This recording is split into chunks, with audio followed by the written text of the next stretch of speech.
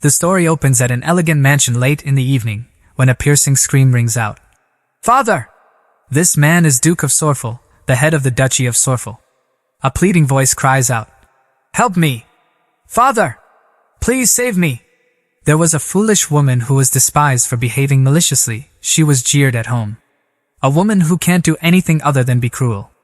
Even the reason for her death is ludicrous. Her brother terrible revenge. Ravi Sorfel, second son of Duchy of Sorfel. It is pathetic that she died while being used for her brother's revenge. Duke Sorfel questioned coldly, "How dare you two try to harm my eldest son? This sin is too great for me to simply overlook." The girl cried and begged, "Father! Please! Father!" He commanded, "Take them away." The girl screamed, "Ludville, please!" And the end of this pathetic story is, the man had a cold look in his eyes towards her. Most of it ends in this man's hand, Ludville Sorfel, eldest son of Duchy of Sorfel. Ludville drew his sword in front of her, causing her to scream, "I didn't really mean to kill you, brother! Please, please save me!" The sword fell before her eyes as tears streamed down endlessly. And after that, there was nothing more. Suddenly, at this moment, she jerked awake, clutching her neck because of the image in her dream. "Hell, the way I died today was so bloody. But I'm glad I wasn't executed by guillotine." She sat down wearily, rubbing her forehead to steady herself. Then she slowly looked up, eyes fixed on the empty air, and whispered, "What do you think, Granny?" She got out of bed wearily, mumbling as if trying to reaffirm it to herself. "Yeah, I understand that I can see ghosts." But her expression quickly darkened, her eyes filled with uncertainty. "But what is this dream that I've been having for 20 years? She stared anxiously into the empty air and softly asked, "Do you know why, Granny?" But right after, she sadly reminded herself, "You're a ghost after all." Memories came flooding back as she slowly recalled. "I started seeing ghosts when I was 5 years old, after my mother died. A ghost with a broken head, a ghost with a long tongue. I've seen a lot of scary ghosts. But I've never been scared. Unless you're afraid, it's very rare that ghosts can actually harm humans." On Broadcasting Company studio, a scene was being filmed. A man came running after someone in a panic, shouting, "Wait! Please wait!" As soon as the scene ended, the director called out loudly, "Cut!" He walked over, smiling with satisfaction. "Ms. Sia, thank you for your hard work. I had a great day today. It's impressive, you don't make any mistakes. When I work with Ms. Sia, I feel really comfortable. As expected, you're a national actor." Sia gave a polite smile and replied, "Thank you." A national actor, a top star with the highest price. Just hearing those words is enough to make anyone feel overwhelmed. It is career that Sia built for herself since she was 14. Someone approached and called out, "Ms. Sia?"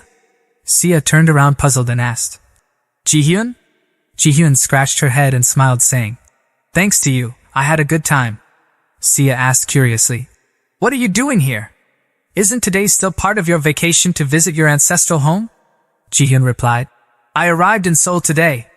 I came to say my thanks to you. Thank you for sending me wreath for the funeral. Thanks to you, I sent my grandmother off well." Sia politely said, "It's okay. I was just wondering what happened because your fortune wasn't good that day." Ji-hyun said, "I heard that Ms. Sia is great at fortune telling. I never thought you would even guess the news about my grandmother's funeral." Sia forced a laugh. "Ha ha ha, it's nothing." But in her mind she thought, "Actually, the ghost of your grandmother came all the way to my home and begged all day for me to help, so I had no choice. She said, 'Help me or I'll die.'" Sia was speechless. "But you're already dead." Sia thought to herself, "Do you know how many nights I stayed up thanks to her despite my work schedule? Well, it's also because Ji-hyun is a coworker who worked with me for a long time, so I didn't mind helping." Ji-hyun raised her index finger and said, "Oh, that's right. And as you've said, I also dug under the persimmon tree in the east of my grandmother's house." Sia smiled and asked, "Oh, yeah? How was it?" Ji-hyun said emotionally, "I found the money she put in the jar and a letter she wrote. When I read it, it was a will with estate that my grandmother left for me." Sia smiled and said, "Well, I guess I have some luck with finding wealth." "How interesting." Ji-hyun couldn't stop praising. "As expected, Miss Sia is amazing." Sia thought to herself, Ha ha ha, good job finding it. Yes, that's what I heard from your grandmother all night. You were busy living with terrible parents and having multiple part-time jobs to also take care of your younger brother. Your grandmother had many regret that she left you behind. She really regretted not taking better care of granddaughter. My granddaughter, that little poor thing. Sia thought to herself. Please let me sleep. Sia said she bid farewell to Jihyun and left. Then I'll go to my waiting room. Thank you. Jihyun placed her hands with determination. Yes. Good luck with today's shoot. I'll make you twice as pretty tomorrow. Jihyun's grandmother's voice rang out. Thank you. Please continue to take good care of Jihyun. Sia startled. Did she finally go? She turned around, but the grandmother was nowhere to be seen. Goodbye, Grandma. Sia continued with her busy life, her assistant urging. Ms. Sia, please change into your outfit for the next shoot. Sia sat in her chair and let out a deep sigh. I'm tired after that headache has been solved. I need to rest. She tiredly closed her eyes and slowly fell asleep. I think I can sleep better if I don't dream that same dream again. Why on earth am I constantly dreaming that dream? A woman who dies pathetically again and again. When she dies, I will wake up. What? Why can't I wake up? And those eyes. Someone is looking at me.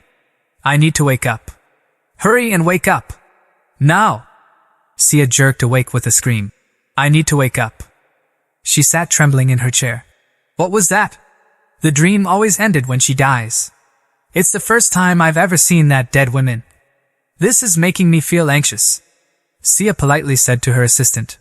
I'm going to the set. Her assistant, surprised, said. There's still an hour left. Sia paced the hallway, her mind constantly dwelling on the image she had just seen. I've never been afraid of ghosts.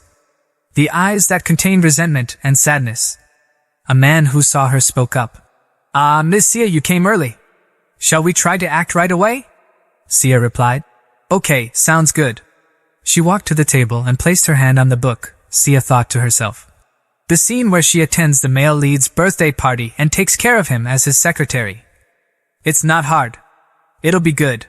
Suddenly, the chandelier began swaying violently. Everyone there shouted. What's wrong with that chandelier? Watch out! The chandelier!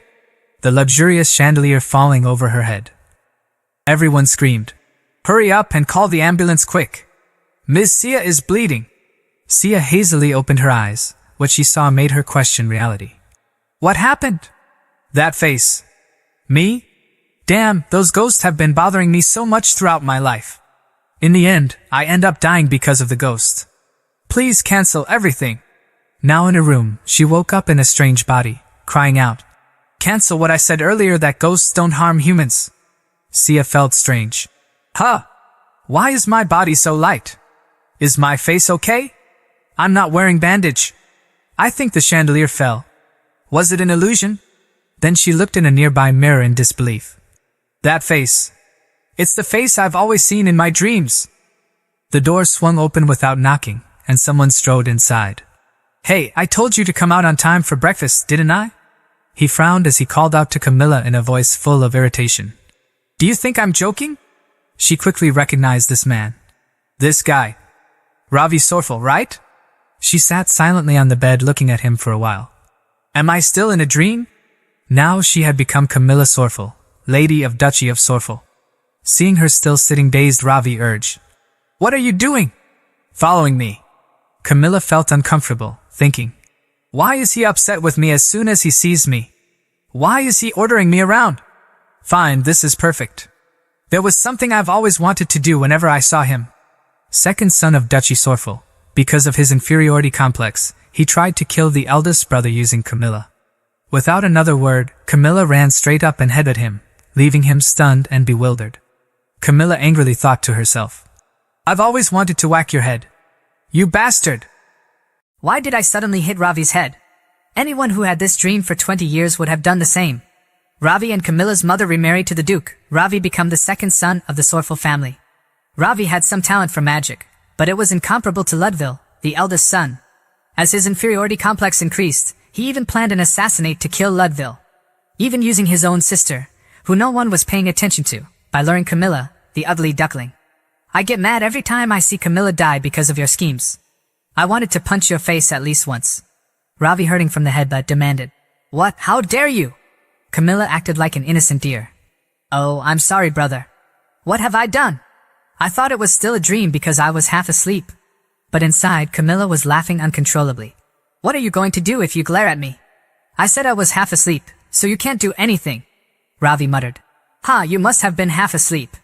He thought to himself. There's no way she beat me on purpose when she can't speak up against the maids. But was she always this strong?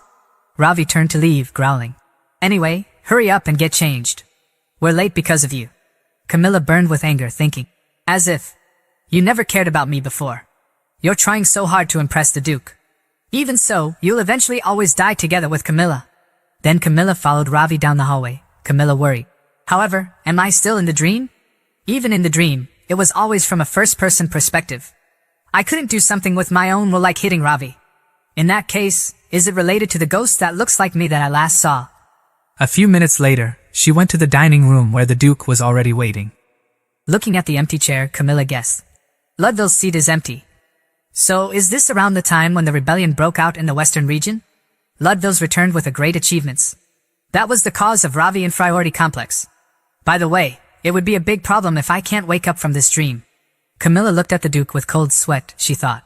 I've died countless times with that chilly look in my eyes. If I stay like this, I'll end up be dead. The Duke spoke. You're very late. Ravi jumped in fear, said. That's... Camilla's voice cut across. My apologizes.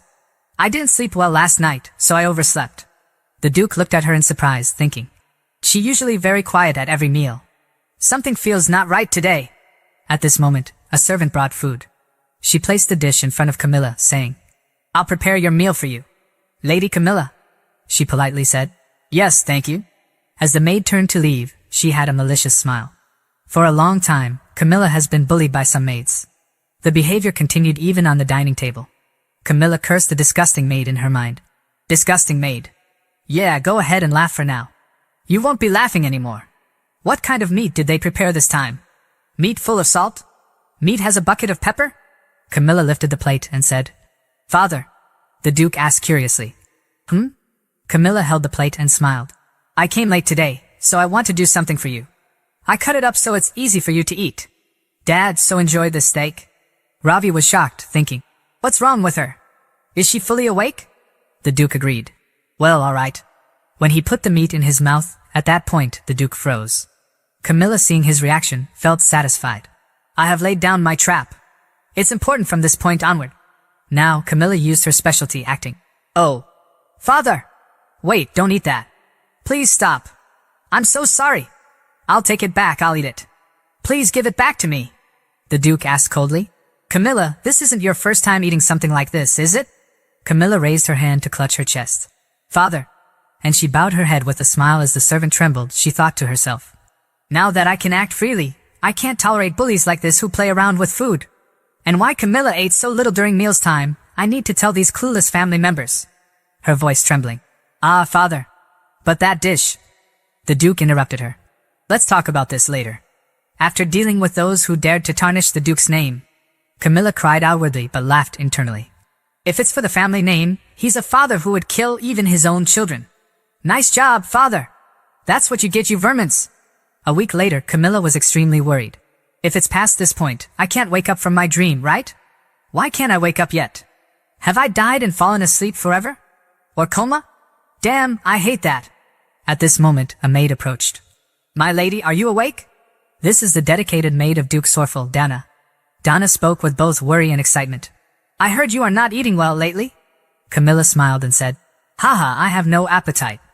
After that incident, the Duke ordered the kitchen to be more careful about the food I eat. And the kitchen maids who bullied Camilla were kicked out without receiving any severance pay. All I have to do is find a way to wake up from these dreams. Camilla said. I'll eat it later. Donna worried said.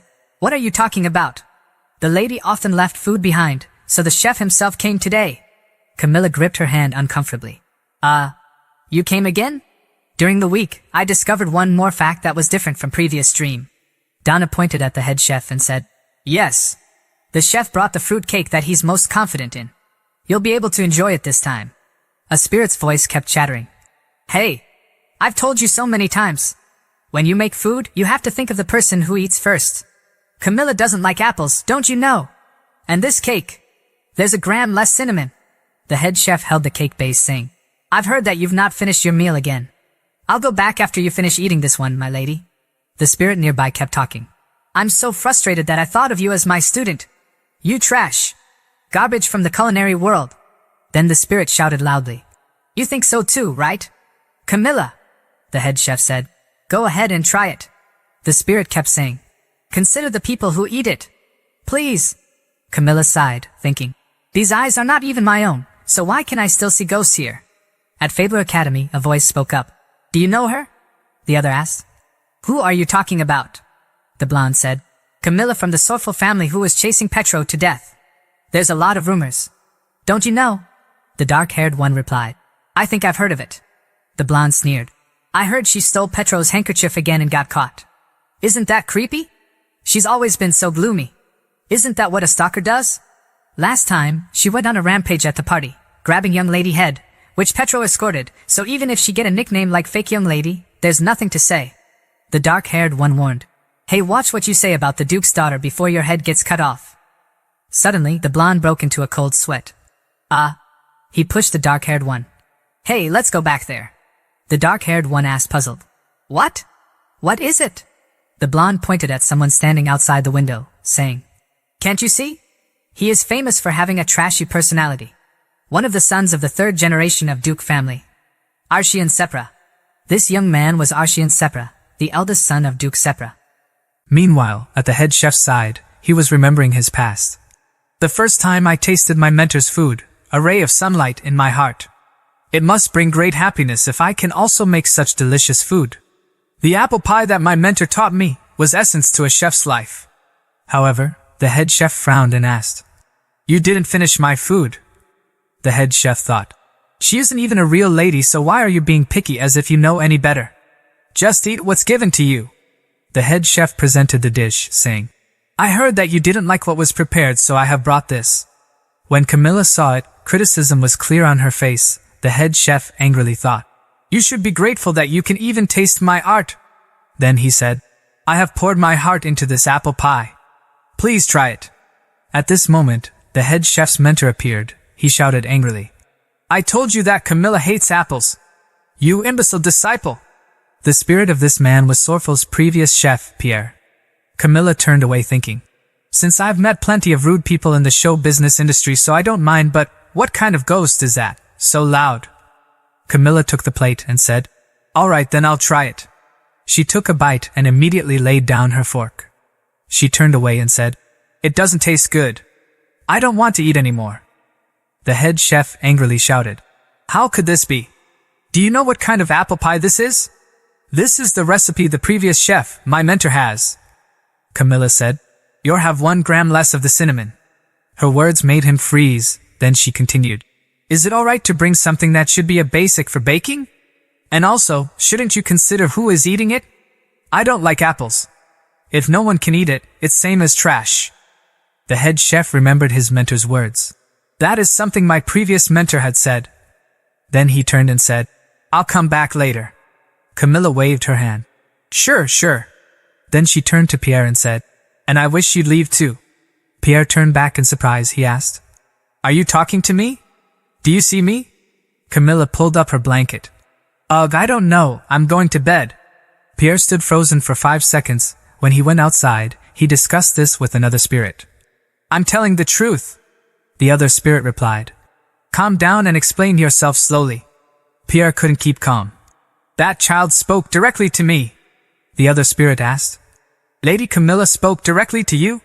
This is the Duchy of Sorfel's previous butler, Darren. Pierre protested.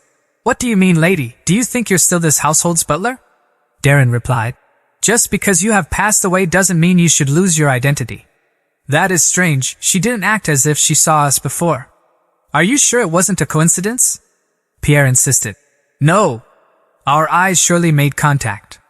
Darren said. Well, let's watch and see. We have nothing but plenty of time. Pierre agreed. That is true. Darren suggested.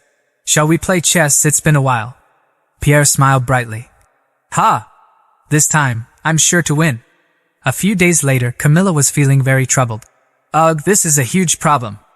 I guess it's impossible to go back. Shall I think about a way to survive this? What should I do? Then she slammed the table hard. First, let's at least change my reputation. When Camilla didn't help Ravi's scheme to kill Ludville, no one listened because of false witnesses. Of course, it didn't help since her actions were deplorable on daily basis. But first, I need to capture Duke Sorfel's heart, right? Pierre interrupted her thoughts. Hey, you can hear me, right? Camilla tried to ignore him, thinking to herself. How do I raise up Camilla's reputation from the duchy's view? Pierre continued. Turn around and look at me. Didn't you try to talk to me before? Camilla still wouldn't answer him, not wanting to be bothered, thinking. If only I came before Camilla tried to grab someone by the hair at the party. Pierre tried various gestures. Hey, hello? I'm sure you saw me earlier? Hey, Camilla! Camilla couldn't stand it anymore. She pointed at them and shouted very loudly. Ugh, so what? What if I can see you? Pierre exclaimed triumphantly. Oh, I knew it! Darren asked in surprise. My lady, can you really see us? Camilla shouted. You guys are bothering me, so stop it! I'm going to say this right now, but if you want me to speak on your behalf or solve your problems, no matter what your regrets are, I can't help you. I'm not doing it! Pierre laughed loudly. How amazing! This is truly amazing! You can really see me? You can hear me too, right? Darren added in amazement. I can't believe this is possible. Camilla threw up her hands. They aren't listening to me. If I keep going like this, I'm going to join them as a ghost. Pierre pulled his cheeks to stretch them and asked, So you can see me doing this, right? Darren reminded him. Mind your manners! Suddenly, Camilla called that made both of them pay attention. She sat onto the bed. How would I know what the Duke likes? Darren immediately responded. What the Duke likes? In that case, we know exactly what he likes. I've been working at this duchy even before the head Duke was born. Pierre chimed in. Same for me as well. The Duke, when he was a young boy, was a picky eater. Although that was kinda fun too. Shall we give you some advice?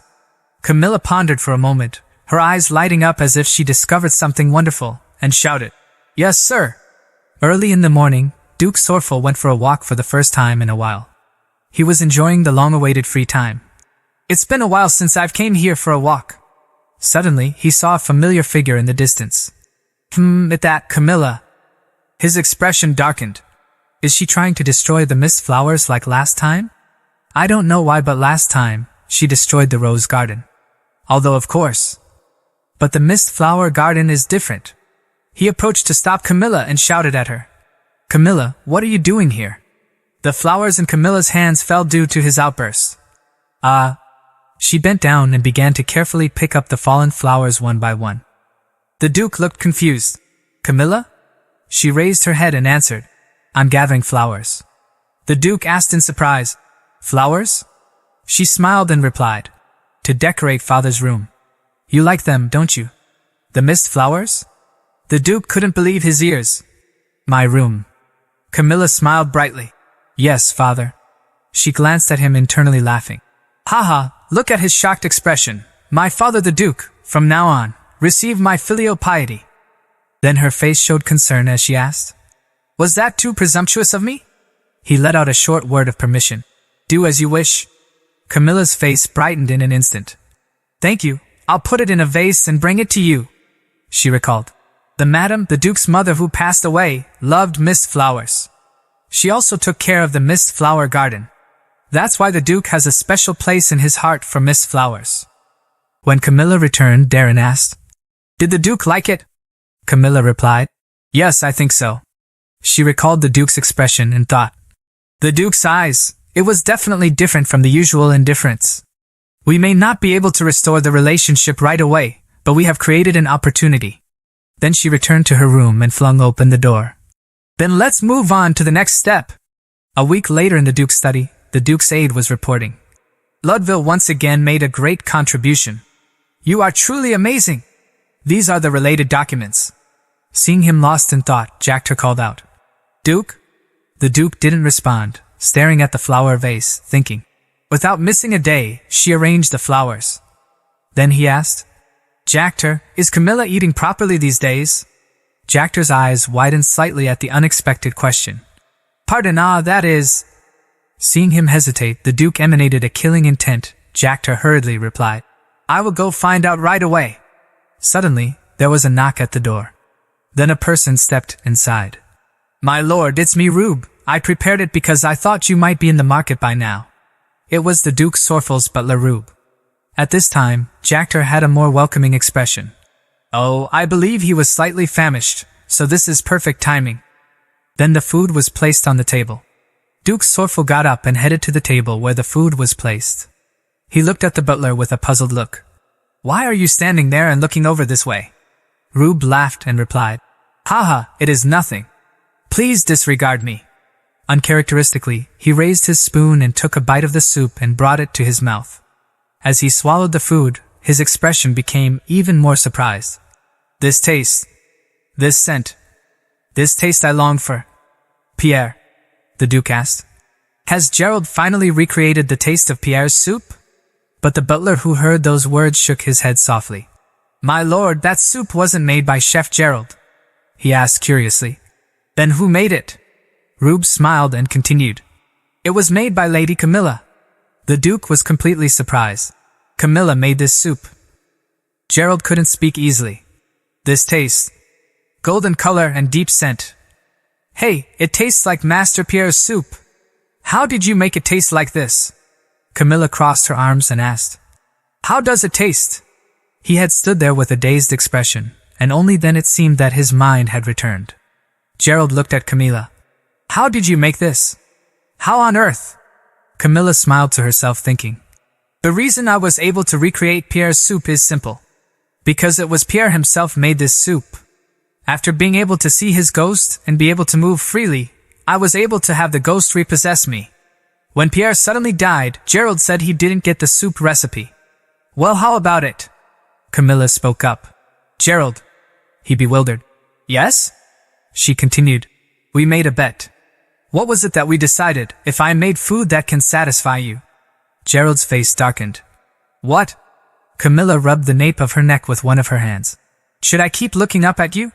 It hurts my neck to keep looking up. Before that, Gerald had looked at her thinking.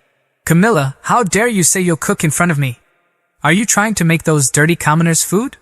Gerald had laughed mockingly and said, Let's make a bet. If you satisfy me, then I will do anything, even kneel down before you. Camilla had just glanced at him without saying anything. Back to the present, Gerald bit his lip. Ugh. His knees were also slightly bent low enough that Camilla wouldn't have to lift her head. Then he said, I admit defeat. A while later, Camilla returned to her room. She sipped her tea with a triumphant smile. Ha! Darren looked at her and asked, Do you have anything to say to us? Pierre added, Did something good happen? You're making me anxious. Camilla turned to look at them. Now tell me, they asked, puzzled. What is it? Camilla thought. After living with ghosts for over 20 years, I've realized something. There is no such thing as a ghost who gives free help without a reason, Camilla said directly. About the mist flowers and the soup, I was grateful for helping me gain the Duke's favor. I really felt it this time. I will need your help in the future. Camilla worried. In order to survive here, and to change Camilla's ruined reputation, I can at least relieve the regret of 1 or 2 ghosts. Camilla smiled while the two of them just silently watched her. Then she spoke up. Please tell me. What do you two want? They said in unison. Something we want. Then they burst into laughter. Ha! Pierre raised his hand and said, There's only one thing I want, cooking. Camilla put on a puzzled expression. Cooking? She thought to herself. Does this mean you want to set up a table for ancestral rites? Pierre continued. My wish was to cook food again. There's nothing more that makes me happier than having someone enjoy the food I prepared. He put his hand on his chest and bowed his head in gratitude. Thank you for letting me cook again. Camilla nodded her head with a shy expression. My pleasure, she thought. I don't understand, but there's no need to dig for more just because they don't have any wishes that needs granting. Darren also smiled faintly. It's the same for me too. I can help the family with the information I know. That is great happiness. I was happy to be able to bring the mist flowers back to the head of the family's office. Thank you, my lady. Camilla was a little embarrassed as she watched the two ghosts giving thanks to her. What are these people? Why are they so nice? Their regret is that they couldn't bring enough happiness to others? Do they enjoy being doormats? Camilla stood up and said, So, I understand what you two mean. She wondered to herself. Anyway, that means they don't have any specific wishes granted, right? Since you are helping me without anything in return, I should cooperate too. She gently lifted her skirt, bowed her head towards Pierre and Darren.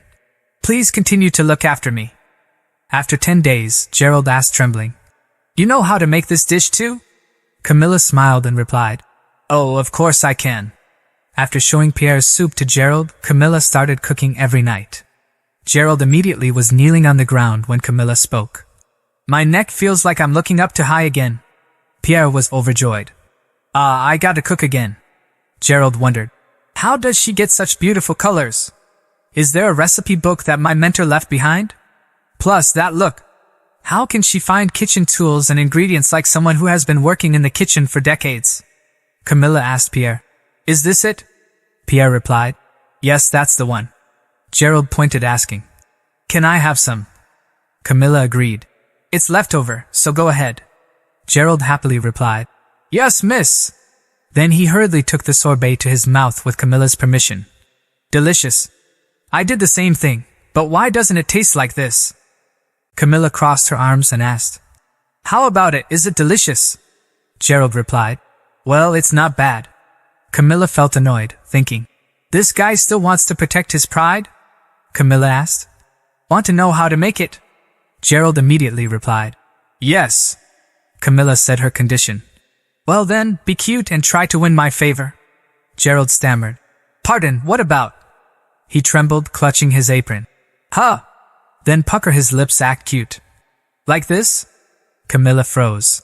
Remove your hand, don't pout like that. But he still tried to act cute without understanding. At that time, Rube entered the kitchen in trance. My lady, are you ready? Camilla replied. Rube, just wait a moment. She added some seasoning to the food. Then she brought it to Rube and said, Take good care of these today as well. Rube replied, Yes, my lady. He turned to leave, but didn't forget to look back at the interesting scene. Camilla put her hands on her hips and asked, Your knees aren't in pain, right? Gerald forced a smile and answered, No worries, I'm quite strong. Rube suppressed a laugh, thinking, How could she make that bad-tempered Gerald so obedient? He slowly walked down the hallway carrying a tray of food. I don't know why, but Lady Camilla has become really interesting. How did she suddenly change like this? Rube went to the Duke's office and knocked. My lord. It's me, Rube. Inside, the Duke was having a meeting with his vassals. Hearing that, he answered, Come in.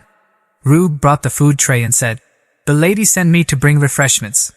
She even fully prepared for all guests. The blonde-haired vassal was surprised. Oh my, are you saying that she made all of that? Rube politely brought food to each person. The black-haired vassal reached for a pastry. He took a bite and exclaimed, Oh, this taste. How does the lady know how to make something like this? A brown-haired vassal chimed in. This is amazing. I'm so jealous of you. My lord. The Duke gave a slight smile with a proud look, then he said, I told her it wasn't necessary, but she still decided to bring some anyway. The blonde-haired vassal clenched his hands. This is why everyone says it's good to have a daughter or two. Another agreed. Yes, that's true. It's really delicious. Rube thought to himself. I was wondering why my lord changed the meeting time. He must wanted to brag about our lady's cooking skills. Another vassal put down his cup and said, It's truly amazing. A young vassal spoke in amazement. Lady Camilla was always causing such trouble. Has she come to her senses? He failed to notice the people pointedly looking at Duke Sorfel's increasingly chilly eyes. I guess she was very sorry for the accident she caused at the last party. To make something like this specially for the Duke. The vassal next to him went pale. You crazy idiot, shut up! The Duke's face darkened and a murderous aura emanated from him. Didn't you say you can't drink wine? In that case, surely you can't even eat a dessert made with wine. That vassal, still not understanding, pointed at himself and asked, Me, no, I really like drinking wine. The Duke growled, No, you do not like wine. I can't ignore my daughter's sincerity, so I'll eat your instead, bring it here. Rube quickly went to take it. Yes, my lord. The young vassal couldn't hide his bewildered expression as he saw his sherbet disappearing in front of his eyes in an instant. Huh, what? He was confused. What did I do wrong? That evening, Camilla was walking in the hallway with Pierre. She asked, "What are you making tomorrow?" Pierre replied, "There is a sauce recipe that I specially developed. I'm going to use it slightly to create canopy." Camilla was interested. "Oh, you're going to use it slightly? Is it meat or fruit dish?" A familiar figure stood on one side of the hallway. Suddenly she noticed. "Huh!" Camilla stopped and asked, "What are you doing there, brother?" Ravi flinched, then slowly stepped out. He looked at Camilla and asked, "What the hell are you doing that time?" Camilla asked, puzzled. "What do you mean? What am I doing?" Ravi frowned, his voice laced with suspicion. "You go in and out of the kitchen every night. Why are you suddenly making a fuss by doing something you never did before?" Camilla let out a sigh. "I'm just making food. Why are you asking?" Ravi clenched his jaw, his anger clearly showing. After a moment, he lowered his head, running a hand through his hair. "Do you think that the Duke will accept you as family because you do all this?" Camilla gritted her teeth and thought, "Who cares? Why is he like that? We were originally living our own lives, weren't we? It's not like you took good care of me before." Suddenly, Ravi's voice dropped, laced with sorrow. "They don't acknowledge us." Camilla froze, stunned, an unplaceable emotion stirring inside her. "Us? Did my effort to look good line up with his previous efforts in the past?" Ravi continued, "Don't do anything useless. It's all pointless in the end." Camilla replied, "I know." Ravi froze at her calm response. "Wait, what?" Camilla pouted in response. "I know they don't care about us. It's not like I want to be recognized as of the family." Ravi frowned, his voice dropping into a doubtful tone. "Then what are you saying?" But before he could finish, Camilla had already turned and run off. "I'm going to bed," Ravi shouted after her in shock. "Hey, wait! That makes no sense." Camilla suddenly stopped. With her back still turned, she spoke in a low but firm voice. "I don't want to die. I just want to survive." Ravi stood frozen, staring at her retreating figure, his mind a tangled mess of confusion. Camilla clenched her fists and walked away without looking back. "Yes, that's right. I don't want to die. That's all. Family? It's useless. I don't need that." The next morning, in Camilla's room, she sat quietly, sipping her tea. But it was far from peaceful, as two ghosts stared at her with suspicious, probing eyes. Camilla frowned slightly, raising a hand to rub her forehead. "What is it?"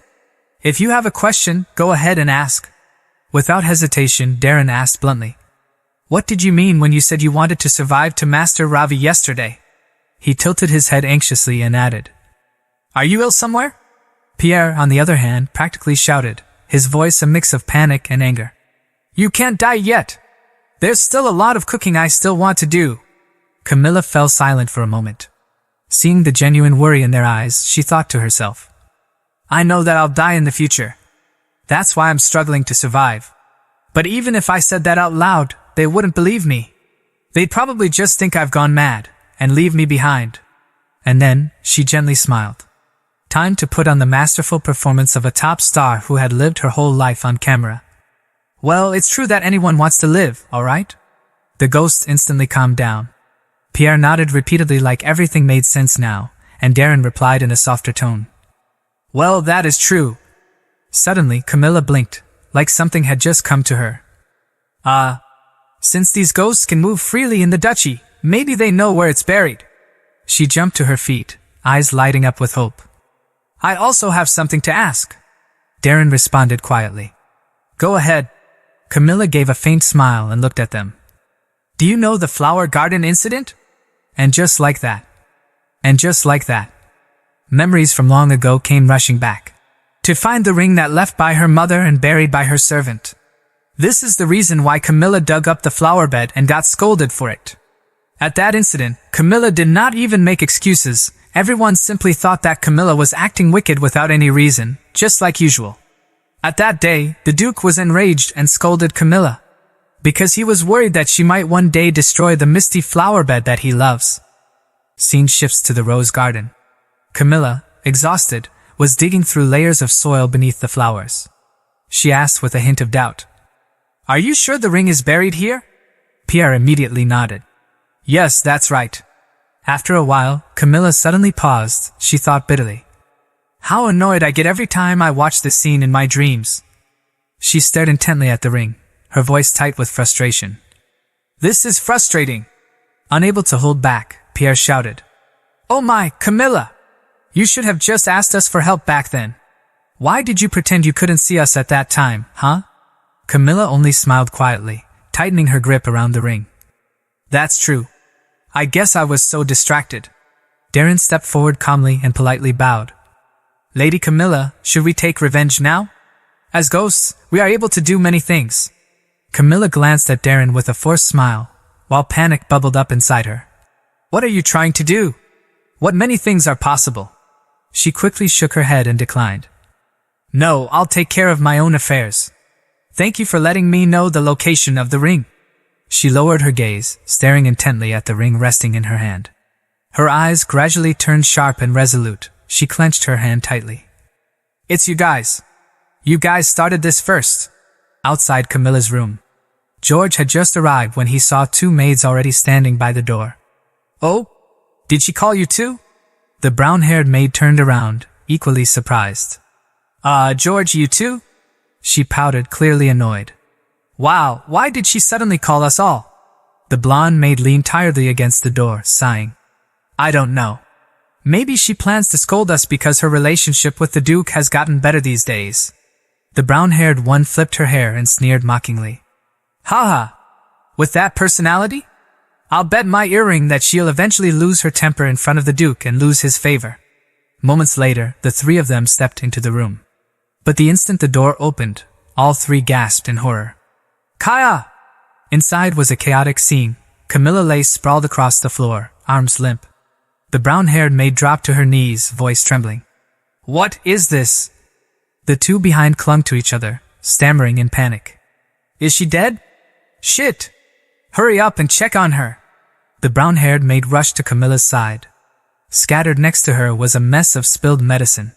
Her face went pale. These drugs, could it be that she committed suicide? She spun around in a panic, shouting. Lock the door! The others jumped. Huh? What? But George caught on instantly and ran to bolt the door. Silence now swallowed the room. The blonde maid whispered, her voice shaking like she was about to cry. Really? She's dead. George swallowed hard. I think so. But then, something on the desk caught the brown-haired maid's eye. She slowly stepped forward, picking up a letter. What is this? The other two rushed over, crowding around her. What is it? Inside the letter were cold, accusatory words laced with implication. Father, and to my dear family members, the reason why last month I dug up the rose garden is because I don't know if it was a servant or the maid Elise and Erica. But someone hid my mother's heirloom in that garden. As the lady of the house, I was embarrassed that I was being bullied by the servants of our household. So please, take revenge for me, Father. The brown-haired maid gripped the letter, her face turning pale. Oh my God! If this falls into the Duke's hands. She suddenly spun on her heel and bolted. Let's get rid of this letter. There's no way we need to die with her. Suddenly, Camilla's eyes slowly fluttered open as she let out a chilling smile. Hey, don't you guys believe in your luck too much? All three of them froze in place, stunned. Camilla sat up slowly, blood staining her lips as she smiled coldly. Will you always be lucky enough to be the first to discover things? The three of them stood paralyzed, unable to speak. The brown-haired maid screamed in terror. Kaya! God, wasn't she dead? A ghost? Camilla, seeing the fear in their eyes, calmly wiped the blood from her mouth. Camilla sat up saying, I'm quite good at acting dead, you know. Brown hair panicked. Acting? She thought in herself. Are you making fun of us? Not just anyone but someone foolish like Camilla? Camilla spoke. Well, I guess I can make it not just acting but reality. Brown hair puzzled asked her. What are you saying? Camilla laughed saying, You know I go to the kitchen every evening, right? What happened if I don't show up at that time? What if someone comes to look for me but I'm actually dead with this letter in my hand? You were deceived too. Won't other people be deceived as well? brown hair gripped tightly. Are you threatening us now? Camilla's face was calm. Threat? Threats are only for those who have something to give. Camilla slowly approached the maid. Lifting the girl's chin with a cold, sharp gaze, she said, Why would I even threaten mere insects? If it's just bugs, you just step on them. By the way, her eyes flicked toward the other two trembling maids. I don't think I care to look at insects around lately. What shall I do? Immediately, all three dropped to their knees, frantically begging. Lady, I made a mistake. Please forgive me. We will never do it again. Camilla rested a hand on her hip and responded with a calm, detached smile. All right. That's good. She smiled sweetly, but the chill in her eyes was unmistakable. Now you know what to do, right? The brunette maid blanched, stammering in disbelief. Pardon? Camilla crossed her arms and issued her command. I want you to find the ring now.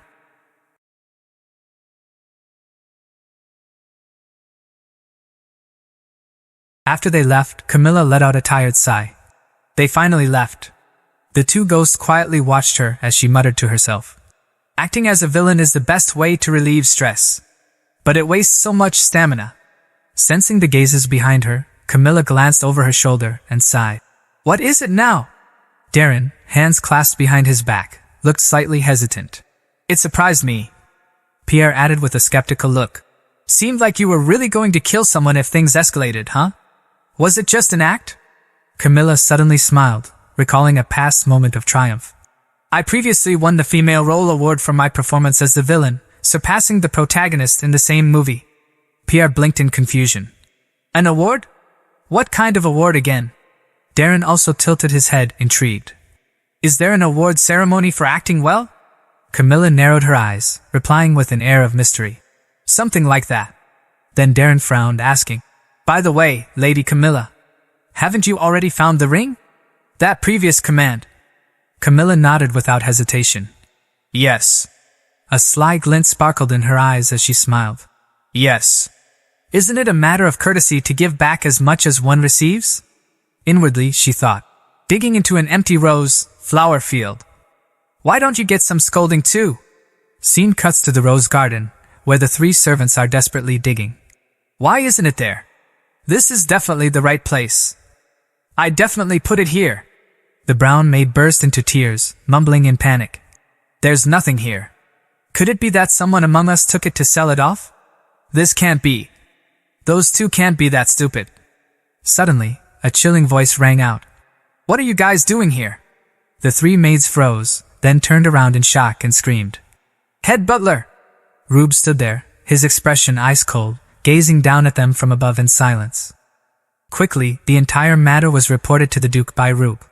Slamming his hand on the desk, he shouted in anger. What? They stole the heirloom? Rube kept a serious tone. Yes. That is what the servants at the flower garden said. Previously, the reason why the young lady was digging in the rose garden, I think it was to find the ring. The Duke frowned, unable to hide his confusion. I don't understand. But then, guilt flooded his heart. If she had spoken up earlier, maybe I wouldn't have scolded her so harshly. Why would she keep something like that hidden? He immediately gave an order. Bring Camilla. Rube bowed and left. Yes, my lord. The Duke sat quietly in his study, his gaze heavy with thought.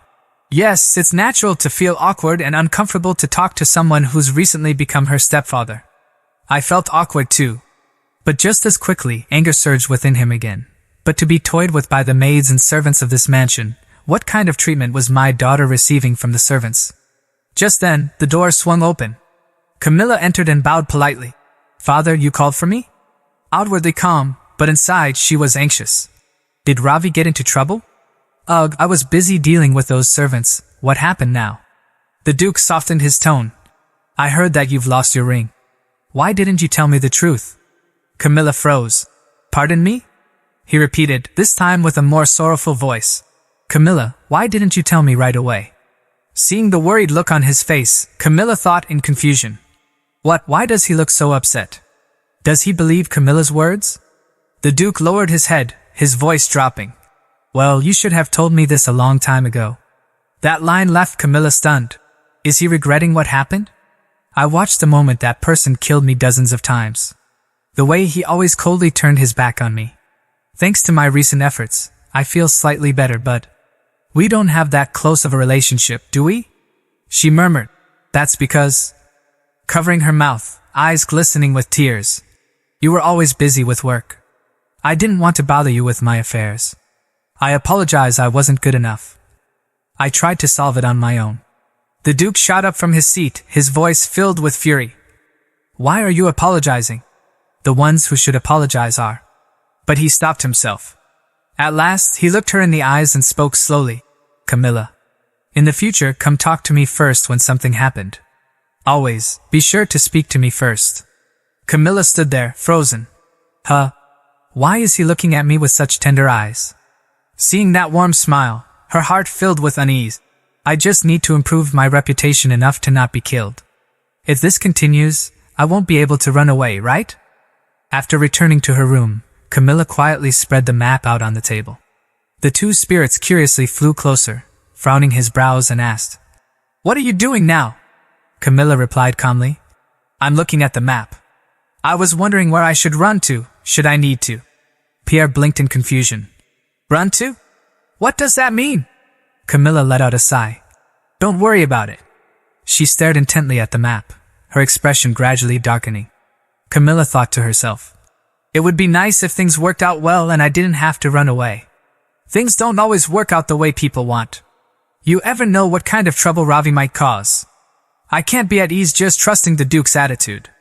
It's about time that guy will be here soon. The eldest son of Duchy of Sorfel and Camilla's older brother, Ludville Sorfel. I must be wary of him.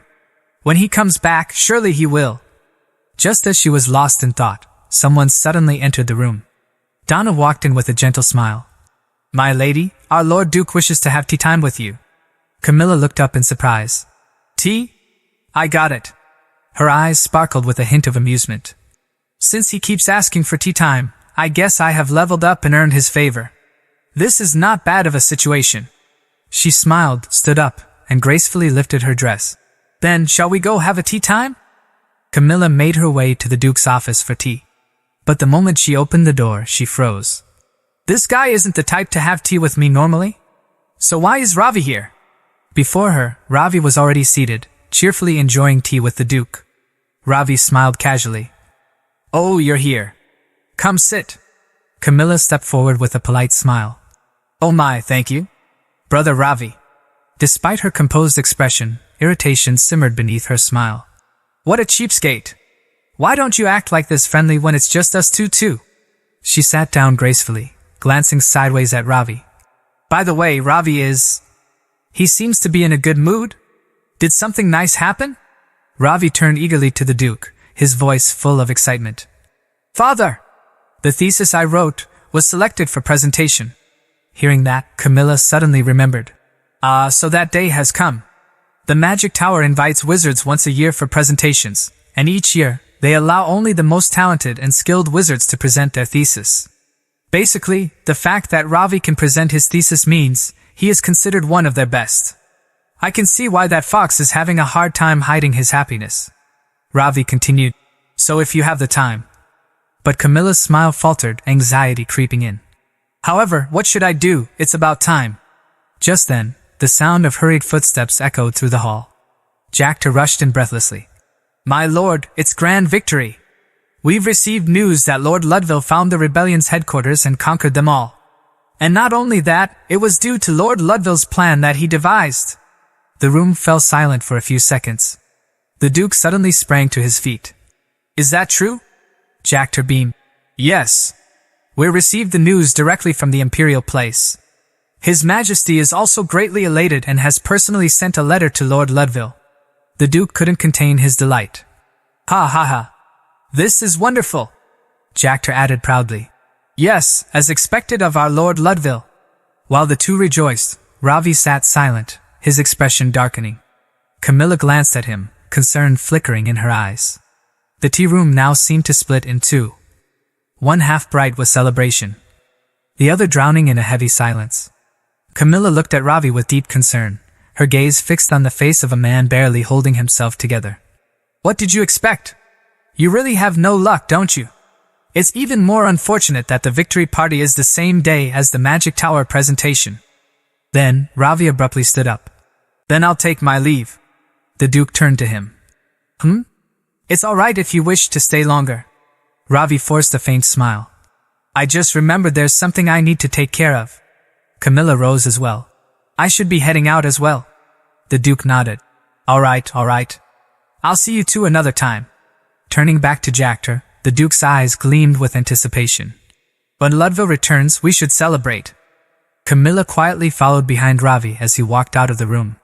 Ravi wore a gloomy expression, his mind filled with disappointment.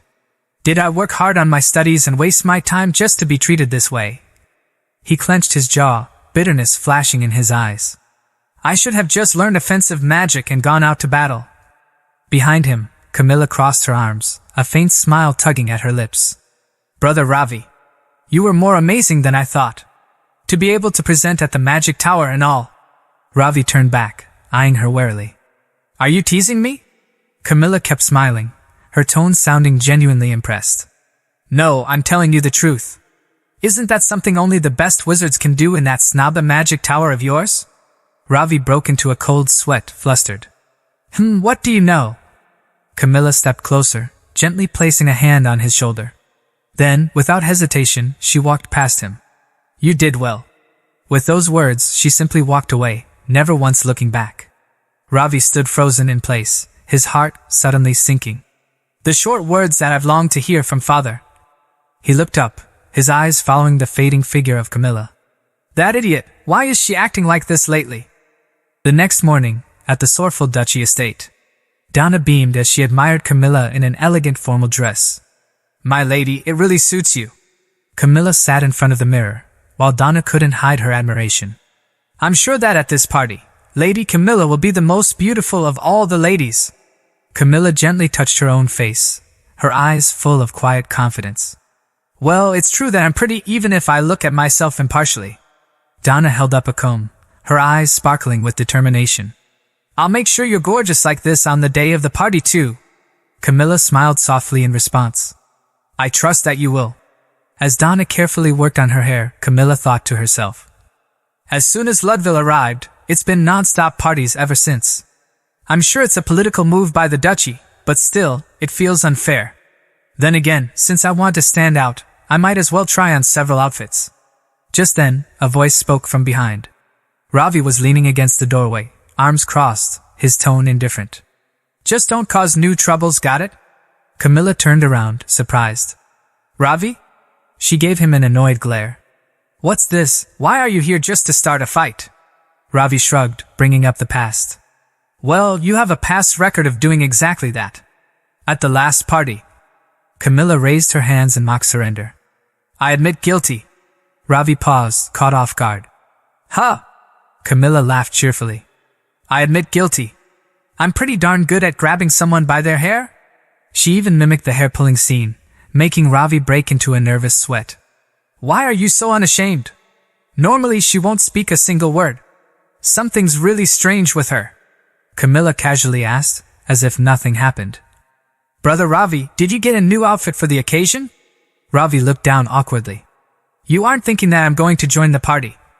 Camilla immediately cut in. Outfit for your presentation. Ravi froze, his eyes widening in surprise. He quickly turned away, avoiding her gaze. Forget it. A swirl of chaotic thoughts rushed through his head. What the heck, she remembered my presentation day. I must be crazy. Whether Camilla remembers my presentation day or not, what does that have to do with me? Camilla suddenly spoke. If you don't select a nice outfit, you'll be compared. Ravi tried to act indifferent. Never mind, who cares about clothes? You should be wary and not cause embarrassment at the party. Camilla let out a sigh. I admit my guilt. And once again, she acted out pulling someone's hair, leaving Ravi completely helpless. Ravi sighed, completely drained inside. I'm tired. Why am I here? The scene shifts to a bustling street, voices echo in every direction. Move to the side. We are told to make sure that the victory party is elegant and elaborate as possible. Amidst the busy crowd, Ravi walks quietly, all alone. His face is somber, his eyes staring into the distance. So we're having a festival even out in the duchy's land. Even outside, everyone's only talking about Ludville. He clenches his fist, sorrow tightening in his chest. Let's not dwell on it. A determined light flickers in his eyes, and his steps remain steady. Even without family, I've been fine alone so far. The scene shifts to the grand and majestic Magic Tower. In the center of the main hall, the announcer stands tall and proclaims confidently, "Soon, we will have a presentation from our top wizards." In a corner of the hall, Ravi stands alone, arms crossed. Suddenly, a voice calls from behind. "Hey, Ravi." He turns around, surprised. "Jail?" Ravi furrows his brow and thinks to himself, "What the heck, usually when I see him, he's glaring at me, so why is he acting so friendly?" Jail approaches, arms folded, and asks, "Are you prepared?" Ravi responds with a slight frown. Somewhat." Jail immediately mocks him. "Huh! Magic Tower's ace, Lord Ravi, prepared just somewhat." Ravi, flustered. "What are you trying to say?" Just then, a voice calls out. "Jail." Two ladies seated by the banquet table wave and cheer. "Don't be nervous and do your best. I believe in you, my dear brother." Jail smiles and waves back. "Thank you." But right after, his gaze turns icy as he glances at Ravi. Jail scoffs. "So, who came from your household?" Seeing Ravi freeze for a split second, Jail presses on with a smirk. "There's no way that no one came, right? After all, if you are family, surely they will attend." Ravi clenches his jaw, eyes darkening. "This bastard, so that's why he started conversation with me." He keeps his voice calm. "It's none of your business whether someone from my family comes or not." Jail still pushing. "None of my business? But I'm concerned for you, as a friend." Then he raises a hand to his chin and smirks mockingly. "Ah, that's true. Since the true son came home, I guess they have no time to spare for their fake." Those words make Ravi lower his gaze. But the next moment, his eyes sharpen like blades as he glares at Jail. Ravi raises a hand, like he's about to slap him. Jail flinches and shields his face in panic. But Ravi simply places a hand on his shoulder and sneers. "So is bragging about your family the best you can do?" Jail grits his teeth. "What are you saying?" Ravi leans in close and whispers. "Your thesis. I heard that your professor helped you quite aggressively, right?" He pats Jail's shoulder with a knowing look. "Money is nice, isn't it? So take good care of your family. Since without that, you're just an empty-headed fool with nothing else to brag." Furious, Jail grabs Ravi's collar and yells, "Why, you bastard!" Just then, a striking figure enters the grand hall. Both of them turn, eyes wide in shock. Ravi blurts out, "What now? Camilla?" The pink-haired girl steps in, her wavy locks fluttering gently in the breeze. The entire hall seems to fall silent as Camilla appears, dressed in a vibrant gown, stunning, radiant, and full of confidence. Suddenly, old memories came rushing back. The two women sat whispering, their eyes locked on a little girl quietly sitting alone. "Is that child's parents not coming? That kid ID an orphan. That kid's father was the one on the news the other day. The one who tried to kill their kid and then tried to commit suicide." Little Sia kept eating quietly, unaware that she was the subject of such cruel gossip. She recalled those haunting memories, her parents screaming at each other. Her father, enraged, pointed and shouted, "You! That child is not my child, isn't it? You cheated on me with someone, right?" Her mother yelled back, "Do you want the neighbors to call the police? Stop this already!" But her father only grew more furious. "If that's my real child, there's no way I'd despite her this much." Sia, trembling outside the door, heard every single word. Cut to the present. Camilla quietly watched Ravi fixing his outfit. Her thoughts echoed with heavy emotions. "Whenever I saw these two siblings, it reminded me of my past. During the time when I didn't receive any love or care from my parents or others around me. At least Camilla had the maid Donna by her side. If I didn't become a great actress and received love from the mass, I'm sure I would have gone crazy like Camilla and Ravi." She sat down at the banquet table, her gaze steady. "So that is why I'm here." The announcer raised their voice. "The next presenter, please come up to the stage." Ravi turned and responded, "Ah, yes." Camilla watched his back and thought, although it was annoying that Ravi used Camilla due to his inferiority complex, but I did worry that you were always alone in the family like I was. So I cheered you two on. Don't lose to those idiots and waste your time. And for once, this time live a different life. I've watched you two for 20 years, so it's alright if I interfere a little, right?" The sun began to set over the magic tower. As the presentation ended, Camilla turned to leave. Ravi quickly followed behind her, frowning. So exactly why are you here? And that outfit? He thought to himself. Although it was nice to see Jail's upset face. Camilla, when did you learn to show off how pretty you can look? I knew it, something is really different about her lately. Camilla crossed her arms and replied tiredly. I don't know why I'm here either. Ravi blinked. Huh? Camilla winked, repeating. I said I don't know why I'm here. Ravi scowled. What kind of answer is that? Camilla sighed. I really don't know. I came because I wanted to. Ravi went quiet, staring at her. Then he looked away, running a hand through his hair with a deep sigh. Hayes, why did I even expect a proper answer from you? He muttered in his head. This idiot. I should have expected this, but I feel more regret that I came running to ask her. After a moment of silence, he turned back calmly. Hey, let's just go home. Camilla blinked. Huh? Ravi looked straight at her. Are you not coming? Let's hurry up. Camilla froze. 1 second later, a bright smile spread across her face. What the? As if you've ever waited for me before. She ran to his side and said, Brother Ravi, did you know? Ravi raised an eyebrow, confused. What is it? Camilla beamed. Brother Ravi's face is cuter than the back of your neck. Ravi stood there, stunned. Huh? He stared at her glowing expression, completely baffled. What the heck does that mean? Evening fell over the sorrowful Duke's estate. Inside the study, the Duke placed a firm hand on Ludville's shoulder, his gaze filled with pride. You did well, attending the party as soon as you arrived, Ludville.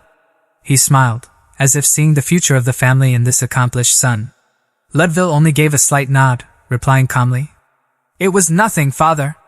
The Duke let out a faint, awkward smile, then continued with a hint of guilt in his voice. Due to Ravi's presentation, it's unfortunate that 2 of us from the family could not come. I should have handled this myself. This was my mistake. Now, go get some rest. Ludville paused for a moment, then nodded. Thank you. He left the room and walked down the long corridor toward his quarters. Moonlight streamed through the tall glass windows, casting a soft glow over his handsome yet unreadable face. Suddenly, Ludville came to a stop. His eyes drifted toward the window. Down in the courtyard, Camilla was walking beside Ravi, both returning from the magic tower. That Camilla is taking care of Ravi. His eyes narrowed slightly, unreadable, as he murmured to himself. How interesting. Camilla and Ravi were still standing outside. As she looked into the quiet mansion, Camilla thought to herself. I guess the party is still ongoing. Her face darkened, a trace of disgust flickering in her eyes. I even ate dinner because I didn't want to see Ludville. Ravi glanced at her and gently asked. Camilla, I'm gonna go at least show my face. What will you do? Camilla forced a faint smile, her voice weary. I'm tired, so I'm going to my room. You can go. But inside, those dark memories stirred again. I really don't want to see that person's face. Since Camilla died in Ludville's hands the most. Ludville sorrowful. Within those hands, Camilla's heart was torn, and her head chopped off. And although it was under the order of the Duke, I couldn't forget all those countless deaths. The next morning, in a flower-filled garden, Camilla was happily picking blooms. She smiled softly and murmured to herself. At least I can kind of guess the Duke's expression and face. With Ludville, he's impossible to read. Looking down at the slippery ground and her muddy shoes, she sighed. Hayes, it looks like it rained in the morning. The flowers are a bit wet. Then she shook her head, as if to chase away the fatigue in her thoughts. I keep sighing, so let's just stop worrying about it. At least I won't die if I capture Duke Sorrowful's heart. This kind of hardship, this kind of muddy road, is nothing compared to the times I had to stand at the fashion show. Besides, if you run on the golden brick road. As Camilla continued absent-mindedly looking around, she didn't realize. Someone was quietly approaching from behind. A familiar voice suddenly called out. Camilla? Startled, Camilla froze in place. This voice. Ludville? Caught off guard, she accidentally tripped on a stone. But in the very next second, she spun around and landed gracefully on her feet like nothing happened. With a bright smile, she ran a hand through her hair and declared confidently. Did you see? I am Lycia, the genius actress with talents given by God. However, when Camilla turned around, Her eyes locked onto something that made her pause. Huh! Standing before her was Ludville, his snowy white hair and striking blue eyes unmistakable. And he was reaching out, as if to catch her. Camilla froze, confused and flustered. I really didn't want to see him? Why is Ludville here? And what's with that pose? It's best that I don't bother him. She took a deep breath, then forced a cheerful smile. Brother dearest! Her voice was sweet, eyes gentle as she looked at him. I was gathering flowers to give you as a present for your return home. It's amazing that we happened to cross paths. She softly placed the bouquet in Ludville's hands. Please take this. But Ludville just stood still, staring at the flowers. His body seemed to freeze. Camilla began sweating nervously, thinking, What the do you not like flowers as a present? There's no reaction. She gave an awkward smile, then quickly said her goodbye. Well then, see you later. Camilla turned around and hurried off, leaving Ludville standing there, silently gazing at the bouquet in his hands, his eyes filled with complicated emotions he couldn't put into words. Down the quiet halls of Sorfel Mansion, Rube tilted his head, puzzled, and asked, What flower is it? Ludville came to a stop, replying briefly, I received them. Rube blinked in surprise. Received them? A cold sweat broke out on his forehead as he thought to himself, Who would give flowers to this cold-blooded person? Not far away, the nearby servants were whispering among themselves. Flowers? For Lord Ludville? Rube cautiously reached out a hand and offered, Please hand it to me. I'll take care of it. But Ludville didn't move. He simply tightened his grip on the white mist bouquet in his hands, saying nothing. After a brief pause, he shook his head and turned away calmly. No, it's fine. Rube furrowed his brows, confused. Pardon me? Ludville replied in a quiet but firm tone. This is mine. Rube quickly tried to explain, pulling his hand back slightly. Ah, no. I wasn't trying to take them. Ludville looked down at the bouquet, his expression softening as he murmured, This is the first. His voice was low yet clear, like he was talking to himself. First time that child has given me a gift. Rube blinked, not quite following. That child? But Ludville didn't respond. He simply stood in silence, gaze distant. Rube, growing anxious, muttered under his breath, Why did you stop in mid-conversation? Then Ludville walked past him, his tone light as air. I'm heading back to my room. Rube bowed slightly in response, though his eyes remained on Ludville's back. Yes, young master. As Ludville walked away with steady steps, Rube stayed behind, staring after his young master, unable to read his expression. In the stillness of the corridor, Ludville let out a faint smile. His heart felt unexpectedly light as he thought. Now I think about it, that smile, and being called a brother is a first. In the dining hall of House Sorfel, everyone was present, but the air felt stiflingly silent. Only the soft footsteps of maids serving food could be heard. Camilla, irritated, thought, I'm going to go crazy. She glanced quietly at Ludville, annoyance bubbling beneath the surface. I think because of Ludville, even Ravi is being quiet today. Now I have to walk on eggshells watching all of them. If I get a stomachache, it's all your fault. Just then, her meal was placed in front of her. Ludville immediately turned to look at it. Without hesitation, he picked up his own plate and said coldly, I'll trade my dish with yours. Camilla blinked in confusion. Huh! Watching him calmly start eating as if nothing had happened, she panicked inside. What the, was my meat bigger or something? Why are you suddenly switching without asking? But despite Ludville's strange behavior, neither Duke Sorfel nor Ravi reacted. Only Camilla was clenching her fists under the table, trying to hold back her anger. The Duke finally broke the silence, turning to Ravi. Ravi, how was the presentation? Ravi immediately brightened up. Father. The Duke spoke in a low, slightly apologetic tone. I'm sorry. I should have taken more interest. Ravi quickly shook his head. No, it was nothing. Thanks to you, the presentation went well. Camilla watched their exchange in disbelief. What the? The Duke is actually taking interest in Ravi for once. I thought he was only going to talk about Ludville all day again. Suddenly, the Duke turned to her. Camilla. She smiled politely. Yes, father. He asked in a considerate tone.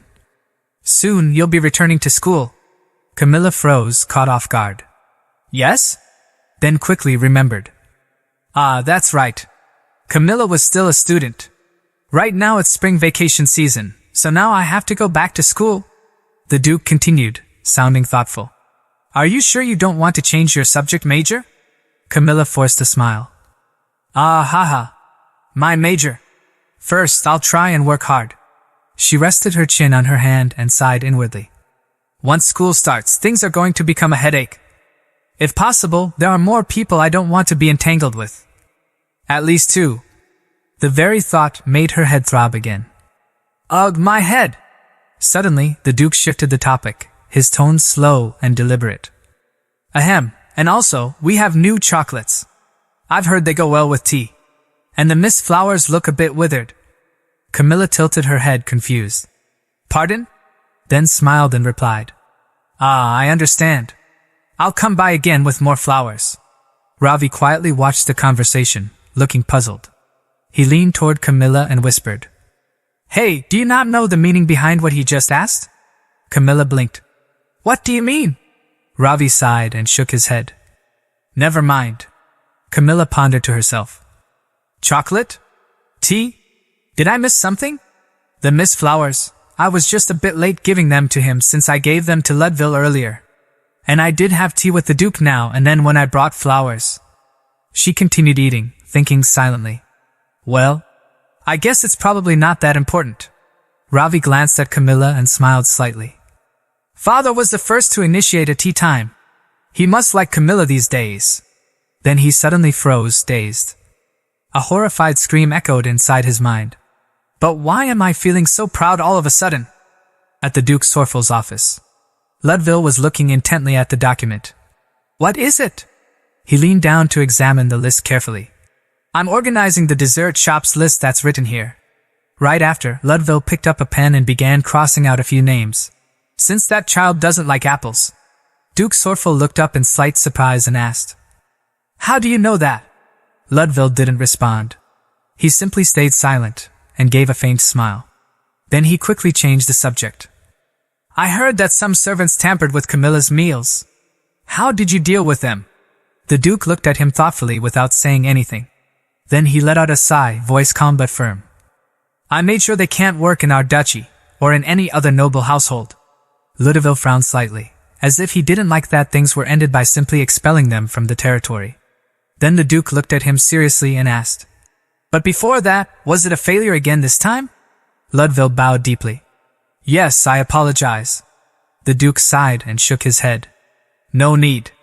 It's not your fault. Divine Beast, we couldn't find it this time either. Ludville took something from his bosom and then pulled out a pendant. It was a pendant with a white gem engraved in the middle. In Fabler Empire, there are 3 duchy with 3 divine beasts of protection. The Sorful Ducal with the white tiger, the Separate Ducal with dark wolf, and the Javeline Ducal with the red eagle. Originally, the Sorful Ducal should have a divine beast as well, but the previous Duke of Sorful passed away suddenly due to poison, and was unable to pass on the divine beast properly. Duke Sorful stared intently at the pendant, his face heavy with burden. I'm sure no one would dare to look down on the Sorful family just because we don't have a divine beast, but the other 2 families are putting pressure on me. He gently picked up the pendant. For 3 generations, we've been carrying this pendant around, but it was useless. Should we all give up? Seeing his father hesitate, Ludville softly called out, Father? At that moment, the Duke suddenly stood up and slammed his hand on the desk. No, we can't. But when he thought of the other 2 dukes, he couldn't give up. Every time those 2 show off their divine beasts. What's so incredible about divine beasts anyway? Clenching his fists, he turned to his son and growled. Let's search a bit more, Ludville. Ludville nodded gently. Yes. Outside in the mansion's garden, Camilla walked slowly, one hand clutching her stomach, her face pale. I don't feel good. I think have a stomach ache. Darren flew over. Lady Camilla. Seeing Darren's unusual appearance, Camilla put on a puzzled expression. What is it? Did something happen?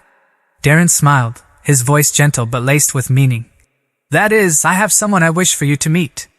Camilla immediately narrowed her eyes at him, suspicious. I take it that person is a ghost. Darren flinched slightly, stammering. Pardon? Ah, yes. Camilla immediately turned her head away. Then I'll have to decline. Darren quickly spoke up, his voice urgent. Ah, no. That person is... Camilla shot him a wary glance, her expression darkening as she thought to herself. His voice is nervous all of a sudden. For him to be all serious, the ghost he wishes to introduce me to must be not just a regular ghost. Without missing a beat, she turned around and smiled politely. I'm not feeling well. So I'm thinking of heading back? Darren panicked, eyes welling up as he tried to stop her. Ah, my lady.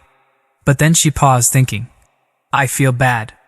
Especially since he helped me so many times. But didn't he say he didn't have any specific wish he wants granted? Once ghosts start gathering, it'll be endless. I need to draw a line somewhere. Camilla turned to glance at Darren's pitiful, pleading expression. But her stance remained firm as she turned her back on him and said, Then I'll see you later. Darren dejectedly replied, Yes, my lady. Camilla was pleased to see he gave up right away. See, he gives up easily. It's probably all right.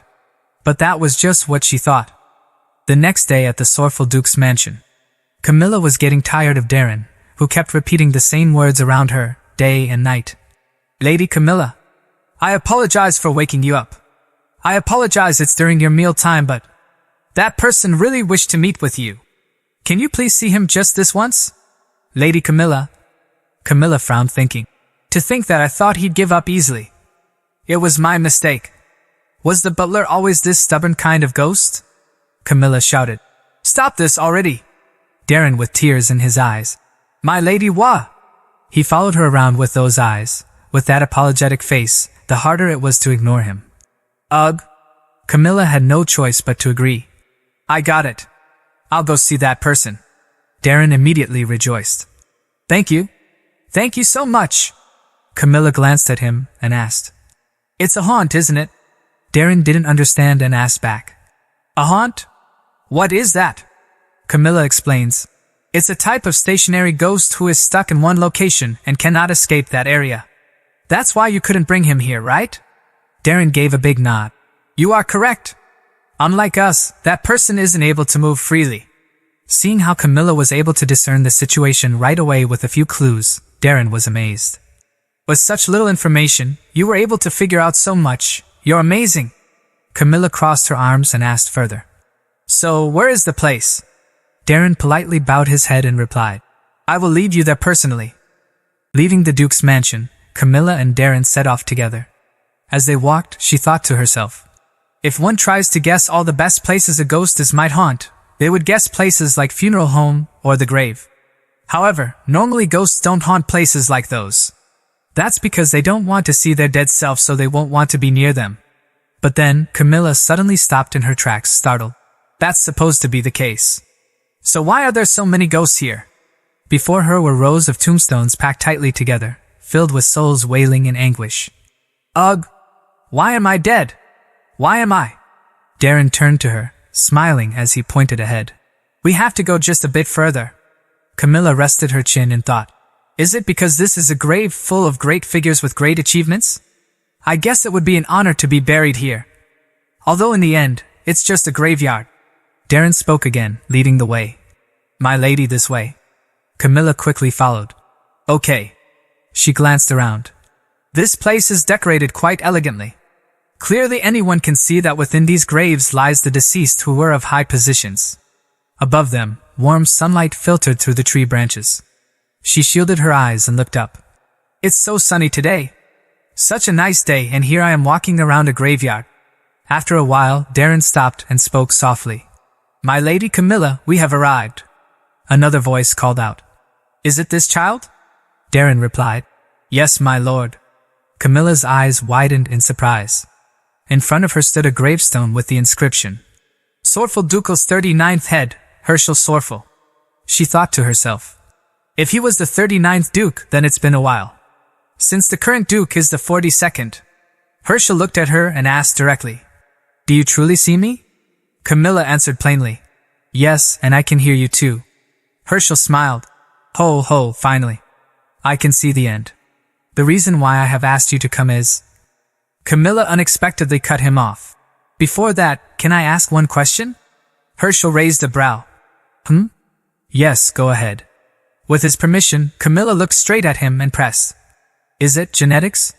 Her gaze landed on his hair. That hair. Glinting under the sunlight, his completely bald head stood out even more, almost blinding. Before her was the spirit of Herschel Sorfel, the 39th head of the Sorfel ducal house. Herschel started on the main topic, his voice deep and serious. Is it the duty of the head of the family to where the divine beast is to be born to the next successor? However, I was poisoned and I was unable to do so. He stared directly at Camilla. To see this opportunity arise. Then he placed a hand on his chest, speaking earnestly. You are the only one to find the divine beast. Please help me. Camilla was so shocked that she pointed at herself, yelling in disbelief. Me? Afterwards, Camilla returned to her room. She took a sip of tea, sighed, and muttered to herself. I get that the circumstances are unfortunate, but what do you want me to do? After all these years, if I suddenly find the divine beast that no one could find for generations, what are they all going to say? She set down her cup. Imagining the barrage of questions would inevitably pour on her made her head hurt already. How did you find the divine beast? Please answer our questions. Camilla sighed heavily. Just thinking about it gives me the chills. Do I have to act like a fortune teller here? And what? The divine beast egg is inside a lake? Everyone will definitely call me crazy. Pressing her fingers tightly against her forehead, she murmured. Ha! No, who knows? Maybe if I do find it, my death flag will diminish significantly. Is it a good idea for me to go out of my way to find the divine beast? The scene shifted to sunset. Camilla was on her way back from the cemetery. Darren walked behind her, full of admiration. My lady, you are so beautiful today. Camilla paused, slightly surprised. Huh! She turned her head, the corner of her lips curling in playful teasing. Then are you saying that I wasn't beautiful before? Darren immediately stammered. Oh no! I was saying that the black dress suits you well. However, all that escaped Camilla's lips were even deeper sighs. I got it. She thought to herself. Underwater, so the divine beast is underwater. At that moment, a group of people began approaching. The approaching individuals seemed to pause briefly when they noticed her. Isn't that Lady Camilla? I think so. As they watched Camilla's retreating figure, their gazes eventually shifted to a quiet figure standing silently among them. I know we're here since it's your mother's Remembrance Day, but why is she here? Isn't that right, Petro? With his blazing red hair stood out, it was the eldest son of the Duchy of Javeline, Petro Javeline. Their chuckling conversation carried on. Regardless, this is strange. Lady Camilla isn't even noticing you. Maybe she didn't see you since we're far away? No way. If it was Petro, she'd run over in an instant. Meanwhile, Darren kept chattering. My lady, you can do it. Camilla sighed wearily. Ugh, this is such a headache. Petro chuckled lightly, scolding his friends gently. Don't say things like that, that's rude to the lady. His friends shook their heads in unison. But it's the truth. You're too kind to everyone, it's a problem. Didn't that lady steal your belonging before? Petro protested. She didn't steal it. Since I lost it, she happened to pick it up and held on to it.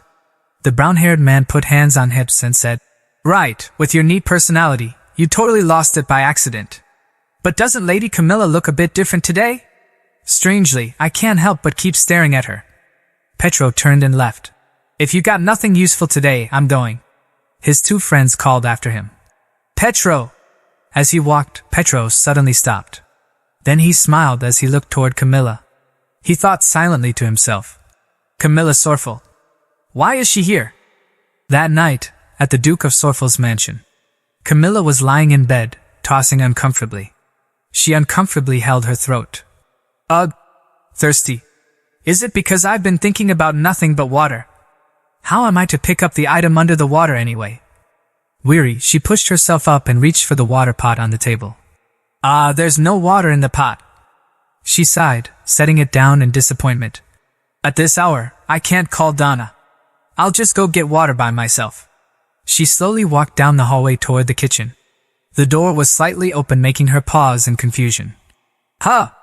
There was still a faint light inside. Who is in the kitchen this late at night? She chuckled softly. Well, I'm a curious cat. Pushing the door open, her eyes widened at the sight. Ravi was eating while reading some documents. Ravi? She went in and asked, "Are you eating now, Brother Ravi?" He looked up, startled. "Camilla? Why are you here at this hour?" Camilla replied, "To get something to drink." He asked, "Why don't you just order someone?" She sat down across from him. "It's very late at night, you know." "Hey, then what does that make me?" Ravi frowned. "So why are you sitting down here?" Camilla smiled. "Keep eating. I love watching mukbang." Ravi was confused. "What mukbang?" "Good Lord, do whatever you want." Camilla giggled. "Foo, foo," while Ravi continued eating, ignoring her. Watching him eat so heartily, she thought to herself, "I've heard that some people fall asleep watching mukbang. This is quite something." As he ate, Ravi noticed her eyelids drooping. "Hey, if you're sleepy, go to bed," she replied, eyes almost fully closed. "I'm not sleepy, I swear." "Then why don't you talk with your eyes open?" "I do have my eyes open, I do." He sighed. "You don't." A few seconds later, Camilla slumped forward, asleep on the table. "Hey, are you asleep?" Ravi frowned. "I can't believe this. Normally, I'd be too annoyed and leave her here. It's really strange." He stood, circling around the table. "But now I don't want to." Camilla shivered slightly. Ravi was startled. "Is the kitchen cold? I guess I'll take her to her room." Suddenly, a voice came from behind him. "Go ahead and finish your meal." Ravi turned. "Brother Ludville?" Ludville said as he stepped forward. "I'll take Camilla back." Ravi refused. "No, I'll do it." Ludville reached out to lift her up. "It's all right." He gently took Camilla into his arms. "It's enough if it's just me." Ravi was taken aback. "But Brother Ludville," he wondered confusedly to himself. "Why is he doing this?" Ludville gestured. "Shh, lower your voice, you'll wake up Camilla." Ravi watched him leave, his mind swirling with questions. Why is he taking care of Camilla? The next morning, in Camilla's bedroom, she slowly woke up. She rubbed her eyes and mumbling, "Huh! When did I fall asleep?" She sat up and thought to herself, "When did I get back to my room?" Then she suddenly remembered last night. She smiled and rubbed her head in disbelief. "Oh my, did Ravi bring me back to my room? I was a big nuisance. I guess I'm going to hear him complain when we see each other." She imagined Ravi's voice scolding her. "Did you know that I took time out of studying to take good care of you?" Then another memory surged back. She recalled. "Last night, I had a bad dream." In her dream, she had clung to Ludville's sleeve. "Don't kill me. Please don't kill me. I want to live, please." She trembled, tears in her eyes. "Please don't kill me." His voice was gentle as he replied, "I won't kill you." Camilla heard that and opened her eyes to look at him. She smiled happily and replied, "Okay." Remembering that memory gave Camilla goosebumps. That memory made her instantly blush. "Why did I smile when he said he won't kill me? How dumb. It was just a dream and yet I was laughing and crying like an idiot. Am I a kid? What do I do with my cringy self?" A moment later, Camilla went out. She happened to run into Ravi near the dining room. "Oh, brother Ravi." Ravi turned around angry. "Can't you call me normally?" Camilla chuckled. "But I did call you normally." Ravi's tone sharpened. "I'm going to hit you." Camilla scratched her cheek awkwardly. "I was just a little embarrassed last night, so I'm pretending to be nice today. But isn't it a good thing?" Ravi looked confused. "What is?" Camilla replied, "That your sister is lighter than you thought." Ravi frowned. "Huh?" Camilla smiled and said, "Weren't you surprised when you carried me last night? Your sister is so light." Seeing his frown deepen, she quickly stopped. "Okay, I got it. I'll stop, so don't glare at me." Ravi's gaze suddenly shifted behind her, prompting Camilla to naturally glance back as well. She realized in surprise. Ludville. Seeing him, Camilla thought to herself, "Why is he here in the morning? It's so awkward. But in order to survive, I have no choice." Then she lifted her dress and politely greeted, "Hello, brother dearest."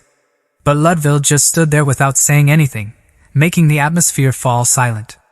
Although Camilla found Ludville uncomfortable and awkward, she forced a smile. "Isn't today such a nice day?" In her heart she was angry. "Ugh, please say something." In response to her greeting, Ludville gave a silent, slight nod. Oh, he reacted. Ravi suddenly cut in. Hey, what's with the discrimination? Camilla asked, startled. What discrimination? Ravi frowned angrily and said loudly. Why are you using such respectful words with Brother Ludville? You talk informally with me but formally with him. Camilla stared at Ravi with a momentary look of disbelief. I swear he's so immature. Now he wants to start a fight over how I say things. Ha, you always say, hey you to me all the time. Camilla closed her eyes. Why do you even ask something that's obvious? Ravi immediately asked back. What's obvious?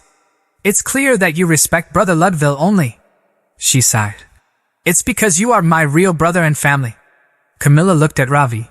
His eyes had widened as if he couldn't piece together her words, with utter disbelief. She angrily turned away and thought to herself. Why is he surprised? Was he not thinking of me as his real sister or something? Ravi's lips suddenly curled into a faint smile. Ha! He put his hand over his mouth. What the? Is that how it is? Camilla looked at his expression, even more bewildered. Why are you laughing? Ravi, still smiling, replied. It's nothing. She felt a sudden chill, sneaking a glance. Ludville's atmosphere had turned icy cold. His already expressionless face seemed frozen solid. In contrast, Ravi now seemed in a good mood, the corners of his mouth faintly curled up. And what's wrong with you now? Exactly which side am I supposed to please here? At the Duke Sorfel's family mealtime. Seated at the dining table, Duke Sorfel's brows were furrowed, and they didn't look like they'd smooth out any time soon. Camilla wondered to herself. Today, all the men in this household are in a bad mood. Then she spoke up. Father, what is the matter? As Camilla continued to stare at him, Duke Sorfel eventually sighed briefly and muttered a vague explanation. No, it's nothing. I heard that bastard is coming so. I was wondering what kind of upset stomach I'm going to be having. Camilla still looked puzzled. Who is coming? He finally provided more details. Javeline. He'll be here to discuss business today. Camilla was confused. Javeline? She quickly realized. Duke Sorfel's friend and rival, that Duke Javeline. Then he continued. I heard Petro is coming as well. Camilla asked again. Petro too? She sighed. What's this? As soon as Petro's name comes up, everyone's looking at me. Yes. I understand. I know why they're glancing at me like this. Petro Javeline, he's one of the 5 people I do not want to meet in academia. I don't know why Camilla likes that kind of guy, but she's had a one-sided crush on Petro for a long time. In the past, Camilla had mustered the courage to approach Petro and asked him to attend the party with her. But despite her courage, the result was unfavorable. I apologize. Then he politely declined. I already have a promised partner for the party. Camilla with a red face stammered. I see. Then it can't be helped. Haha. She quickly ran away thinking to herself. It's alright. He already has a promised partner. It can't be helped. He didn't decline because he didn't like me. At the party, Petro walking with Lady Juella. Juella saw Camilla and spoke up. Oh my. Lady Camilla, hello? Camilla embarrassedly replied. Hello? In her heart she thought, his partner is Juella. Juella came over saying, you are wearing such fine clothes. But you know what I recently heard? Juella leaned close to Camilla and mocked. I heard that you asked to be Lord Petro's escort but were declined. Camilla stammered. That's because he told me that he had promised someone already. Juella laughed saying, oh? That's not true. I asked to be his escort only 2 days ago. Camilla froze upon hearing that. Juella laughed mockingly. Oh dear Lord Petro. If he didn't like you, he should have just directly said so. Well, who in their right mind would want to be your partner anyway? Her final words were spoken softly, but just loud enough for Camilla to hear. A fake daughter from the duchy. You're just a fake lady. That sentences struck right at her insecurity, leaving her frozen. That's when Camilla lost it and grabbed Juella by the hair. Kaya! And that's the famous incident from that party. Camilla sighed. Luckily, people assumed that it was just Camilla being Camilla with her wild personality. And Camilla wanted to hide the insult of being called the fake lady. Seeing her staying silent, the Duke spoke up. Camilla, if you are uncomfortable, tell me now and... Camilla folded her bread in half with a sharp snap. Don't worry, everyone. I've closed my feelings for Petro. She smiled brightly. I've already moved on from him, so don't worry about me. Everyone at the table looked momentarily shocked by her unexpected declaration. She thought to herself. Besides, the one who liked Petro was the original Camilla, not me. The Duke put his hand on his chin saying, If you say so. Camilla looked at him and also realized, They don't seem to believe me. She recalled, Well, it hasn't been long since the incident at the party, and Camilla followed Petro like a stalker, so it makes sense they won't believe me yet. The Duke covered his face saying, Phew. I don't know why Javeline is coming. I'm sure he's using the business discussion as an excuse to brag to me about his divine beast. Watching her father's frustration, she thought to herself, Divine beast. I guess I have to find it, huh? I don't even know how to swim. Unconsciously, she had let out a long sigh, drawing the attention of all three men again. The Duke asked. Camilla, are you worried about something? She was surprised. Camilla replied, feigning concern. No, it's nothing. It's just, since father looked upset, I was getting upset on your behalf as well. Hearing his precious daughter say that, the Duke felt happy while Ravi beside him opened his mouth in shock. Then the Duke smiled saying, Haha, don't worry and eat well. Your food will get cold. Camilla also smiled replying, Yes, father should eat well too. Just then, the head chef, Gerard, approached carefully. The Duke wiped his mouth and asked, Gerald? What kind of dessert is this? Gerald put the food on the table and said, Lady Camilla had especially requested this. Duke Sorfel stared curiously at the food in front of him. Camilla? What kind of color is this? Camilla smiled sweetly at Duke Sorfel, who seemed confused. It's black bean juice and sorbet. Black beans are great for hair. I'm sure it's not genetic, but you should still be careful, right, father? The Duke didn't understand her meaning and asked again. Genetic? She thought to herself. Isn't it better if you have a lot of hair? Her gaze flicked over to Ludoville. Will he also eat? Ludoville ignored her scrutinizing stare and continued quietly eating. The scene shifts to outside the Sorfel Duke's mansion. Duke Javeline has arrived. He put his hand on Ludoville's shoulder smiling saying, It's been a while, Ludoville. I heard you achieved great victory. He laughed loudly and praised. You've become more handsome since last time I saw you. Duke Javeline turned to Duke Sorfel with a smile and praised. I bet you already feel full even if you don't eat, with such a handsome air with you.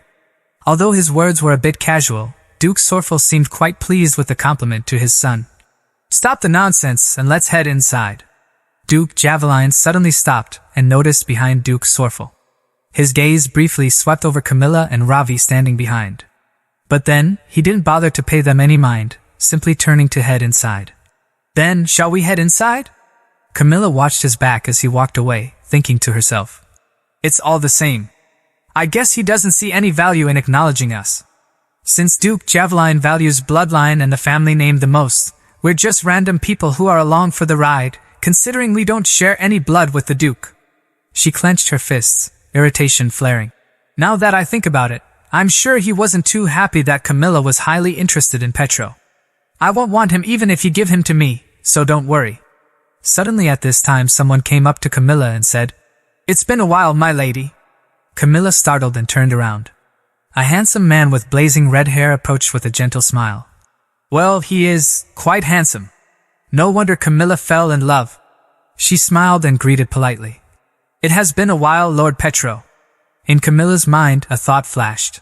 He knows full well that his kind gesture brings misunderstanding, and yet he enjoys it. He's the type I hate the most. Petro rested his hand on his chin and said, It's our first meeting since the party, isn't it? Camilla replied, It seems so. He made a slightly forced expression and continued, At that time, I apologize. I should have helped the lady and yet. Camilla quickly cut him off. I understand. Angrily in her mind, she thought, I totally saw you quietly disappear. Petro smiled again, his tone gentle. I've heard your garden is very beautiful. I would like to see such beauty. Camilla also smiled cheerfully and replied, Yes, it is quite beautiful. She turned to the nearby butler and gave instructions. Well, Lord Petro wishes to look at our garden. Please guide him. Rube immediately responded, I understand. This caught Petro a bit off guard, surprising him slightly. Camilla turned to Petro and spoke softly. Well then, Before leaving, she didn't forget to courteously say, "Please enjoy the view." The butler's calm voice snapped Petro out of his daze. "Shall we head over? The garden is this way." Petro stood frozen, unable to speak for a moment. He turned and saw Ravi also staring at him coldly. Even so, Petro's gaze remained fixed on Camilla's retreating figure. He held his head, a soft chuckle escaped his lips. "Ha!" At this time inside the Duke's office, Duke Javeline teased, "So I heard you haven't found the divine beast yet." Duke Sorful ignored him entirely. "Why are you here?" Duke Javeline smiled, replying, "Like I said, for business discussion." Duke Sorful continued, "Then, let's talk about business instead of useless subjects." Duke Javeline suggested, "I heard that you're getting strange minerals from that mine you've recently received. Why don't you let our Judah trading company handle the investigation?" Duke Sorful asked. "Why should I let you handle this?" Duke Javeline explained, "You don't know what use it has, right? We'll help. So once you start selling, why don't you sell through our corporation?" Duke Sorful crossed his arms and refused. "No thanks." Duke Javeline wondered, "Why not? We have larger connection routes than you." Duke Sorful replied uncomfortably, "Even so, I'm not planning on letting you handle it." Duke Javeline sneered, "Ugh. You stubborn fool, you're upset, aren't you?" Duke Sorful irritably refused. "Humph. I'm not upset." Duke Javeline sighed. "You're totally upset." Duke Sorful shouted, "Shut up." Their bickering carried on like that. The usual stern and sharp demeanor was nowhere to be found. At this time Camilla's voice came from outside. "Father, I brought some refreshments." Duke Sorful immediately permitted. "Camilla! Come in." Camilla entered, pushing a cart of tea and light snacks. Duke Sorful asked, "That's a new tea I haven't seen before." Camilla replied with a gentle smile on her face. "I've heard that you haven't been sleeping well. This is great for relaxing." She thought to herself, "How is it? No matter what era, a child taking care of their parents is the best bragging right." She glanced at Duke Javeline.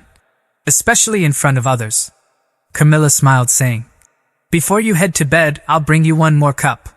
Duke Sorful smiled warmly. "I see. Thank you. Why don't you also sit and drink with us?" Camilla showed surprise. "Is that all right? Won't I be a bother?" Without even asking for the Duke Javeline's opinion, Duke Sorful invited Camilla to sit. "What do you mean, bother? Come sit here." Camilla smiled politely, replying, "Yes, father." She glanced at Duke Javeline, thinking, "Duke Javeline, he doesn't seem happy to see this." Suddenly Camilla's eyes were drawn to something. "But that..." Something was perched on the Duke Javeline's shoulder. "Is that divine beast on his shoulder?" A bird, its entire body shimmering in a fiery red hue. She thought to herself, "No one else seems to see it but me. No one cares. Before the head of the family summons it, is it like a ghost?" Duke Sorful reached out to take the teacup. He drank a sip of tea, then said, "This tea is delicious today as well, Camilla." Camilla smiled warmly. "I am glad that you like it, father." She thought happily. "Of course, this tea is made by Darren, master of tea brewing, over 20 years of being top butler." Suddenly Duke Javeline looked at Camilla, making her startled. Camilla offered the tea to him as well. "Would you like to try? I hope it's to your taste." Duke Javeline humped and said, All right." Then Camilla poured him a cup. He picked up the cup and took a sip. Camilla watched him drink, thinking, "It's delicious, isn't it? I bet you want more." Suddenly, the red eagle divine beast looked at her. Camilla unconsciously broke into a sweat. The red eagle asked, "You can see me, don't you?"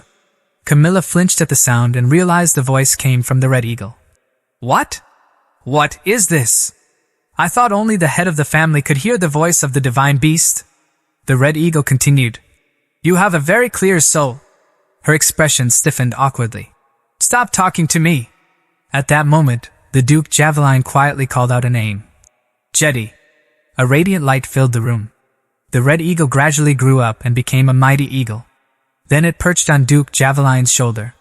Hearing him call that name, Camilla stared at it and thought, "Jetty? Like the Korean chocolate drink? It's gotten so big. So it only shows up when the clan leader summons it. It's like a ghost, a real ghost." Duke Sorful angrily asked, Why did you call the divine beast for no reason? Duke Javeline smiled, saying, I just wanted to see it suddenly. Duke Sorful shouted, Are you planning to turn this place into a sea of fire? Duke Javeline laughed again. You may not know, but divine beasts are beautiful creatures that you can't help but look upon again and again. Duke Sorful was annoyed. Is that so? Then take it home and look upon it as much as you want. Duke Javeline smiled smugly. Don't be so cold. Ha ha. Camilla saw Duke Javeline's smug look and thought to herself, Ugh, this guy is such a bully. Suddenly Jetty stared at Camilla.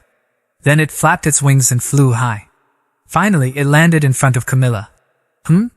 Duke Javeline was dumbfounded. What? Both Duke Sorful and the Duke Javeline stared at Camilla with wide eyes, too stunned to speak. Duke Javeline smiled wryly and called softly, Ahem. Jetty, come here. But Jetty pretended not to hear, turning its head away. Seeing this, he angrily shouted, Jetty, I told you to come here. Jetty refused. I don't want to. Duke Javeline surprised. What? Jetty nuzzled into Camilla's lap, saying, I like it here. This child has a pure soul, like a newborn. Duke Javeline broke into a sweat. What are you saying? Jetty lay comfortably on Camilla's lap and said, I like this child. Camilla could only smile awkwardly. I'm sorry. She thought to herself. I'm popular with this kind of creatures. Duke Sorful smirked faintly. I think your divine beast likes my daughter more than you. Duke Javeline shouted loudly. What are you talking about? He listens to me more than anyone else. Come here now, Jetty. But Jetty just lay silently on Camilla's lap, not caring about anything. An awkward silence fell over the room. Duke Sorful's grin widened in amusement. Ha ha, why yes, I can see that he listens to you well. Duke Javeline called out the name hopelessly. Jetty. Camilla thought awkwardly. What should I do with this situation now? A few days later, outside the academy, Donna asked anxiously, Are you sure you'll be okay? Perhaps you should change your major, like the Duke has suggested. Camilla replied, It's okay, I'll be back. Seeing Donna's face remain tense, Camilla thought to herself, What is this person always worrying about? But I guess it's understandable, Camilla is isolated even here. She has a lot to worry about. After all, she chose that major. During the Academy's swordsmanship class, instructions continuously rang out. Stand up straight. James and Hamill, the duel will commence now. The two swords clashed, ready to fight. Yes, sir. The department she had chosen was the swordsmanship department. The Sorful family is renowned for their swordsmanship. This family is renowned for its superior swordsmanship throughout the continent. They have 2 sword masters. That's why she chose it. To prove that she is also a member of the family. Thinking of this, Camilla let out a sigh. Hayes, this is a choice that you should make only if you had talent. So stubborn. Why did she choose this when I am not skilled enough? She plopped down onto the chair. Although I understand her. Maybe it might have been her last resort. Well, it was Camilla who chose it anyway. It's possible that she might come back, so let's keep at it. She looked up at the clear sky. The sky is clear. Should I take a nap? Camilla is the invisible person who even the academy teacher pays no attention to. She looked at the old tree beside her. The shade of the tree over there is a great place. A ghost was standing there leaning against the tree trunk watching the fight. Oh my! What is impaled in your chest? It's a ghost, right? She immediately turned her face away. Let's not make eye contact. She looked around. Are there shades somewhere else? Then realized the large training ground had only one shade. Is that the only shade here? Camilla suddenly sprang to her feet with a curse. This sucks. A ghost just stared at the sparring ground like a statue. Camilla walked over and sat beneath the tree's shadow. Camilla lay back down on the ground and closed her eyes to sleep. He's not looking at me even though I'm close? That's a relief. Is he just staring at the match? No, let not pay attention. People walking near the sparring ground stopped in their tracks, their gazes turned toward the same spot. Hey, isn't that Lady Camilla? I think so. Is she sleeping during class? Someone recalled the scene where Camilla invited Petro and then realized. That Camilla? Among the onlookers was Petro, who whispered, I feel like. His lips curled into a faint smile. She a different person. The ghost there observed everything but said nothing. Camilla didn't care, she just closed her eyes and slept comfortably. Seeing this, everyone gossiped again. I was wondering what kind of person would take a nap during class, and it turned out to be Lady Camilla. She is really out of her mind. After briefly glancing at Camilla, Petro let out a breath. Then he turned and left. Let her be. Let you go back to class, the gray-haired man said. No, for real, she seems completely changed. The brown-haired man also added. Right, she's being so carefree in class. Accidentally, he bumped into someone. He held his shoulder, uncomfortably saying, Damn, what the? The black-haired man turned around. Damn? Arshian instinctively frowned. Are you saying that to me? Roy immediately turned pale. His whole body went rigid. Arshian Sepra. Then he stammered. No. That's not. I'm sorry, Arshian. Arshian gave him a crooked smile. Don't apologize. Since I'm not going to apologize either. Sepra, a family that having numerous great wizards. As the eldest son, Arshian's magical power was also enormous. Unlike other wizards, he even had excellent athletic ability. But there was something he lacked, that was humanity. There was a very famous incident last year. The transfer student who didn't know anything started a fight with Arshian and was almost beaten to death. After beating him again, right before he died, Arshian healed him again. Beating and healing. Those who watched it happen and those who suffered all thought that he lost his mind. At this moment, someone approached. Petro stepped between them with his usual friendly smile. Come on, stop. There's no need to fight like this. Then he turned to look at Arshian and conciliated. It's just misunderstanding. Arshian, since you already got an apology, why don't you stop? Arshian laughed mockingly. Are you a clown? Petro repeated. Clown? Arshian's gaze only grew colder. I wonder if you smiled that much when you get beaten up. Petro's smile deepened. I'm a bit curious about that too. But let's stop here, Arshian. Arshian closed his eyes and asked, What if I don't want to? In an instant, Arshian's fist flew toward Petro, who quickly blocked it. Arshian's voice was icy. Don't call my name so carelessly. Because I don't want to hear it. Suddenly someone came over to stop them. Hey! The commotion had drawn the attention of Professor, who came running from a distance. What are you all doing? Arshian clicked his tongue, as if genuinely disappointed. That's a shame. Stay out of my sight from now on. With those parting words, he turned and walked away as though nothing had happened. Arshian's footsteps came to a halt as he passed the training grounds. His gaze landed on Camilla, lying under the shade of a tree. That woman's behavior was suspicious. He stared at her intently, whispering, Is it possible that she can see it? After that, the swordsmanship class ended and there was no one left in the training ground. Camilla couldn't help but look around. Here too, there too. She sat wearily in the classroom, thinking, Even in the classroom? At this point, isn't the school haunted? Camilla put her head down on the desk. In times like this, I should just take a nap. But the professor wasn't going to let her behavior slide. Lady Camilla, Professor Valet said sternly, It looks like my class is not fun for you. Camilla looked at her and realized, I remember this professor. She can't even raise her head in front of Duke Sorfel, and yet this professor enjoys her superiority by putting Camilla down. There are other people around who sleep openly. Why did you have to pick me? You damn vile woman? Seeing Camilla remain silent, the professor asked, Are you protesting that my class is not worth taking? Camilla replied, Of course not.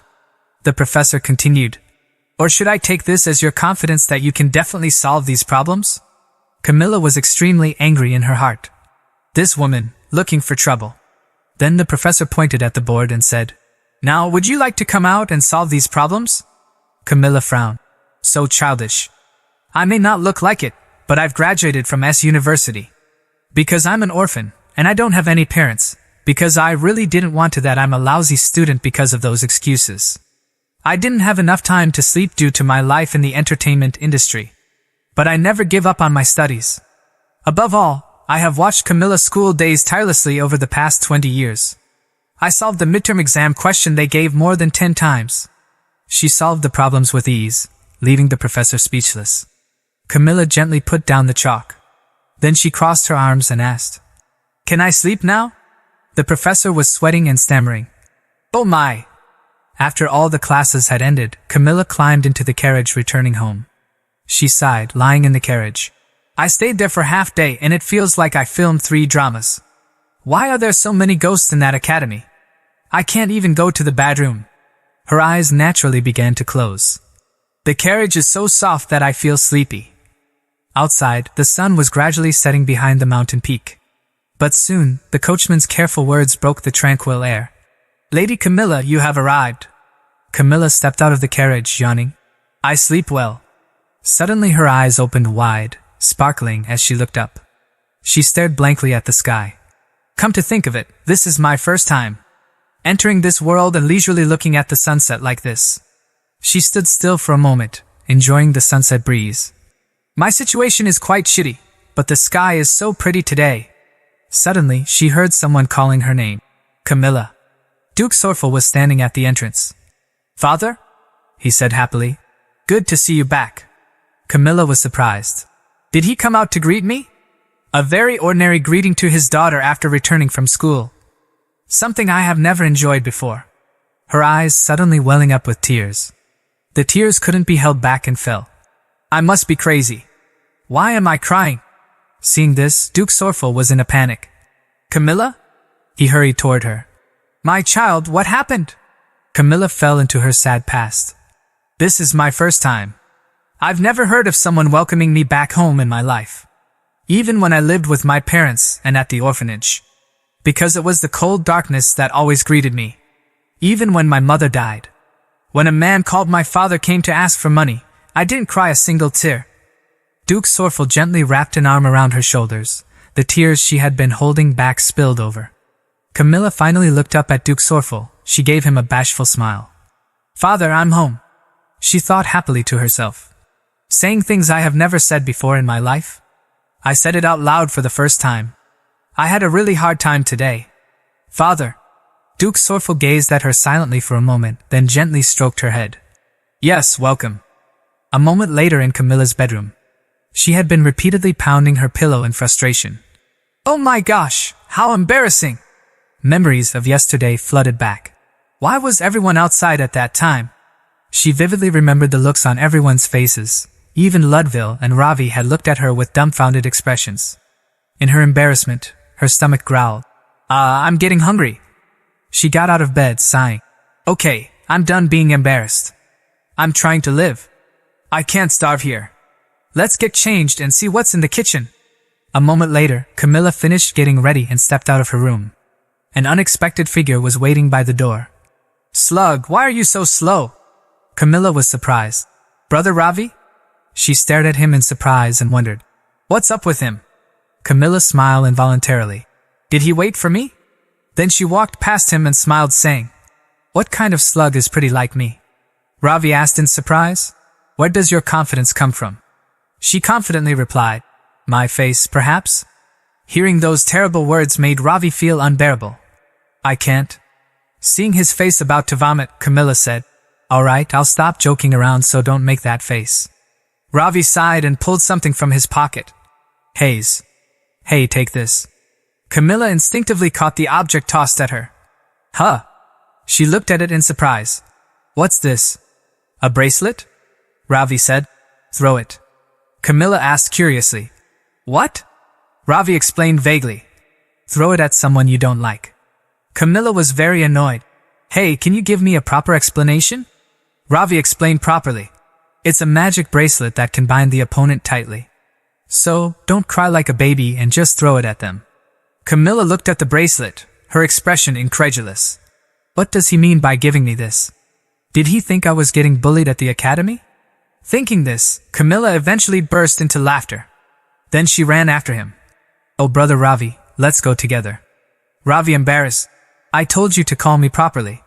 She held up the bracelet and asked, But brother Ravi, if I use this bracelet, won't people criticize me even more? Ravi smirked. Don't worry, because you don't have any reputation to lose anymore. Camilla immediately got angry and shouted, What? A morning at Fable Academy. Camilla stood by the lakeside, thinking to herself. Time passes by and before I know it. Darren clasped his hands and pleaded, My lady, the water seems to have warmed up a lot now. Camilla frowned. I think it's still cold. Darren immediately denied it. No. There are many people playing in the water at this time. She looked at the clear, deep blue lake before her eyes. I know. Then she thought to herself. There are no more excuses to put this off any longer. As they say, it's the darkest under the lamp. Lake of the Spirit, a symbol of the Fabler Academy. According to the predecessor, Herschel, it is said that the divine beast's egg is asleep right here. I heard Ludwig graduated from this academy. Did he not carry the pendant looking for the divine beast back then? Camilla reached out toward the lake. Well, who would even come to such a remote place? She yanked her hand out like lightning.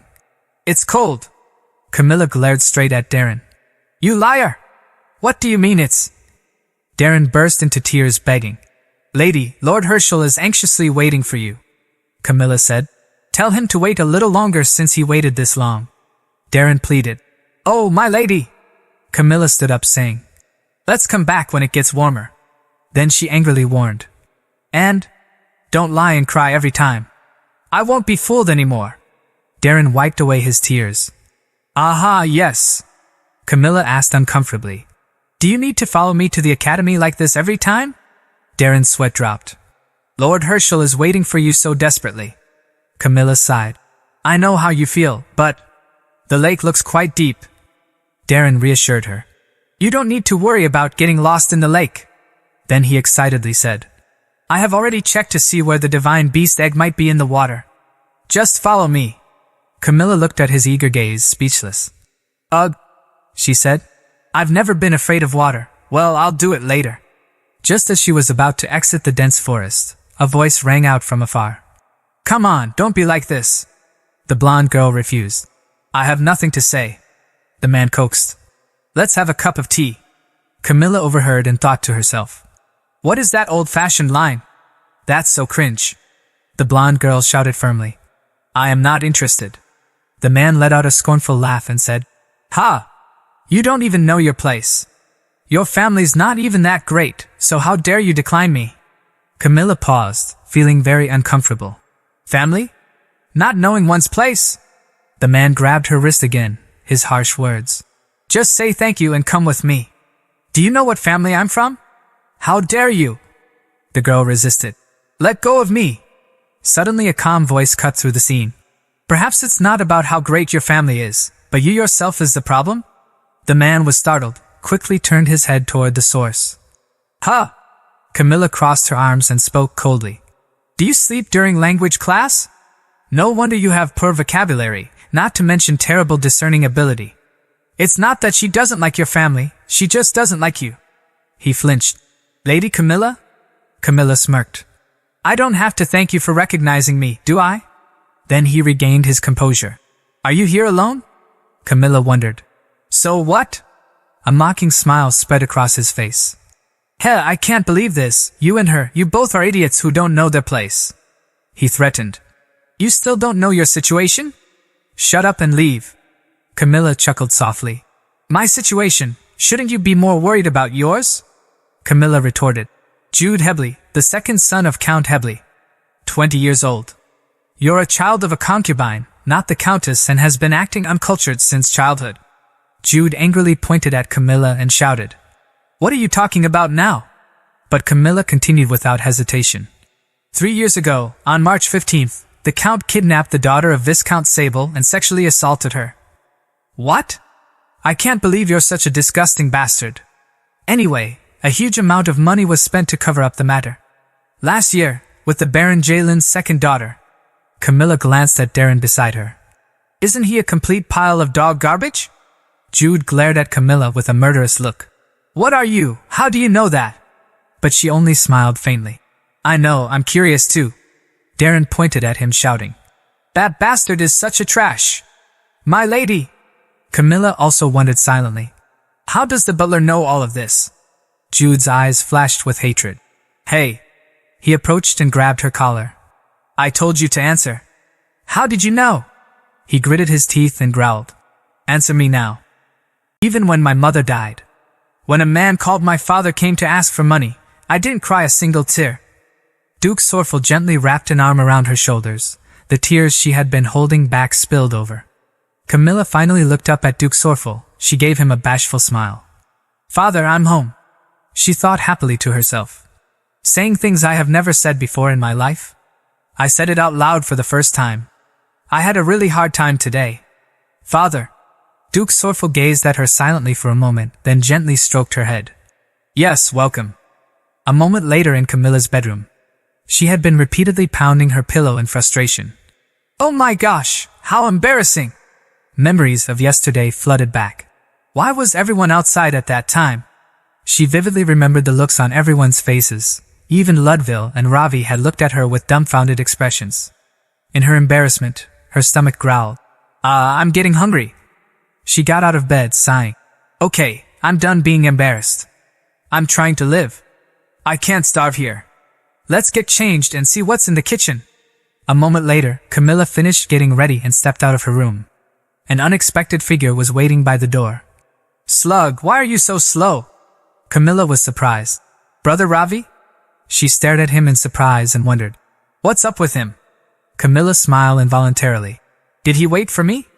Then she walked past him and smiled, saying, "What kind of slug is pretty like me?" Ravi asked in surprise. "Where does your confidence come from?" She confidently replied, "My face, perhaps?" Hearing those terrible words made Ravi feel unbearable. "I can't." Seeing his face about to vomit, Camilla said, "Alright, I'll stop joking around, so don't make that face." Ravi sighed and pulled something from his pocket. "Haze. Hey, take this." Camilla instinctively caught the object tossed at her. "Huh." She looked at it in surprise. "What's this?" "A bracelet?" Ravi said. "Throw it." Camilla asked curiously. "What?" Ravi explained vaguely. "Throw it at someone you don't like." Camilla was very annoyed. "Hey, can you give me a proper explanation?" Ravi explained properly. "It's a magic bracelet that can bind the opponent tightly. So, don't cry like a baby and just throw it at them." Camilla looked at the bracelet, her expression incredulous. What does he mean by giving me this? Did he think I was getting bullied at the academy? Thinking this, Camilla eventually burst into laughter. Then she ran after him. "Oh, brother Ravi, let's go together." Ravi embarrassed. "I told you to call me properly." She held up the bracelet and asked, "But brother Ravi, if I use this bracelet, won't people criticize me even more?" Ravi smirked. "Don't worry, because you don't have any reputation to lose anymore." Camilla immediately got angry and shouted, "What?" A morning at Fabler Academy. Camilla stood by the lakeside, thinking to herself, "Time passes by and before I know it." Darren clasped his hands and pleaded, "My lady, the water seems to have warmed up a lot now." Camilla frowned. "I think it's still cold." Darren immediately denied it. "No, there are many people playing in the water at this time." She looked at the clear, deep blue lake before her eyes. I know. Then she thought to herself, "There are no more excuses to put this off any longer. As they say, it's the darkest under the lamp." Lake of the Spirit, a symbol of the Fabler Academy. According to the predecessor, Herschel, it is said that the divine beast's egg is asleep right here. I heard Ludville graduated from this academy. Did he not carry the pendant looking for the divine beast back then? Camilla reached out toward the lake. Well, who would even come to such a remote place? She yanked her hand out like lightning. "It's cold." Camilla glared straight at Darren. "You liar! What do you mean it's—" Darren burst into tears, begging. "Lady, Lord Herschel is anxiously waiting for you," Camilla said. "Tell him to wait a little longer since he waited this long." Darren pleaded. "Oh, my lady!" Camilla stood up, saying, "Let's come back when it gets warmer." Then she angrily warned, "And don't lie and cry every time. I won't be fooled anymore." Darren wiped away his tears. "Aha, yes," Camilla asked uncomfortably. "Do you need to follow me to the academy like this every time?" Darren's sweat dropped. "Lord Herschel is waiting for you so desperately." Camilla sighed. "I know how you feel, but the lake looks quite deep." Darren reassured her. "You don't need to worry about getting lost in the lake." Then he excitedly said, "I have already checked to see where the divine beast egg might be in the water. Just follow me." Camilla looked at his eager gaze, speechless. "Ugh," she said. "I've never been afraid of water. Well, I'll do it later." Just as she was about to exit the dense forest, a voice rang out from afar. "Come on, don't be like this." The blonde girl refused. "I have nothing to say." the man coaxed. Let's have a cup of tea. Camilla overheard and thought to herself. What is that old-fashioned line? That's so cringe. The blonde girl shouted firmly. I am not interested. The man let out a scornful laugh and said, Ha! You don't even know your place. Your family's not even that great, so how dare you decline me? Camilla paused, feeling very uncomfortable. Family? Not knowing one's place? The man grabbed her wrist again, his harsh words. Just say thank you and come with me. Do you know what family I'm from? How dare you? The girl resisted. Let go of me. Suddenly a calm voice cut through the scene. Perhaps it's not about how great your family is, but you yourself is the problem? The man was startled, quickly turned his head toward the source. Huh! Camilla crossed her arms and spoke coldly. Do you sleep during language class? No wonder you have poor vocabulary, not to mention terrible discerning ability. It's not that she doesn't like your family, she just doesn't like you. He flinched. Lady Camilla? Camilla smirked. I don't have to thank you for recognizing me, do I? Then he regained his composure. Are you here alone? Camilla wondered. So what? A mocking smile spread across his face. Hell, I can't believe this. You and her, you both are idiots who don't know their place. He threatened. You still don't know your situation? Shut up and leave. Camilla chuckled softly. My situation? Shouldn't you be more worried about yours? Camilla retorted. Jude Hebley, the second son of Count Hebley. 20 years old. You're a child of a concubine, not the countess, and has been acting uncultured since childhood. Jude angrily pointed at Camilla and shouted. What are you talking about now? But Camilla continued without hesitation. 3 years ago, on March 15th, the Count kidnapped the daughter of Viscount Sable and sexually assaulted her. What? I can't believe you're such a disgusting bastard. Anyway, a huge amount of money was spent to cover up the matter. Last year, with the Baron Jalen's second daughter. Camilla glanced at Darren beside her. Isn't he a complete pile of dog garbage? Jude glared at Camilla with a murderous look. What are you? How do you know that? But she only smiled faintly. I know, I'm curious too. Darren pointed at him shouting. That bastard is such a trash. My lady! Camilla also wondered silently. How does the butler know all of this? Jude's eyes flashed with hatred. Hey! He approached and grabbed her collar. I told you to answer. How did you know? He gritted his teeth and growled. Answer me now. Jude asked. Since you know so well what I've done, then you know exactly what is going to happen next, right? Isn't it strange? His grin twisted. Why none of those girls spoke up despite what I've done to them? He stared at her. All the families were quick to hide the assault, so would a duke's daughter be treated any differently? Suddenly the blonde girl shouted loudly. Stop it! She did nothing wrong! But Camilla didn't look back, thinking to herself. I can't believe someone's head can be so rotten to the core. Jude smirked and asked. What should I do with you? Camilla was too busy deciding how to deal with this mess. There are no one here and I have no reputation to lose. Then she took off the bracelet Ravi gave her and threw it. The bracelet stretched and morphed into chains, wrapping tightly around Jude and immobilizing him. What is this? Release me now. I said release me this instant. Then Camilla raised her arm. Jude's bound body was lifted off the ground and suspended him from the nearest tree. Wah! Now he was dangling from the treetop, letting out pitiful cries. Release me! Release me, I said. She remembered what Ravi said. It's a magic bracelet that can bind the opponent tightly.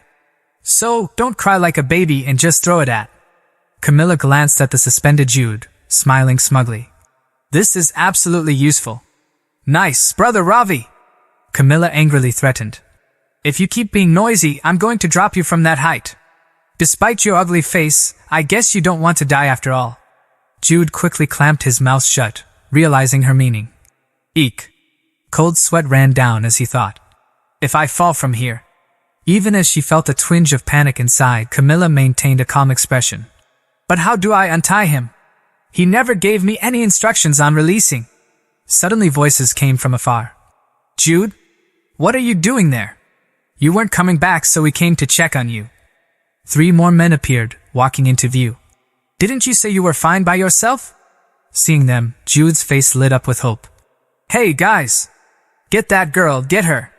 The newcomers quickly surrounded Camilla. Camilla looked at them and cursed under her breath. So Jude had accomplices. What should I do? The two young men approached, threatening. You'd better stay still. How annoying. Camilla instinctively began backing away, her mind racing for a solution. Even if I run away, will I be able to escape safely? Suddenly she bumped into someone behind her. Huh! Camilla immediately turned back. Brother? She stared at him in surprise. What are you doing here? Ludwig calmly replied. I was just passing by. Camilla thought suspiciously. How could you be just passing by when this is so remote from all the main roads? That's so weird. But this is not the time to talk about that. Without thinking, she grabbed his cloak tightly. Ludwig glanced at her hand on his sleeve before speaking in his usual composed tone. Is it because of them, the reason you cried? Camilla was confused. Why all of a sudden? For a moment, she stared blankly at his piercing blue eyes. I don't know why he's bringing that up here all of a sudden, but let's nod for now. Then she nodded and replied, Yes. Suddenly he remembered Camilla's smile and puffy eyes yesterday. Remembering that made Ludwig's eyes turn cold. He slowly stepped forward and said, Camilla, stay back. Camilla couldn't help but smirk. You guys are dead now. What would have happened if Ludwig hadn't come? The blonde girl anxiously said, Excuse me. Then she looked up at Camilla. Thank you. I'm really sorry. Because of me. Are you hurt? Seeing her face properly, Camilla couldn't say another word. Oh, now that I look closely, she is. What kind of sudden meeting is this? The blonde girl smiled and introduced herself. My name is Layla. Camilla immediately recognized her. Layla Heston. Of course, it's a familiar name. She is the true protagonist of this story. Although she was the first and only person to reach out to Camilla, whom everyone avoided, but Camilla hated Layla so much. They were in similar positions as adopted children, but perhaps the problem was that the results were different. Camilla recalls haunting memories. She protected herself by tormenting Layla and saying hurtful things. I hate you so much. Get out of my sight. Go away. Camilla was insanely envious to the point of madness at how easily Layla gained the affection Camilla so desperately wanted. Although we were both raised by adoptive parents rather than our own parents, why are you the only one different? Admitting it would have made her feel even more miserable. Why are you the only one being loved? And now you are also receiving Petro's attention. Blinded by jealousy, she even tried to kidnap Layla and kill her. At that time, the Duke came and shouted, Stop it, Camilla. Camilla turned back in surprise. Father! The Duke was angry. Camilla, you have finally crossed the line. Camilla immediately screamed. Father! Please save me! Back in the present, she pondered. Was it around this time when the entire Duke's family was against her? I guess it can't be helped. Kidnapping and attempting murder. Layla suddenly broke the silence.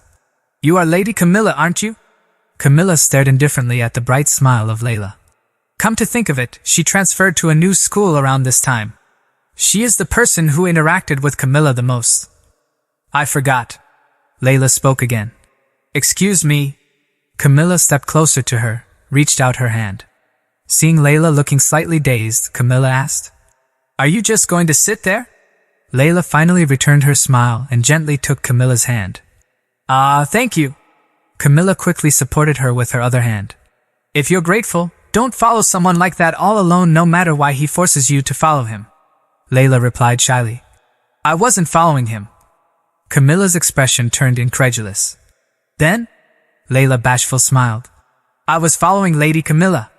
I was wondering why you were heading towards the forest by yourself since it's dangerous. Camilla was surprised. What, do you know me? Layla smiled brightly and replied. Yes. Of course. Everyone talks about you, my lady. What kind of clothes you wore today? Or what kind of jewelry you had on? Or whether you had your hair half-tied or if you braided it. I could even know what you did in class by the time it's afternoon. Camilla was vaguely. I know I was attracting attention these days, but is that what everyone talks about? Why are they gossiping instead of studying? Layla continued. So I really want to meet Lady Camilla. Camilla asked in surprise. Me? Layla nodded. Yes. Camilla replied shyly. Okay. Then she avoided Layla's eyes. These eyes look very familiar. That's what new actors look like when they first saw me. She immediately recalled the rookies who saw her in previous life. Kia! Senior! Layla suddenly took Camilla's hand. Then she smiled and said, "From now on, please look after me." Camilla was confused. Huh? From now on? She couldn't believe it and screamed in her heart. Why does Layla care so much for Camilla? At that moment, Ludwig slowly approached Camilla. Camilla. Only then did she turn her attention back to the situation around her. Brother dearest. The 4 men were kneeling on the ground, groaning in pain. Camilla looked at Ludwig in amazement. As expected from a sword master, it ended quickly. He took care of Jude too. Then he extended something toward her. It was her bracelet, which had shrunk back to its original size. Oh? My bracelet is broken. Ludwig hesitantly said this. I'm sorry. Camilla waved out her hand. Are you okay? It can't be helped. I'll ask Brother Ravi to fix it. He calmly asked. Did Ravi give this to you? She immediately replied. Yes. Then he asked again. Why? Camilla was startled. Why? If you really want to know. I don't know either. Then she chuckled softly. Maybe it's because he wanted to take care of me as his sister? He is my brother after all. Hearing this, Ludwig immediately crushed the bracelet. Camilla widened her eyes at the unfamiliar noise that came from Ludwig's hand. He calmly handed her the bracelet and said with composure. I'm sorry. She stared at him in disbelief. Huh? She angrily thought to herself. Seriously? Why did you break my bracelet? That evening, Camilla had returned to her room. She lay in bed tossing and turning. That's strange. Her thoughts tangled and restless. Ludwig is someone who isn't interested in anyone. And the first person he should be obsessed with should be Layla. So why did he not even glance her way? Her sudden encounter with Layla left her mind in turmoil. The 2 people I've seen in my dream, over and over again. From the first meeting, they felt a strong attraction and showed great interest in each other. And then Ravi and Petro joined in, and it turned into a complicated love story. They should have met for the first time at the market. Is it because they met somewhere not at the planned place? Because they met at the lake and not at the market? Camilla tossed and turned for a while before fell asleep. Ugh, why do I care? I'm going to sleep. Not long after, the familiar voice woke her from her peaceful sleep. Lady, isn't it about time you wake up? Camilla closed her eyes and grunted. Go away. The sharp tone jolted her awake. I told you, it's time to wake up. Camilla couldn't help but be startled. Lord Herschel? Herschel stood beside her bed, waving. It has been a while. Camilla asked in surprise. How did you get here? He replied. I do not know either. Camilla thought in confusion. Is there a case where a ghost who can only haunt one location can suddenly get around? He smiled. I've been waiting impatiently to hear news from you, then I suddenly felt my body getting lighter today. Camilla sweated on her head. Do ghosts have weight? Then she wondered. Did he feel relieved because he thought I'll help resolve his regret regarding the divine beast? So you can have a haunting ghost move freely by using such a method. Will there be more ghosts coming now? Herschel asked seriously. By the way, when are you going to take out the divine beast's egg? Camilla sighed. It's not that simple. Herschel frowned and urged. I told you the location, so what is making it difficult? The divine beast's egg shouldn't be left alone for this long. Darren had joined. Yes, I agree. Camilla broke into a cold sweat seeing him. Where did Darren come from? Herschel continued to urge. It's a matter of my family's lifelong regret, so hurry up and finish. Camilla hurriedly stopped Herschel and Darren. All right, I got it. I'm going to find the divine beast's egg as soon as possible. Darren was full of hope. Truly? Camilla got out of bed and calmly said, I just have to prepare something before that. Herschel asked in surprise. Prepare? Camilla cleared her throat, her voice still a little hoarse. And then she screamed at the top of her lungs, her voice echoing throughout the estate. Ah! Her scream caught all the servants' attention. My lady? Moments later, the door burst open as Donna rushed in. Lady Camilla? What happened to you, my lady? Donna approached a trembling Camilla with a pale face. My lady, are you all right? Duke Sorfel himself entered the room after hearing the commotion. Camilla! Camilla's tears began to well up, streaming down her cheeks. Father! He quickly ran over and anxiously asked, "What is the matter?" Camilla stammered, "In my dream you—" She clutched the Duke's hand tightly, her voice choked with emotion. "I saw a pile of cloth in your office, and then everything caught fire. I told you to come out, but you couldn't leave despite being in the middle of the fire." The most baffled was Ravi, who looked at her like she had gone completely mad. "What the hell is she doing again? Shit, I came running without realizing it." Duke's voice interrupted her thoughts. "Haha, you came to help me up even though I was caught in the fire?" Camilla still trembled faintly. "I was so upset. I'm so sorry." The Duke reassured her. No, you must have been scared." Camilla thought to herself. "I did appeal, but there's another reason why I screamed so loudly. Around this time of year, a textile factory owned by the Sorful family will catch on fire. I don't know the exact date, but it should be about a week after Layla transferred. I'm showing this as if I had a dream of foresight." At this moment, Jactor, the Duke's aide, hurried in. "My lord, we've just received ill news." The Duke's expression changed instantly. "What happened?"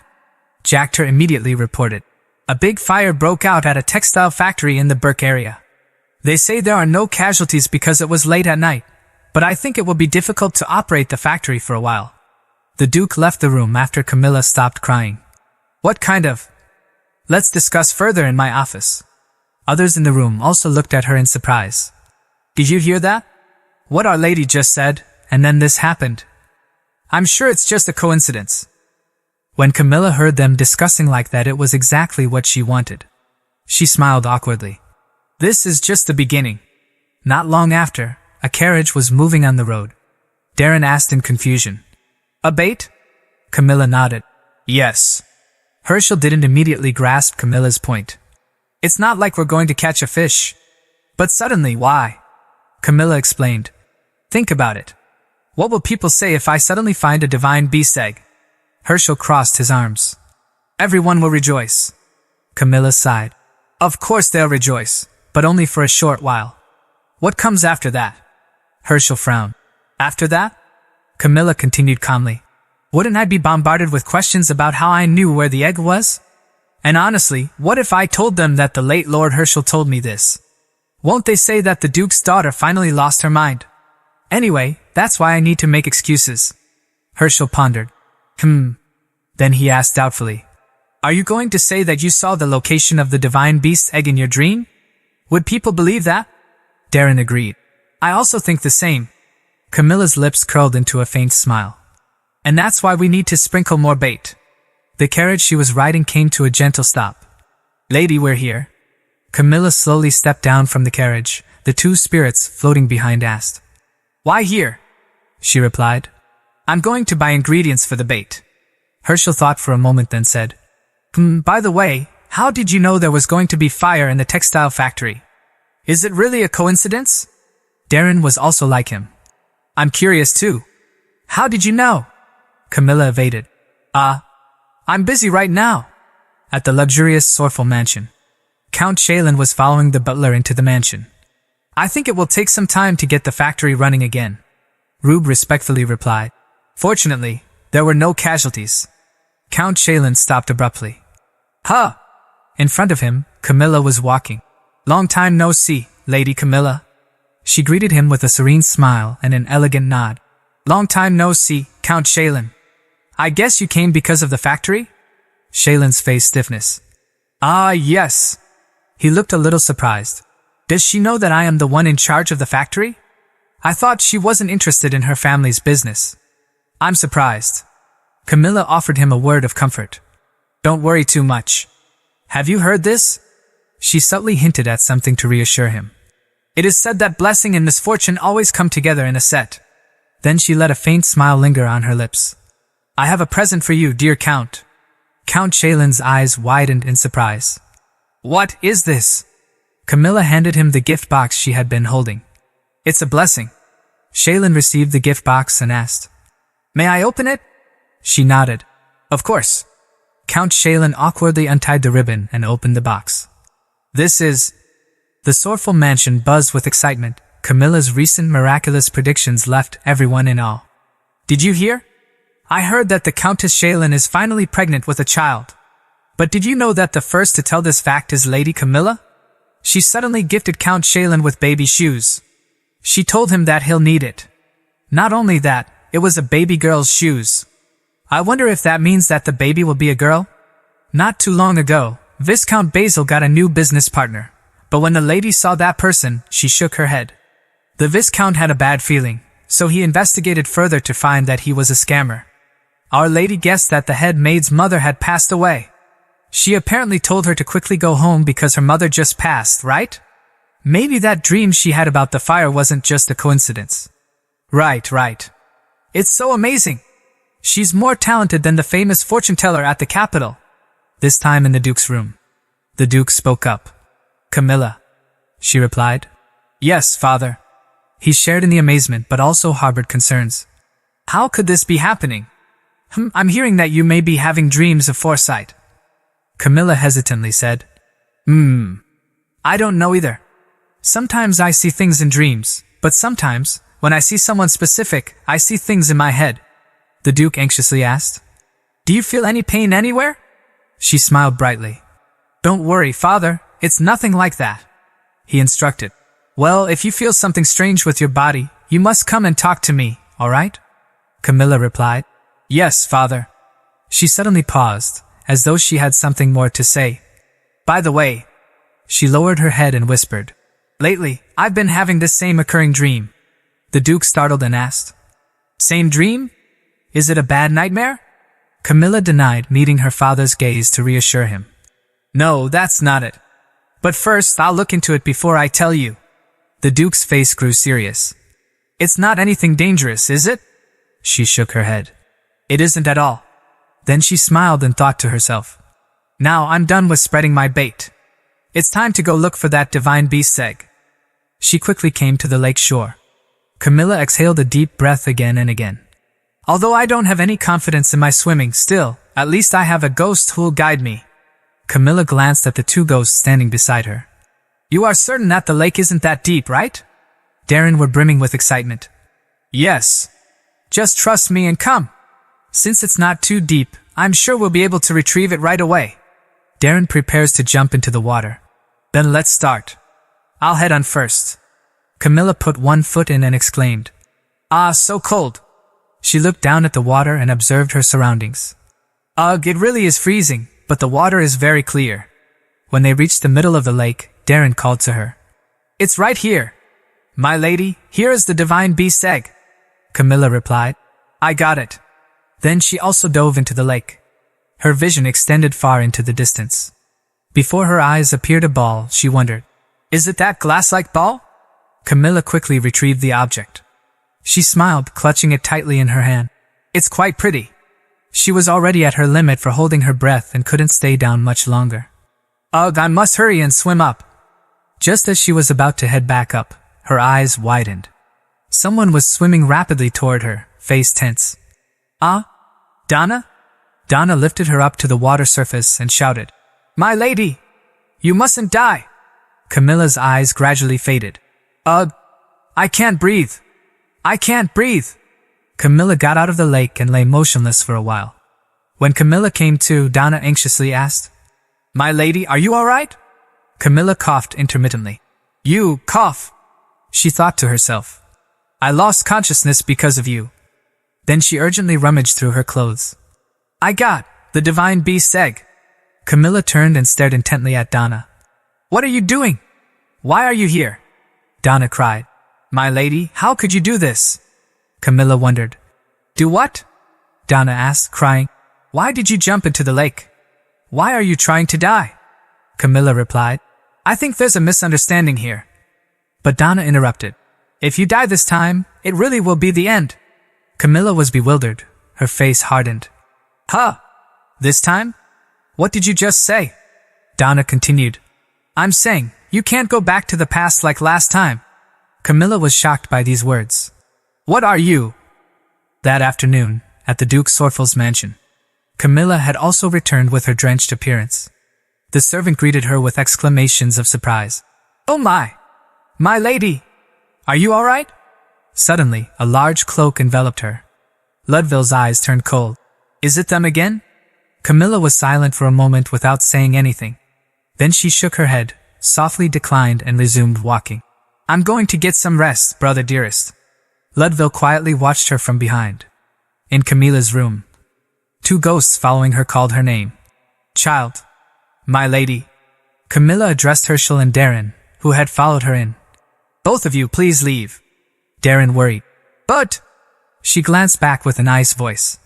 At this time, whatever happens in this room, if you eavesdrop or take interest in it, even just a little, know that I will never talk to you two ever again. Her cold demeanor made them quickly retreat. I understand.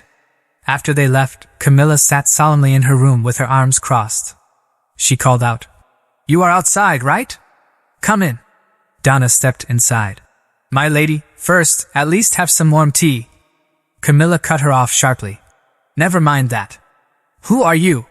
Donna stammered. What do you mean, who am I? I'm lady's maid Donna. Camilla interrupted. Do you want to die? Answer me properly. If I die this time, I won't be able to go back to the past.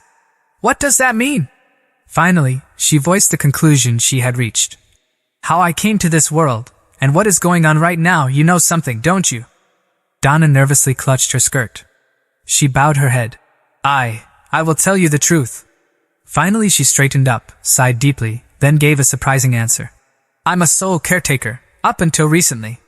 Camilla felt no surprise. So you're no longer a caretaker? Donna's face grew gloomy. I was forced out. I made a mistake. Then she hesitated, turning her face away. By mistake, I've inserted 2 souls incorrectly. Camilla asked in surprise. You've inserted souls incorrectly? Her eyebrows shot up. You're putting in someone's soul into someone else's body? Donna clapped in admiration. You are quick. Then she explained. Just like how each person has clothes that fits them, souls too are most comfortable in certain bodies. If souls go into a body they aren't matched with, things start to misalign. Donna suddenly paused, cautiously observing Camilla. Mainly, people around them start ignoring them. Camilla was startled. Ignore? Donna continued. And they can't even receive affection from their families. Everyone will start feeling abrasive around them, Camilla said with a trembling voice. Ignoring and feeling uncomfortable. Then she stood up and slammed the table. Camilla sneered, her eyes sharp. So you're saying, that soul that's misaligned with their body is me, isn't it? Donna clapped her hands again. That is correct. You see, from the beginning, Lady Camilla and Miss Sia Lee's souls were switched by accident. Not only do you have amazing ability to understand quickly, but your intelligence for judging the current situation is... Camilla said coldly. Shut up. She thought to herself. All this was due to souls being switched? Fragments of old memories resurfaced. There's no way you are my daughter. When I look at you, you make me sick. Die. And then there was the last image of Camilla she could recall. Take her away. Father. Donna flinched, taking a cautious step back. Seeing Camilla's current expression, Donna's tone grew even more wary. Why the slipper?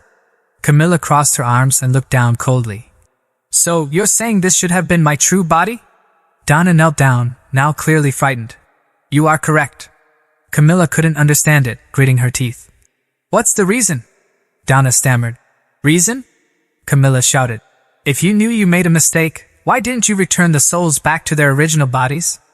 So why didn't you not return them? Donna sighed, explaining. Taking out a soul that's already settled in a body is not that easy, especially when the souls are in 2 different universes. And breaking the laws of that universe can also interrupt the flow of that world. So it needs one requirement. For the 2 of you to feel each other's presence. I'm sure you have been watching over this place for a long time. Camilla froze. To feel each other's presence? So that means that child has been watching me as well? Donna nodded. That is correct. Lady Camilla too has been watching over Miss Sia Lee over and over again. Camilla asked doubtfully. So you're telling me that I truly belong here, and that I can't go back to the other universe? Donna slowly stood up and replied. That is correct. Camilla let out a bitter laugh, a mix of frustration and absurdity washing over her. So if I die now, that's it? Donna smiled. Bingo! You really are quick to understand. A sudden thought struck her. Wait, now that I think about it, does that mean I've died many times in my world? Donna nodded. Yes, Miss Sia Lee was also killed many times. In the hands of your father. Camilla broke out in a cold sweat. He only threatened me a few times for money, but he never came back afterwards. I guess in the end, I die in that man's hand? She tensed up. Wait, then Camilla over at my... I mean, Sia Lee might also die again back there, right? Donna shook her head slightly, as if to reassure her. Miss Sia Lee also knows this truth. Lady Camilla is working hard to live in that world, and she is also working hard to eliminate the danger factors in her life. Camilla smirked bitterly. True, unless she is an idiot, she is probably prepared. Donna explained. The reason why I've sent you all back to your past over and over is because I was waiting for the chance for you two to feel each other's presence. Camilla was lost in thought.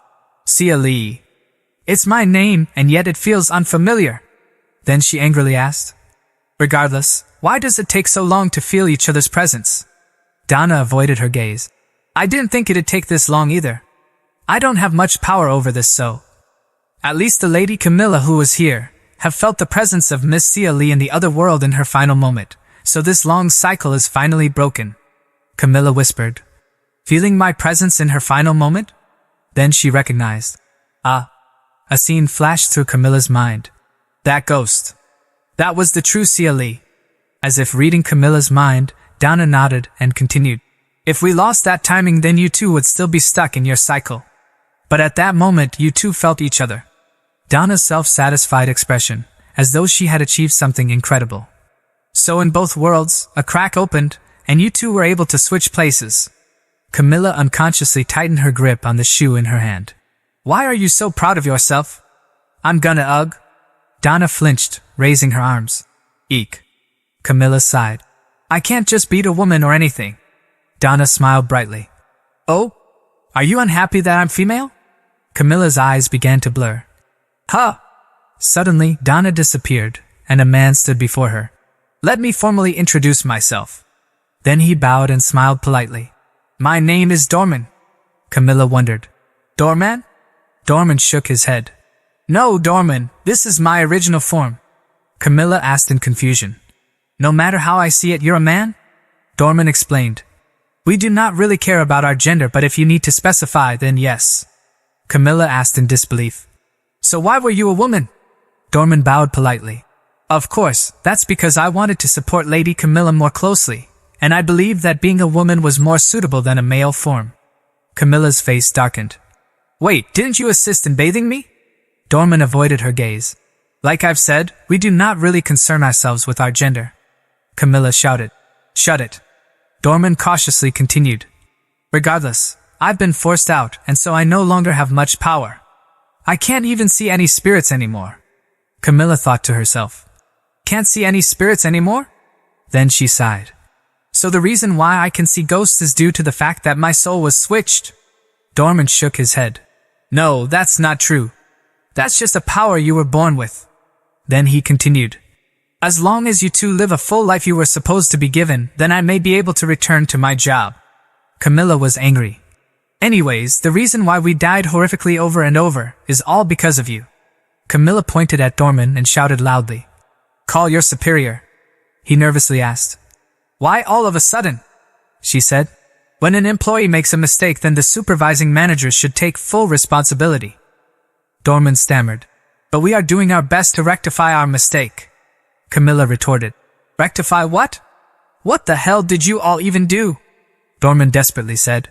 Each time you die, sending your soul back to your past is not something anyone can do.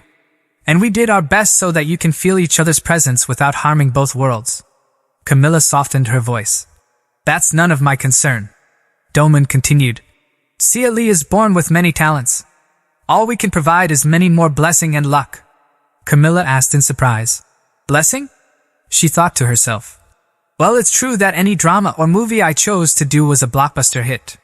Is that all blessing and luck they gave me? Then she asked. What about Camilla? The me of here, what did she get? Dorman stammered. That. He smiled shyly. Oh, how embarrassing. Then he grinned and pointed to himself. She received me.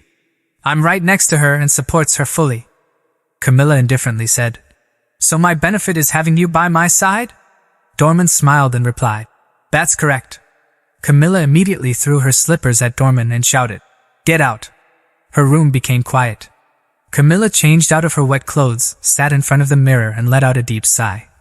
Phew, she thought to herself. So that means that Donna has been observing me? Great, so should I be thankful that Donna's been stuck by my side to serve me?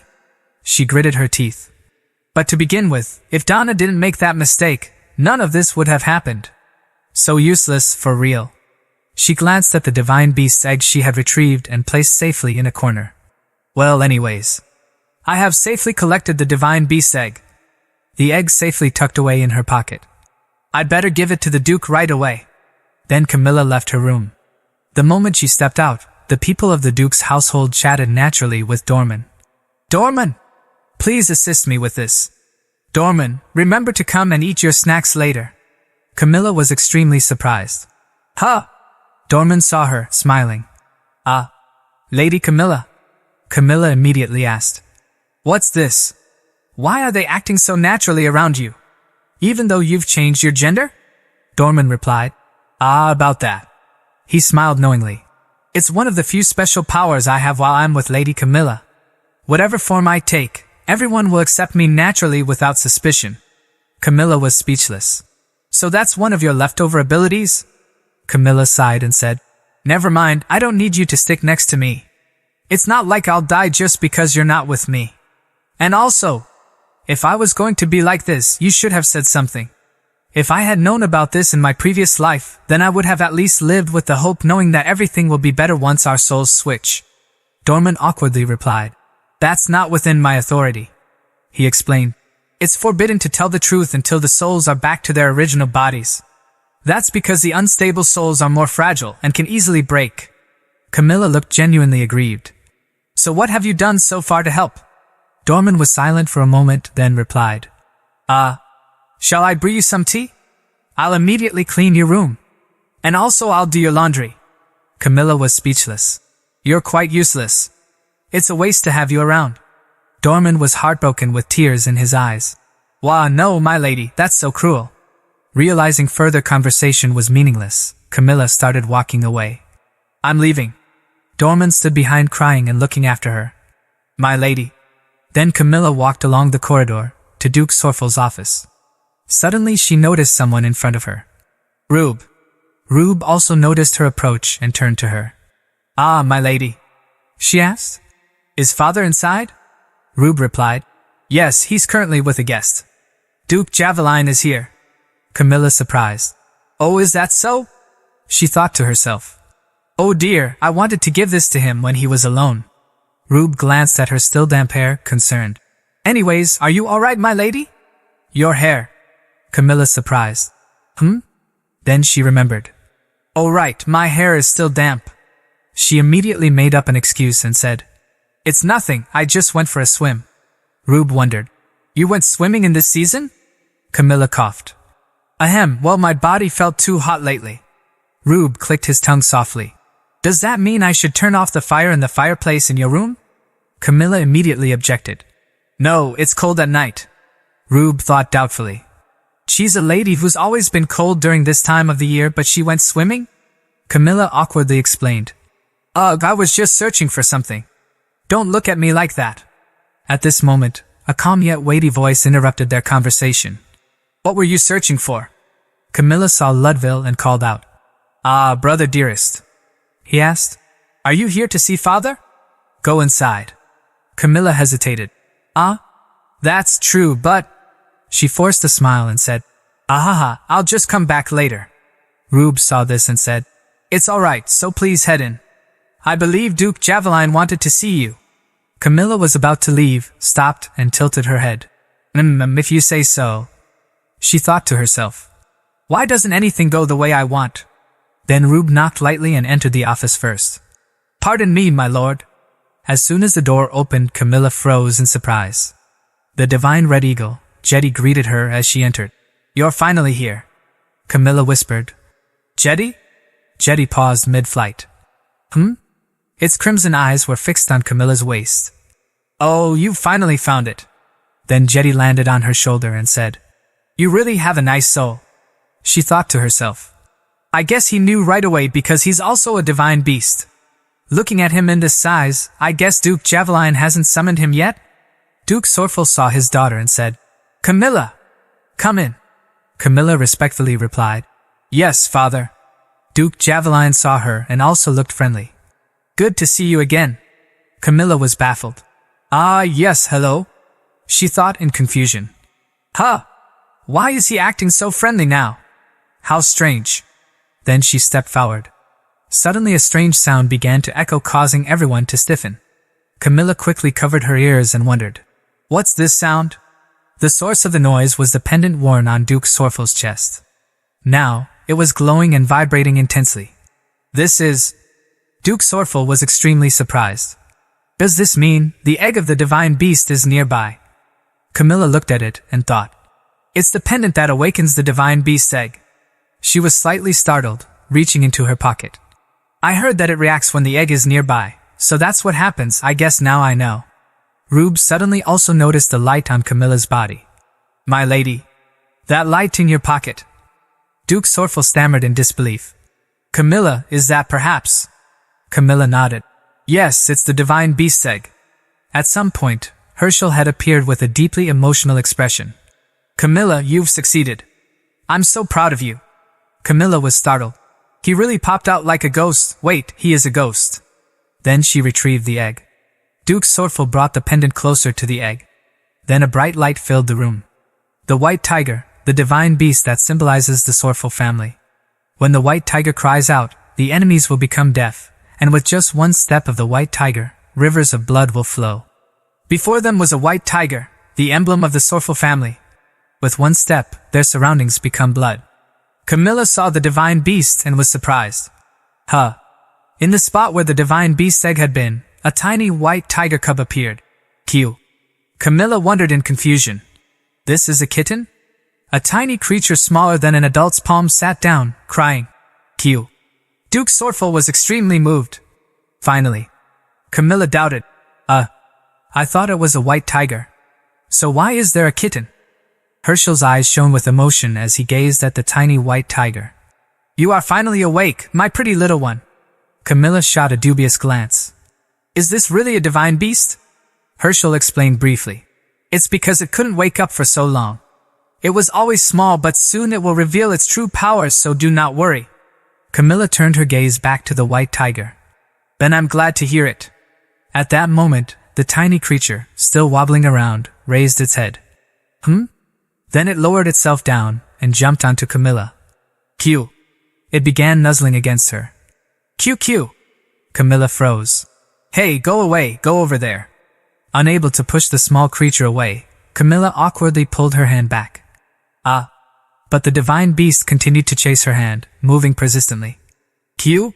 Camilla quickly scooped it up and hastily placed it back in front of Duke Sorful. Ha ha! Jetty observed the scene with amusement. I'm sure he must like you as well. Camilla thought to herself. It's not that simple. Camilla tried to ignore the divine beast's gaze. Divine beasts are beings that represent the head of the family. So why are you following me? Her face stiff with unease. Huh! But father's expression. Camilla turned to Duke Sorful, surprised. He looks happy? Herschel nodded repeatedly as if he fully understood Duke Sorful's feelings. Of course he is happy.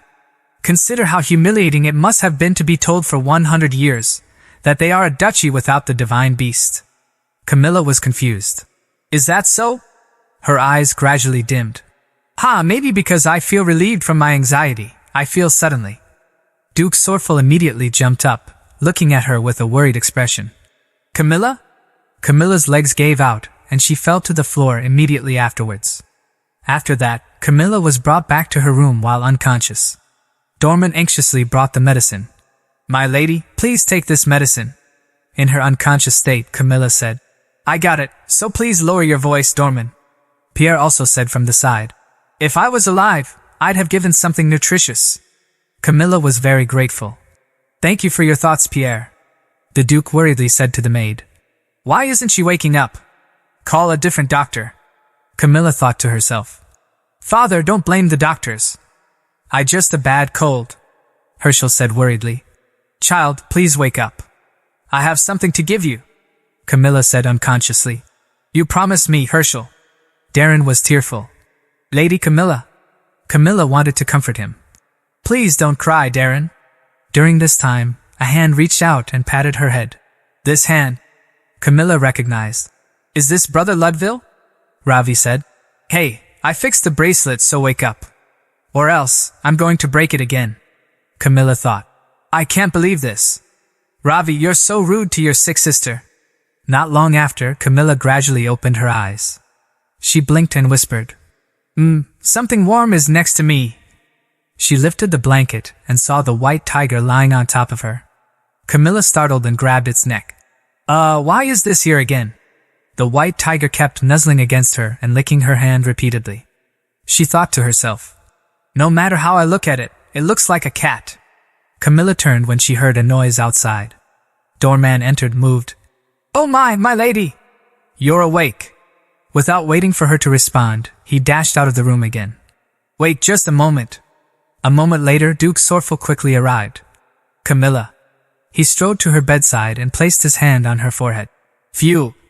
I'm glad your fever is down. Duke Sorful gazed at her in silence. Although I have a lot to ask. Her face looked so slim from just few days. Then he turned to leave and said, First, get some rest. Camilla hurriedly called after him. Ah, father. She stammered, pointing at the tiny white tiger. This child. Duke Sorpal noticed her gaze and chuckled softly. It seems like he doesn't want to leave your side. Camilla was stunned. Pardon? He explained. When we took him outside, he kept crying. And soon, we found him right back here. Then he patted its head. Even so, he must realize I'm the head of the family since he doesn't deny me. He smiled and turned away. Now then, get some sleep. Dorman approached with the medicine. My lady, also, please take this medicine.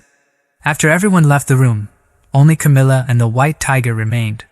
Her mind was now very confused. I don't like animals. I don't know what to do. Camilla tried to think. The tiger blinked up at her with wide eyes. Q? Then she gave up. Oh, I don't know anymore. I'm going back to sleep. Soon, Camilla and the white tiger drifted into a deep sleep once more. The next morning, Duke Sorful and her two brothers stood coldly in front of her. The Duke questioned, You jumped into a lake in order to find the divine beast's egg. Then he exploded with anger, slammed the table, and shouted, You fool, how could you jump in there? Camilla responded with a trembling voice. But I saw it in a dream. The Duke interrupted her loudly. Camilla. She thought dejectedly. It's been a while since I've been scolded. Then Camilla bowed her head.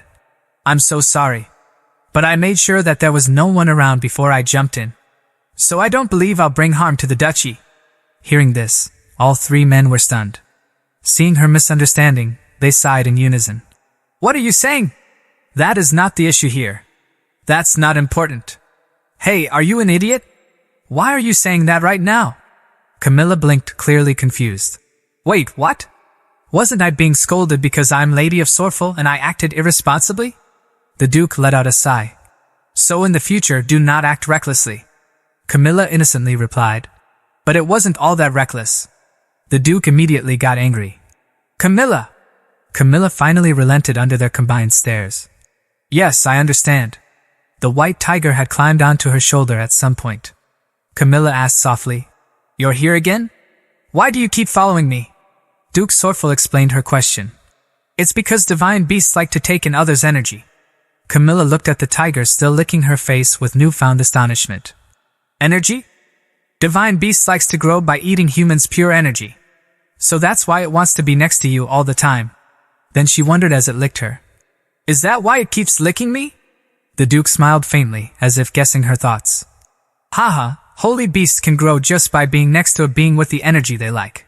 So there's no need for it to lick you. Upon hearing this, Camilla picked up the white tiger and said, What, is that how it is? I see, then stop licking me. She asked worriedly. Is it alright if he is next to me all the time? The Duke nodded and replied, Just because one is a head of the family, doesn't mean that they can receive the divine beast.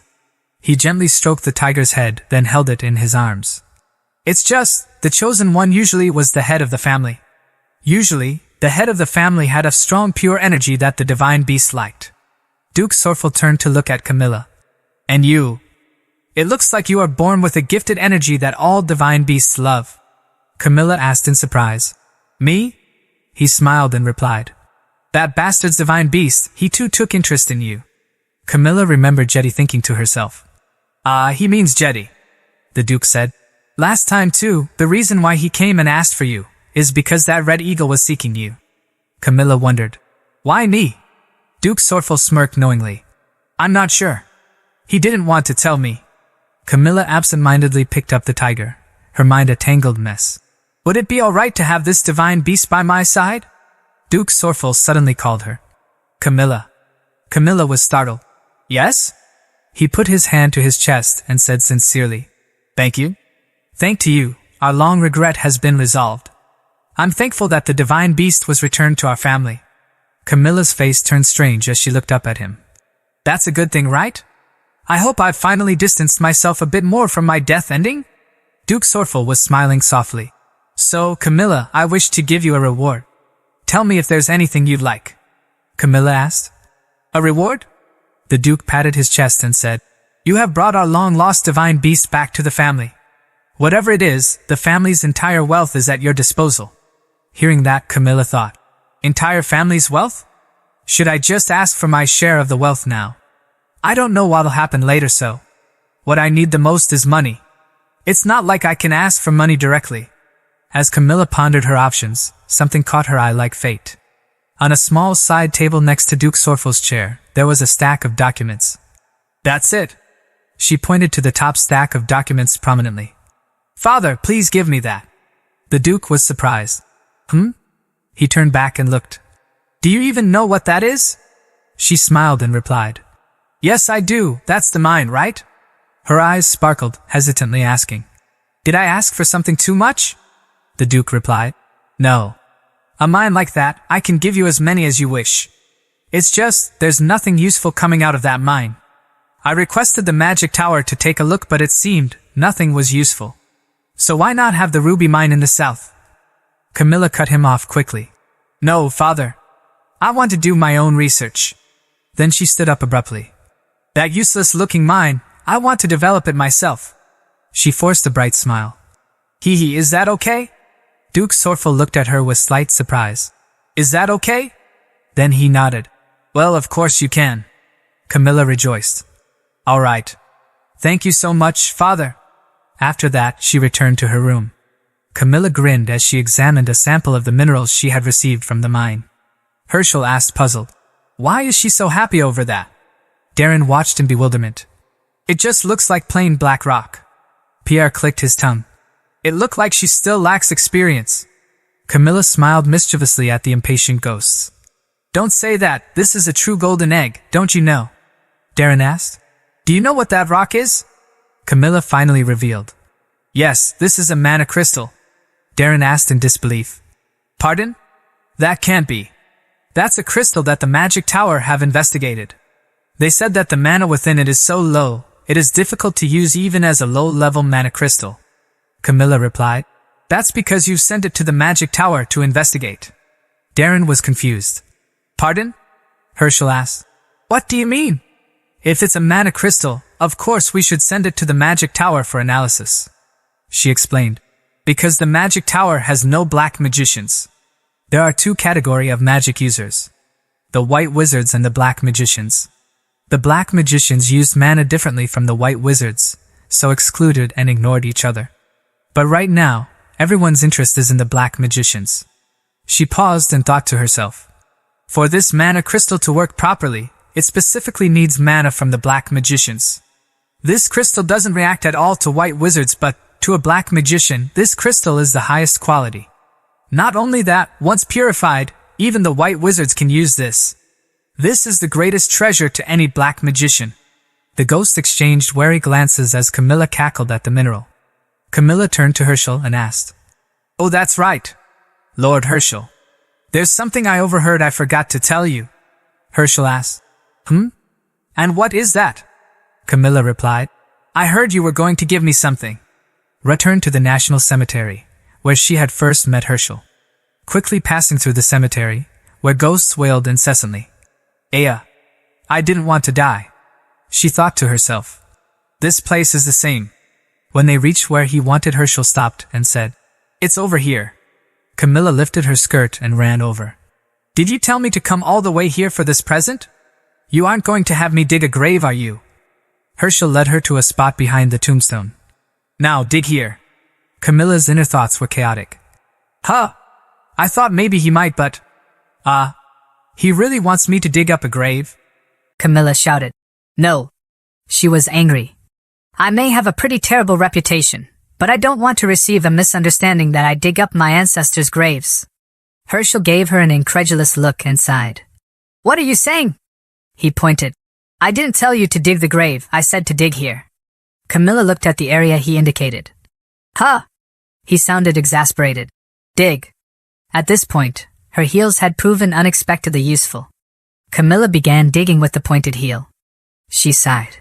"If only he told me what he's going to do, I would have brought proper tools. Heels sure are useful for a variety of things, ugh." Suddenly she unearthed something unusual. "Huh!" She held it in her hand. "A seed?" Herschel smiled and said, "That's a medicine. It's a powerful antidote." Camilla tilted her head slightly and asked him, "Medicine? This? Why is this here?" Herschel replied, "I'm sure you know how I have passed away." Camilla hesitated and said, You died due to being poisoned." "In the palace." Herschel sighed. "You sure don't mince words in front of the victim." Then he continued, "The poison that killed me was very powerful. The energy from my body tried to fight against the poison, a bit too late. And it continued to fight my poison even after my body has died. Even after my body has rotted away. So that is the product." Camilla stared at the seed with suspicion. Then she immediately dropped the seed into the ground. Herschel exclaimed, "You! That's a precious seed, how could you?" Camilla reluctantly said, "So please tell me more clearly what this is." Herschel put his hand on his chest and said, "This is the product after my energy purified everything." Camilla was speechless, thinking, "That makes it worse." Then Herschel clenched his fist and smiled, saying, "It should have the ability to purify most poison. If you have it now, you won't have to worry about poison for the rest of your life." Camilla responded with a mix of disbelief and unease. "I see." She sat down and picked up the seed. Although Camilla died many deaths, she never died from being poisoned. She clutched the seed in her hand, silently calculating, "Will there ever be a chance when I need to use this?" Then Camilla's eyes sparkled, looking at him. "Is there anything else? Like a hidden treasure that only Lord Herschel knows?" Herschel laughed. "Haha, there's no such thing." Camilla grew visibly dejected. "No way." Herschel silently observed her for a moment and gave a slight smile. Then he called, "My child." Camilla crossed her arms and looked at him with suspicion. "What is it? What are you going to make me do now?" Herschel said nothing and gently patted her head. Then he smiled brightly. "Thank you." Camilla flinched when she realized he was simply patting her head. "This is…"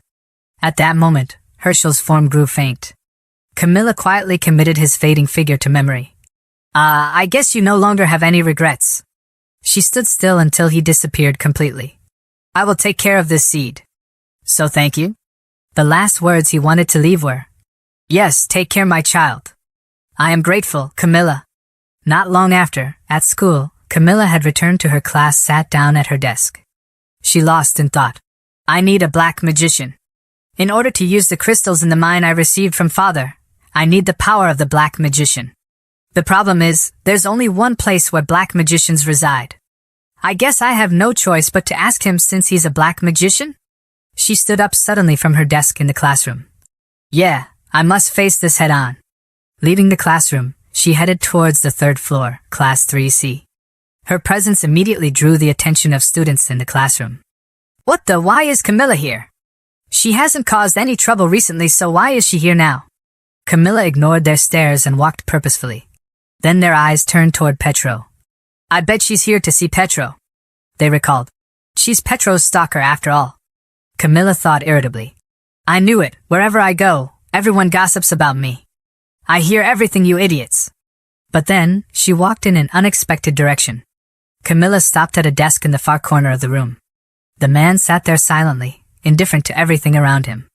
Camilla looked down at him thoughtfully. Then she smiled brightly. She spoke in a soft, suggestive voice. "Excuse me, there's an item I'd like to see. Do you have the time?" Arshian slowly raised his head. Black eyes, cold and piercing, met Camilla's gaze. Black magicians are one community in one place, and they reside in the dukedom of Sepra. But he didn't react at all. "So in order for me to sell the crystals from that mine, then I must receive help from the Sepra family." Arshian simply stared at her in silence, lips firmly closed. Since Arshian is quite well known for being violent, I really didn't want to get involved with him, but I must make money, she quietly observed, worried. "Besides, he won't actually kill a duke's daughter, right? Although it's only in name. And I do have the bracelet Ravi gave me." He suddenly stood up, startling Camilla. Then he yawned and walked past her. Camilla turned around in surprise. "Huh? He's just going to ignore me?" She snapped out of her daze and quickly followed after Arshian.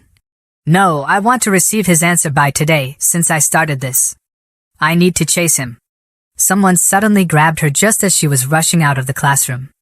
The gentle hand that took her arm belonged to Petro. "Lady Camilla, is something the matter?" he asked worriedly. "Do you have a matter you need to see with Arshian?"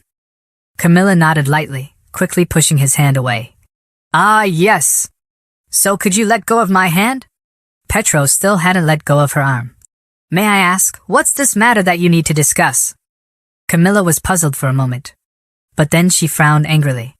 Seeing her gaze, Petro slowly release it, she immediately turned away. "No. Is there anything else?" he suggested. "I don't know what's going on, but I can give the message to Arshian." Camilla unexpected response. "Why? Why should Lord Petro give the message?" Petro looked briefly flustered. I know this isn't something nice to say about one's classmate, but if it's regarding Arshian, Lady Camilla could be in danger." Camilla sighed. "Ah, I see. Thank you for your concern." Petro continued. "Then I shall." But without waiting, Camilla turned on her heel and left the classroom, jogging in the direction Arshian had gone. "Then goodbye." Petro looked at her back puzzledly. He sneered, gently stroked his hair, vaguely remembering. "Ha! I have a feeling she did the same thing last time." Camilla hurriedly searched for Arshian in the hallway. "Where is he?" Not seeing his figure, she continued searching on the stairs. "Where is he?" Camilla held her head, her face puzzled. "It was just a moment ago, so where did he run off to?" Suddenly, a voice rang out. "You're looking for Arshian, aren't you?" A ghost smiled and suggested. "I know where he is, should I tell you?" Camilla immediately turned back happily. "Really? Thank you so much." Camilla suddenly froze when she realized she had accidentally responded to the ghost. The female ghost laughed and introduced. "I knew, so you can see me. This ghost's name is Amy, a ghost at Fable Academy." Camilla's face darkened, she thought to herself. "This ghost is that one who always sat behind me. I thought it could only haunt one location, but I guess not." Amy laughed. "I felt like our eyes met once in a while. I wondered, but it does look like you can see me." Camilla pretended not to see her. I wonder where I can find him." Amy saw that and teased. "There's no point now pretending you can't see me." Camilla sighed, unable to ignore. "Ha!" Then she finally turned to face the ghost girl directly. "So what is it? What do you want to tell me?" Amy immediately introduced herself. "My name is Amy," Camilla replied. "Okay, nice to meet you." Amy raised her hand and said, "I really do know where Arshian is. Are you sure you don't want to know?" Camilla immediately turned to leave. "I don't want to get involved with you." Amy floated behind and asked, "Why? Because I'm a ghost." But Camilla ignored her. "That's right. I'll find Arshian on my own." Amy continued to follow behind. "But I'm so happy there's someone I can talk to." Camilla put her hand to her chin, thinking, "Arshian is a type who doesn't like crowded place. Where could he be?" Then she headed toward the Spirit Lake, one of the most secluded places in the academy. She walked around looking for Arshian. Amy stood behind with a faint smile. "After searching everywhere, you came to the Spirit Lake." Camilla glanced at the student ghost. "Why? Why are you still following me?" "I said I don't want to get involved with you." Then she waved her hand. "If you're a ghost, go play with your fellow ghosts." Amy refused. "But all the ghosts here are no fun." Camilla wondered. "So what do you want me to do?" Amy replied sadly. "Let's chat a little, I'm so bored." Camilla frowned angrily. "Do I look that idle to you?" Finally, she calmly asked. So you said you know where Arshian is, right? Where is he now? Amy pointed behind Camilla. Over there. Camilla followed Amy's pointing finger, and her gaze froze. What? Not far from where she was standing, Arshian was staring straight at her. Since when? As if reading her thoughts, Amy whispered softly. From the beginning. Camilla thought irritably. From the beginning. Then that means he heard me talk to this ghost. Camilla clenched her fists nervously. Then she quickly composed herself, trying to appear as natural as possible. You see, I enjoy talking to myself.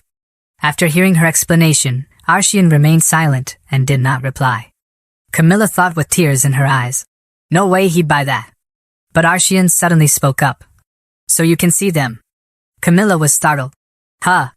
Arshian's voice was soft and thoughtful. You can see them too. His gaze shifted briefly toward Amy's position. Those things. Hearing his words, Camilla was stunned while Amy trembled in fear and hid behind her. Camilla immediately wrapped her arms around Amy. Hey, wait. What are you doing? You're scaring her. Are you threatening a ghost just to test this? Arshian was confused. What? Camilla worriedly turned to Amy. Are you alright? Amy was genuinely trembling. I'm not alright. I thought I was gonna die. Camilla let out a short breath. But you are already dead. Amy cried louder. I thought I was going to be exterminated. Arshian stood there, not understanding what the two were saying. Amy glanced at Arshian with a worried look. I already know that he and I are natural enemies. Camilla was confused. Natural enemies. Camilla's gaze shifted back to Arshian. You can exterminate a ghost. Arshian also raised his head, asking her. And you talk to those things. The two of them stared at each other in silence for a moment. Arshian turned away. Why would I do something annoying like that? Camilla frowned. Whoa, and what was that threatening glare earlier? Can't you see how scared she was? Arshian suddenly froze. Then he turned back and asked. You can even see their faces. Camilla crossed her arms with looking puzzled. What? Of course I can see them, why can't I? Arshian let out a sigh. For me. I only see dark mist. Camilla was stunned by his words. She thought to herself. So for Arshian, he can't quite see the ghost. Camilla snapped at him. Hey, then you should definitely not do that. You don't even know what kind of ghost it is, so why do that? Amy behind her agreed. That's right. Camilla thought to herself. I can't believe it came a day when I took the side of a ghost. But they have a cute side to them too. Her mind wandered briefly to Darren, Pierre, and Herschel, all ghosts who had been kind to her in their own ways. My lady. Camilla, child. Camilla's rant was interrupted by Arshian's icy black gaze. Oops. She realized she had gone too far. This guy has terrible personality, so why did I yell at him? Should I take back my words? Arshian's voice was quieter now. Then, can you see this? Camilla didn't understand what he meant. Huh. His gaze to a spot right next to him. The one next to me. Camilla's eyes widened as she followed his gaze. Her eyes met the figure hiding behind Arshian. She wondered, who is that child? Then Camilla spoke up. The one next to you. You mean the thin young boy who looks to be 7 years old? Arshian was shocked. What? His hands clenched so tightly that they trembled. Huh, why is he so surprised? His expression had briefly crumbled before he left as if fleeing. Camilla immediately called after him. Huh? Hey, where are you going? Ignored, Camilla got angry. What? Why did he leave without saying anything? I just found him. He came suddenly and then left. After that, Camilla had returned to her room. She sat on the bed, unable to shake the question from her mind. Ha! Camilla sighed, her thoughts drifting back to the boy's gaunt face. Exactly how did that child die for him to be so bony thin? This is why I hate children. I get worried over the smallest thing. Suddenly the white tiger appeared and chirped softly. Q. Camilla was surprised. Ah, King, you're here. Camilla gently stroked King's back. Earlier, as per my father's order, I gave a name to the divine beast. I want him to grow big and great among the divine beasts, so I named him King. Then she sighed. Ravi teased me that I have terrible sense of naming things, but it's better than a brand of chocolate, right? Camilla scratched King's head gently, earning a happy purr in response. Q. Camilla nodded. Yes, yes. You like the name too, don't you? She sighed. Her thoughts returned to Arshian. Anyways, I guess I can't go look for Arshian again. If I tried to go further, I feel like something big might happen. Why are all black mages have to be in that family? Because Sepra family uses their divine beast to control the darkness. Not even the Imperial family is allowed to get involved. And that's why I approached Arshian. Forget getting answers, I didn't even get to show him the crystal. But what does it mean to control the darkness? I've relived this life many times. There was no contact with Sepra family or Arshian. But I heard many rumors. Sepra family's divine beast was a dark wolf with exorbitant. And that anywhere that power touched, there was only death. Camilla glanced down at King, who was currently licking her hand. Camilla let out a short sigh, stroke him. Did I name you incorrectly? You're so tiny. Then she picked him up. King, if you get into a right, you must run, got it. King tilted his head, blinking his big eyes. Q. She continued. Not dying is also a victory, remember, okay. The next day, at the Fabler Academy, Camilla's hair was slicked back neatly into a ponytail, and she wore glasses. Amy flew over and asked, Whoa, looks cool, are you going to study? Camilla didn't answer Amy, thinking to herself. Before, she'd just stay in one place, but now she initiates conversation. To think that the only person to start a conversation with me is a ghost, it feels complicated. Camilla sighed, opened her book to prepare for the upcoming test. Let's just ignore her. Since I've come this far, I'm going to use my favor points I earned from finding the divine beast and go even further by getting great test results. Amy wouldn't leave her alone. She kept rocking back and forth. I'll play with me. Camilla, I'm so bored. Just then, the classroom door opened, and everyone's attention shifted forward. A murmur echoed through the room as Arshian entered. Why is he here? Shut up, he'll hear you. Arshian silently walked straight towards Camilla, surprising her. What's this? Just as she had done the previous day, Arshian placed his hand lightly on her desk. Huh? Why is Arshian here? Arshian finally spoke up. Hey you? Let's talk. Camilla was stunned. What? She swallowed, looked up at him. What are you going to offer? Arshian's brows twitched, clearly not expecting such a response. What? Camilla maintained her nonchalant expression, crossed her arms. If you are requesting from my time, then you should have brought something in return. Arshian muttered. Anything. Then he replied calmly. I'll do anything you wish for. Camilla thought suspiciously. I pretended to be strong, but exactly what happened for him to say that? Something feels off. A while later, the two arrived at Spirit Lake. Camilla just looked at him in puzzlement. Arshian immediately posed his question. You can talk to them too, right? Camilla nodded and replied. If you mean, can I talk to dead people, then yes, I can. He turned his head slightly. Then ask who he is. The same young boy from before was still hiding behind Arshian. Camilla clicked her tongue and thought. TSK. He really looks too thin. She smiled and crouched down to meet his eye level. Looking for a way to break the ice, she rummaged through her pocket and found something. Then took out a candy and said, Hello? She smiled, trying to appear friendly. Would you like one? The boy stared intently at the candy. What is that? Can I eat it? Camilla replied.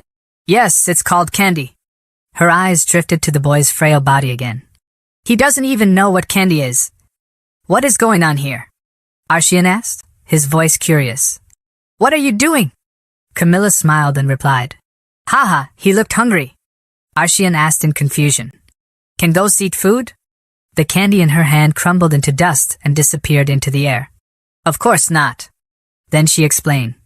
They don't eat it, rather, they consume the energy that's held in the item. It is better than nothing after all. Unlike Arshian, who seemed startled, Camilla remained calm. Is it good? Do you want more? The boy nodded enthusiastically. Yes. Seeing his smile, Camilla finally asked the question she had been holding back. So what's your name? The child was silent for a moment, and then replied. Seal. Camilla repeated. Ah, your name is Seal. Arshian heard clearly and asked in surprise. Did you say Seal? Amidst the sunny and windy sky, his warm voice repeated. Seal. After a moment, Arshian dropped to one knee. Then he stared at the boy calling. Seal. The child was stunned with surprise. At this moment, Seal's tears welled up, calling, "Brother." At the scene of brothers reuniting, no one said anything to anyone. Camilla watched them in stunned silence. "Brother. Did you say brother?" Now, back in the past, in the dark basement. Seal gave Arshian a piece of bread. "Brother, eat this." Arshian refused. "No, you go ahead." Seal shook his head. I'm not hungry." Arshian looked at the small hand offering him a piece of bread. "I'm also not hungry." Seal sadly held the piece of bread in his hand. Then he came up with an idea and smiled. "Then, why don't we share?" Arshian coldly turned away. "Just eat it," Seal said with tears in his eyes. "Brother." "I'm sorry, brother." Arshian looked at the little boy and thought to himself, "We were only given tiny piece of bread and a cup of water for food every day. I don't know how long Seal can hold on." Then he remembered what someone had said. "If you want to live, then kill. Only one of you will leave this prison. Only by doing so will you fully feel the darkness." So said the man who had ultimately cast his own children into death. Arshian coughed, thinking, "For that stupid power, I have to kill a family member." Seeing that, Seal looked up at Arshian with worried eyes. "Brother?" Arshian gently stroked Seal's head, reassuring him. "I'm fine." In his heart, Arshian was determined. "If I die, then I die. But I'm never going to let Seal die. Never." That night, there was a sound of panting in the basement. At this time, Seal was holding his chest and panting. Arshian got up quickly, worried.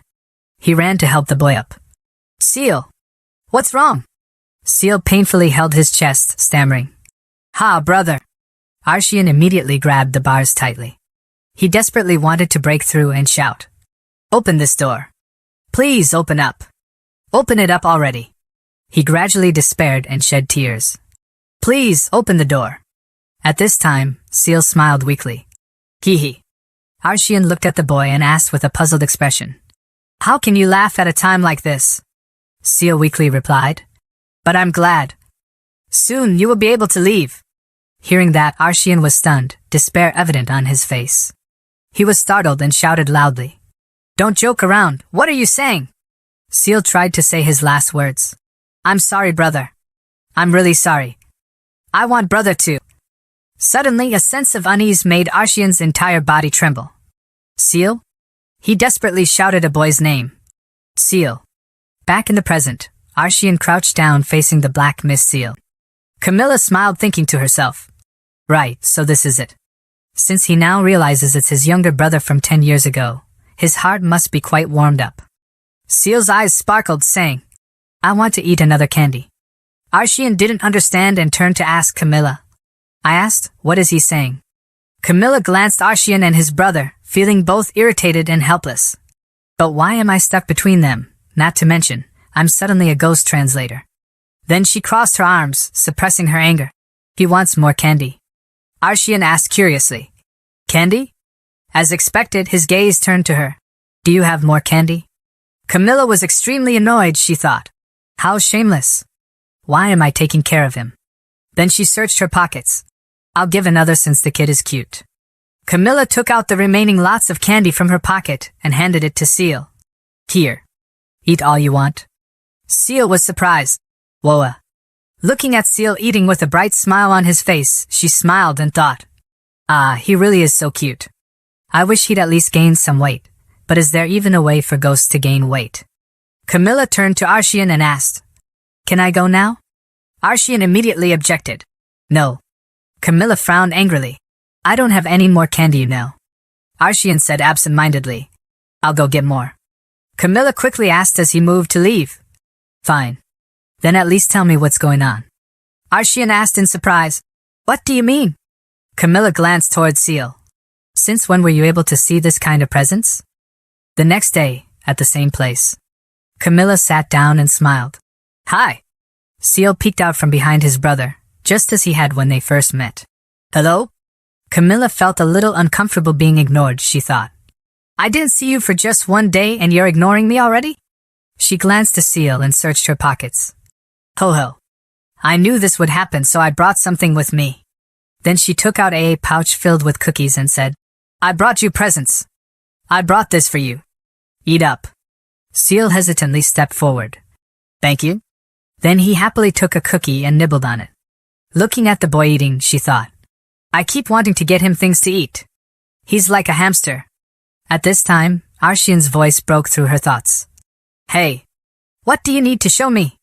Camilla suddenly remembered and reached into her pocket. Oh, that's right. Wait one moment. She pulled out the black mineral. Here. The moment Arshian saw it, his eyes lit up. It's a mana crystal. Camilla was surprised. Ooh, you know it right away? Arshian offered. Give it to me. The instant he touched the mineral, its color changed. The once pitch-black stone glowed before Camilla's surprised eyes. Oh, this is the power of Dark Mage. Arshian saw the mana stone over in his hands. To have this much mana. After examining the stone for a while, he finally spoke. Interesting. I think the elders are gonna go crazy and attack for it. Camilla smiled brightly. Really? That's the smallest size. I have even larger ones. Arshian's gaze lingered on her with a newfound sense of awe. What? What do you want from me? Camilla immediately seized the opportunity, lifting her chin proudly. I need the power of the dark mages. Then she jumped up happily.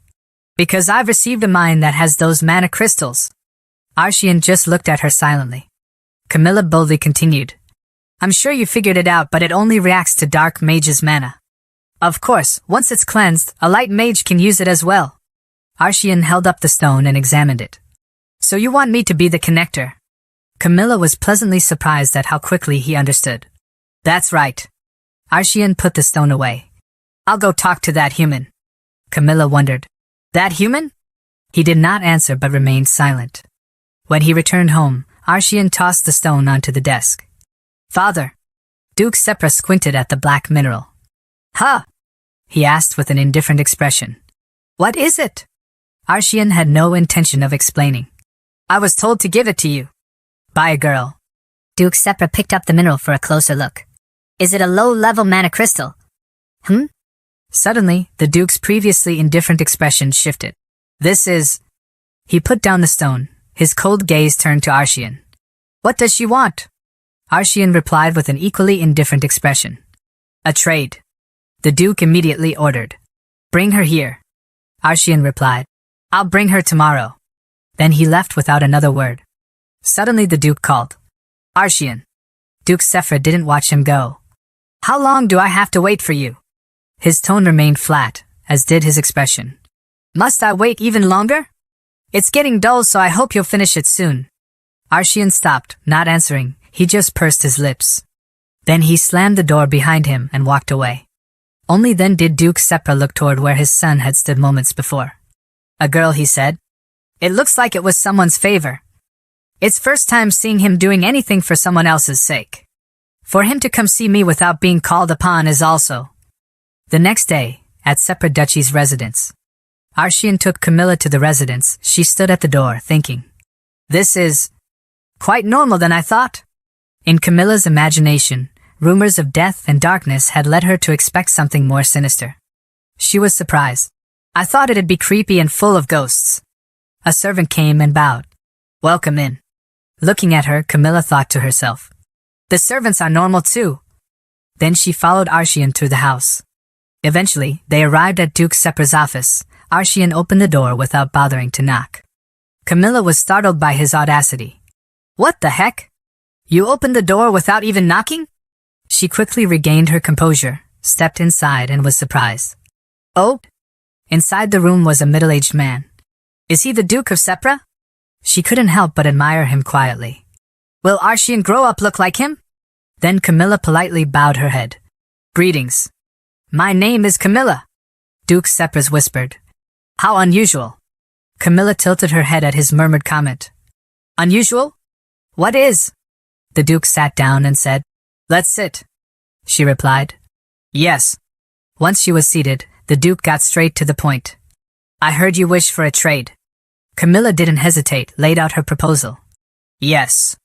I wish for a refinement and the sales. If you agree, then I'll give 10% of the sales profit. Duke Sepra put his hand to his chin, said blunt. I'm sure this is a useless crystal without the black magician. Do you think 10% profit is appropriate? But Camilla wasn't fazed. She kept smiling, her expression seemingly carefree. Ha ha. However, this is a crystal that black magician would be quite tempted by. She swallowed nervously and thought. So what? Do you not want it? Should I put it in the trash so you guys can't use it?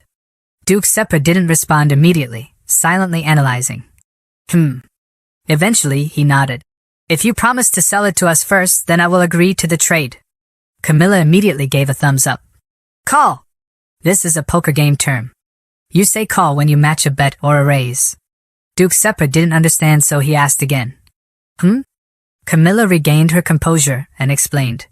Haha, oh no, I'm just saying I like it. Then she let out a quiet sigh of relief, her smile growing wider. Well then, once I create a contract, I'll return for another visit. Duke Sepra agreed. That will be fine. Suddenly he spoke up. By the way. Suddenly a tail appeared in the air, wagging slightly. A black wolf stood beside Camilla, sniffing her. Our house's young child seems to be quite interested in the young lady. Camilla tried to ignore the wolf and replied. Pardon? In her heart she froze, thinking, what's going on? I pretended not to see since the divine beast wasn't summoned completely. Has he realized that I can see the divine beast? Watching Dark Wolf take an interest in Camilla, Duke Sepra was surprised. I never thought there would be someone other than our family members who could see something like this. He quietly observed her. She showed precognitive abilities and even found the egg of the divine beast. No wonder she can see the unsummoned divine beasts. Camilla hesitantly said. Rather, sir. I'm not a meddlesome person, but I can't help but ask. She paused for a moment. Her gaze didn't leave him. Why? Duke Sepra asked curiously. What do you mean? The ghostly figure embracing his neck, its tear-filled eyes pleading silently, caught her attention. Why is that child hugging you so affectionately, Duke? Camilla was confused. Seal, why are you doing this? Why on earth? A few days ago, at Spirit Lake. Camilla put her hand to her chin, looked at Seal and thought. I've never been curious about ghost stories or anything like that. But I can't endure this, it's getting on my nerves. Then she called. Seal. The boy was nibbling on a cookie, looked up at her curiously. She asked softly, Can I ask you something? Seal nodded, inviting her to speak. Camilla hesitated for a moment before asking a question she had been curious about. You know, the scar on your back. Is that what your brother did? Hearing that, the boy froze, stopping mid-bite. Then he suddenly stood up and denied. That's not true. She had hoped her question might coax the boy into talking. Then who? Seal hesitated, clutching the necklace on his chest. The boy bowed his head and said sadly in a low voice. It's my father. He said it was all for becoming the master of the divine beast. Seal's next words made Camilla think in shock. Seal's story of the Sepra family was so shocking that I'm sure there's never been a family of bastards like this. Seal recounts his past, the words poured out uncontrollably. My brother was always beaten up by my father. One day, I had this scar, from covering up for my brother because I didn't want him to get hit. Camilla couldn't believe, thinking to herself. A person can only become the master of the divine beast through hatred, abhorrence, and resentment. Doesn't that mean that everyone who has ever ascended to the patriarch's position was raised that way? Seal lowered his head slightly, continuing. Lastly, we were locked up for 3 months. My brother was released only after I died. Camilla was speechless, lost in thought. They didn't get one out until the other was dead? The Sepra family is absolutely crazy. The more she listened, the more she understood why Seal appeared so pitiful. Oh gosh, I feel so bad for him. I should at least feed him lots of cookies. Camilla took out the cookies, feeding Seal as much as she could. Here, eat this. Seal saw the cookie, eyes wide. Wow, thank you so much. Back to the present, in Duke Sepra's office. Camilla felt uncomfortable. I don't get it. I thought Seal would strangle him because he hated his father. What on earth is that look? Seal threw his arms around his father's neck and cried silently, his expression full of sorrow. How can he cling so tightly to the father who drove him to his death? Hearing her question, Duke Sepra's cold demeanor cracked. Seal. Seal is crying? Camilla nodded lightly. That's correct. For a moment, Duke Sepra's cold gaze wavered. Then the vulnerability disappeared quickly, but his eyes remained fixed on the spot where Seal stood. Arshian frowned and looked at his father. Then he asked softly, That's it? You have nothing to say? Duke Sepra shook his head and replied, "There's none." Arshian angrily slammed his hand down on the desk. Then he stood up and shouted loudly, "Really nothing? The son you killed is right in front of you, and you really don't have anything to say?" Duke Sepra looked up and asked, "Should I have one?" Arshian laughed contemptuous as if he might strike him at any moment. "Ha!" Camilla quickly stood up and interjected, "Please calm down for a moment." Arshian ignored her. "You mind your own business." She glanced toward Duke Sepra again. "I also have no intention of getting in the middle of a family feud. But can't you see that? Seal is blocking him." Seal was holding his arms out wide, his tear-filled eyes pleading silently. His tiny voice repeated his apologies. "I'm sorry. I'm sorry, brother." Camilla relayed the boy's words. "Seal says he's sorry." Arshian gritted his teeth and glared. "What? Why is he sorry?" Seal choked out. I volunteered. I said I would go into the basement." Camilla froze mid-gesture, turning to ask, "Seal, what are you talking about?" Arshian immediately asked, "What's he saying?" Seal's next words plunged the room into silence. "It wasn't my father. I did it because I knew that I only had a few months to live. I overheard a conversation between my father and my doctor. Previous, Seal overheard the diagnosis. Half a year at most. If it's short, then in 3 or 4 months. I'm sorry." Seal tried to wipe away his tears and continued. "So I said I'll take the last test first. I wanted my brother to be the head of the family. I didn't want to make the time my brother had endured meaningless." As he heard these words, Arshian's face darkened further and further. Returning after Seal died, Duke Sepra had gone alone to the basement. "My death is not my father's fault. It was my first time seeing my father cry," Camilla relayed. "That was what he said." Duke Sepra let out a small sigh. "I was just tired of it. All of it. There is no other meaning." Then he stood up from his seat. "I understood then. Why did previous generations of patriarchs long for death so much?" Duke Sepra's gaze bore into Arshian. "The divine beast of this family is always found in the same place." His face darkened. "The patriarch's body. You have to dig through the patriarch's body to find the egg." He wearily put his hand on Arshian's shoulder. "The most useless thing in this family is emotions." Then he walked past Arshian. "Being beaten since you were young, and watching your younger brother die." Duke Sepra continued his indifferent words. "It's all about getting rid of useless emotions. All you need is your resentment, your anger, and your hatred that you will kill me. Kill me and take out the egg. That's what you need to do." Hearing those words, Arshian's eyes coldly followed his back. Camilla stood still, silently watching everything unfold. She let out an exasperated sigh. "What the hell is this? Should I even be listening to all this?" Then in her heart she cried, "Arg! Let me go home." Not long after, at the Duke Sorfel's residence, Camilla stood in front of Ravi's private lab, calling out, "Brother Ravi." Ravi frowned as someone peeked in through the door. "Huh? What is it?" Camilla looked at his tired appearance and asked, "What are you doing?" Ravi held up a book and glanced at her. "Can't you tell? More importantly, you never come here. What's wrong?" She coughed lightly, then stepped inside. Does a sister need a reason to see her dear brother?" He replied curtly. "Come again." Camilla looked at Ravi silently for a moment and then asked, "Ravi, tell me about our father?" Her sudden question confused him. Huh? Ravi rested his chin on his hand and asked back, "What do you mean? I think you're closer to him than I am nowadays." Camilla sat aside and said clearly, "Not him, I mean our birth father."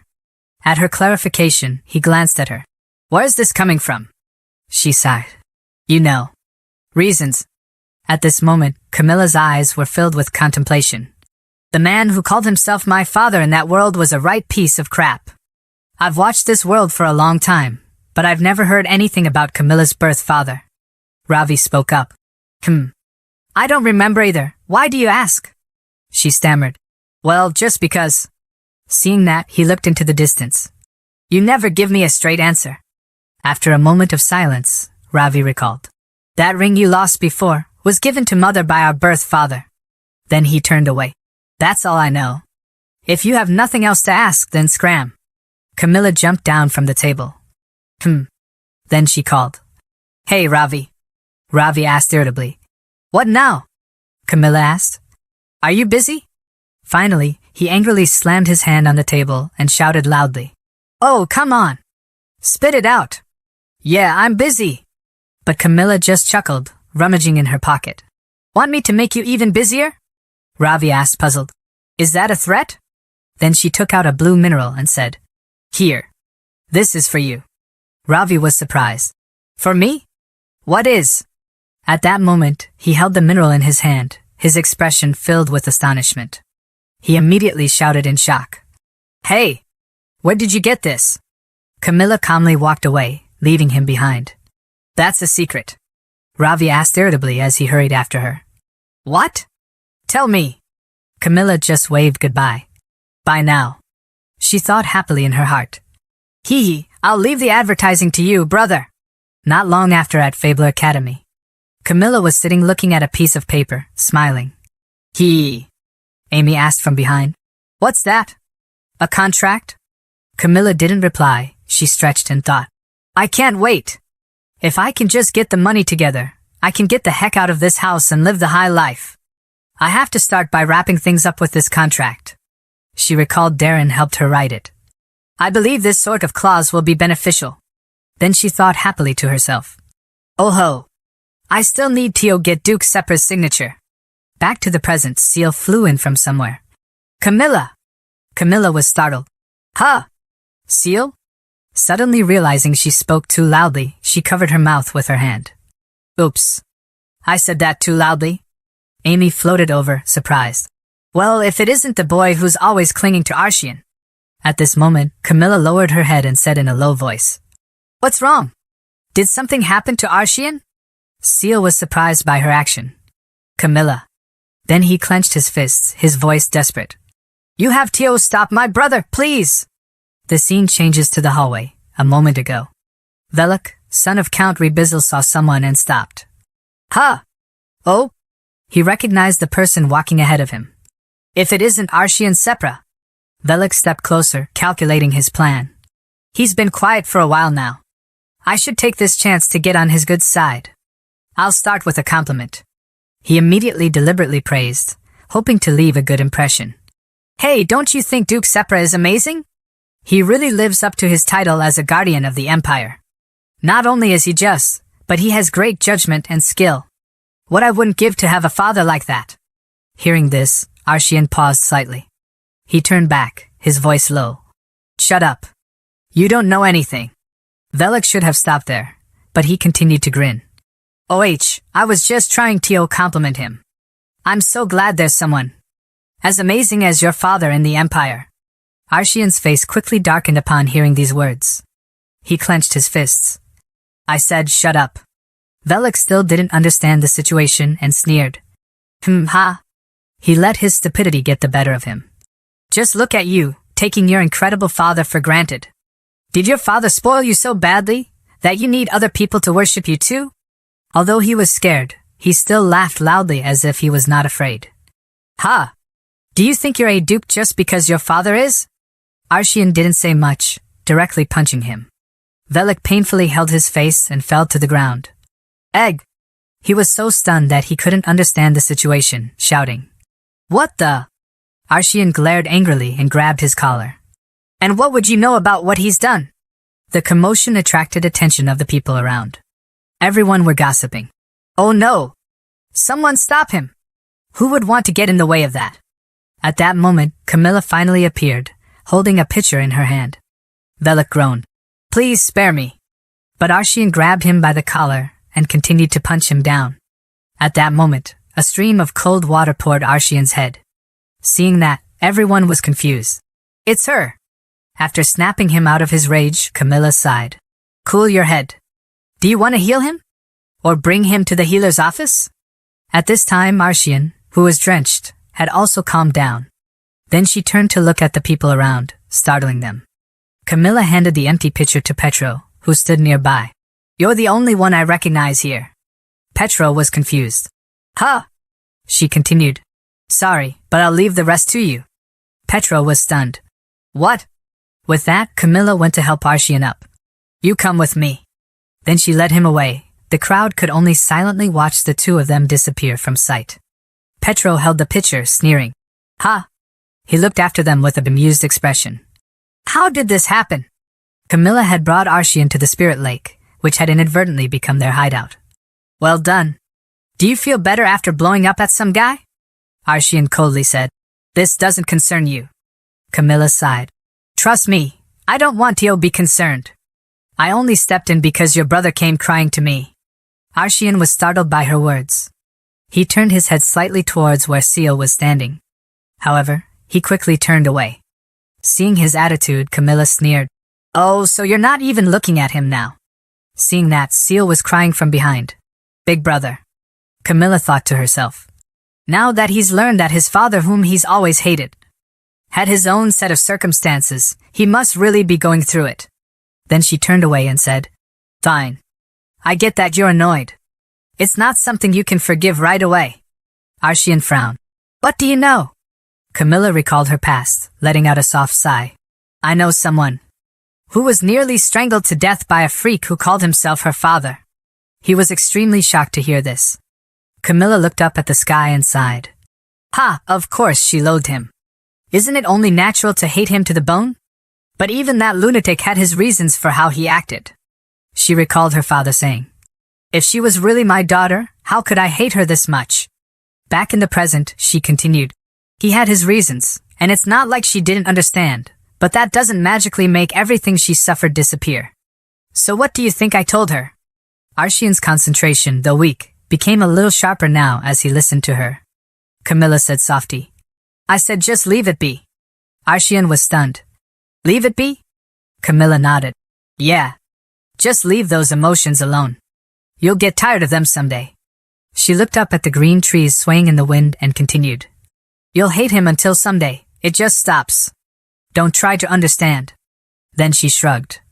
Well, or don't. Camilla thought of herself. Who would blame a victim for hating and resenting their lifelong oppressor? We're the ones who were wounded for life, after all. We shouldn't have to even think about this. It's really unfair. At that moment, she suddenly glanced at Arshian. His hands were covered in blood, his knuckles torn. Seeing this, Camilla clicked her tongue and searched for something in her pocket. When did you hurt your hand? Then she took his hand to look. She said softly, Quit making Seal cry. Then Camilla pulled out a handkerchief and wrapped it around Arshian's injured hand. He hates it when you get hurt. After finishing the bandage, she left. See you around.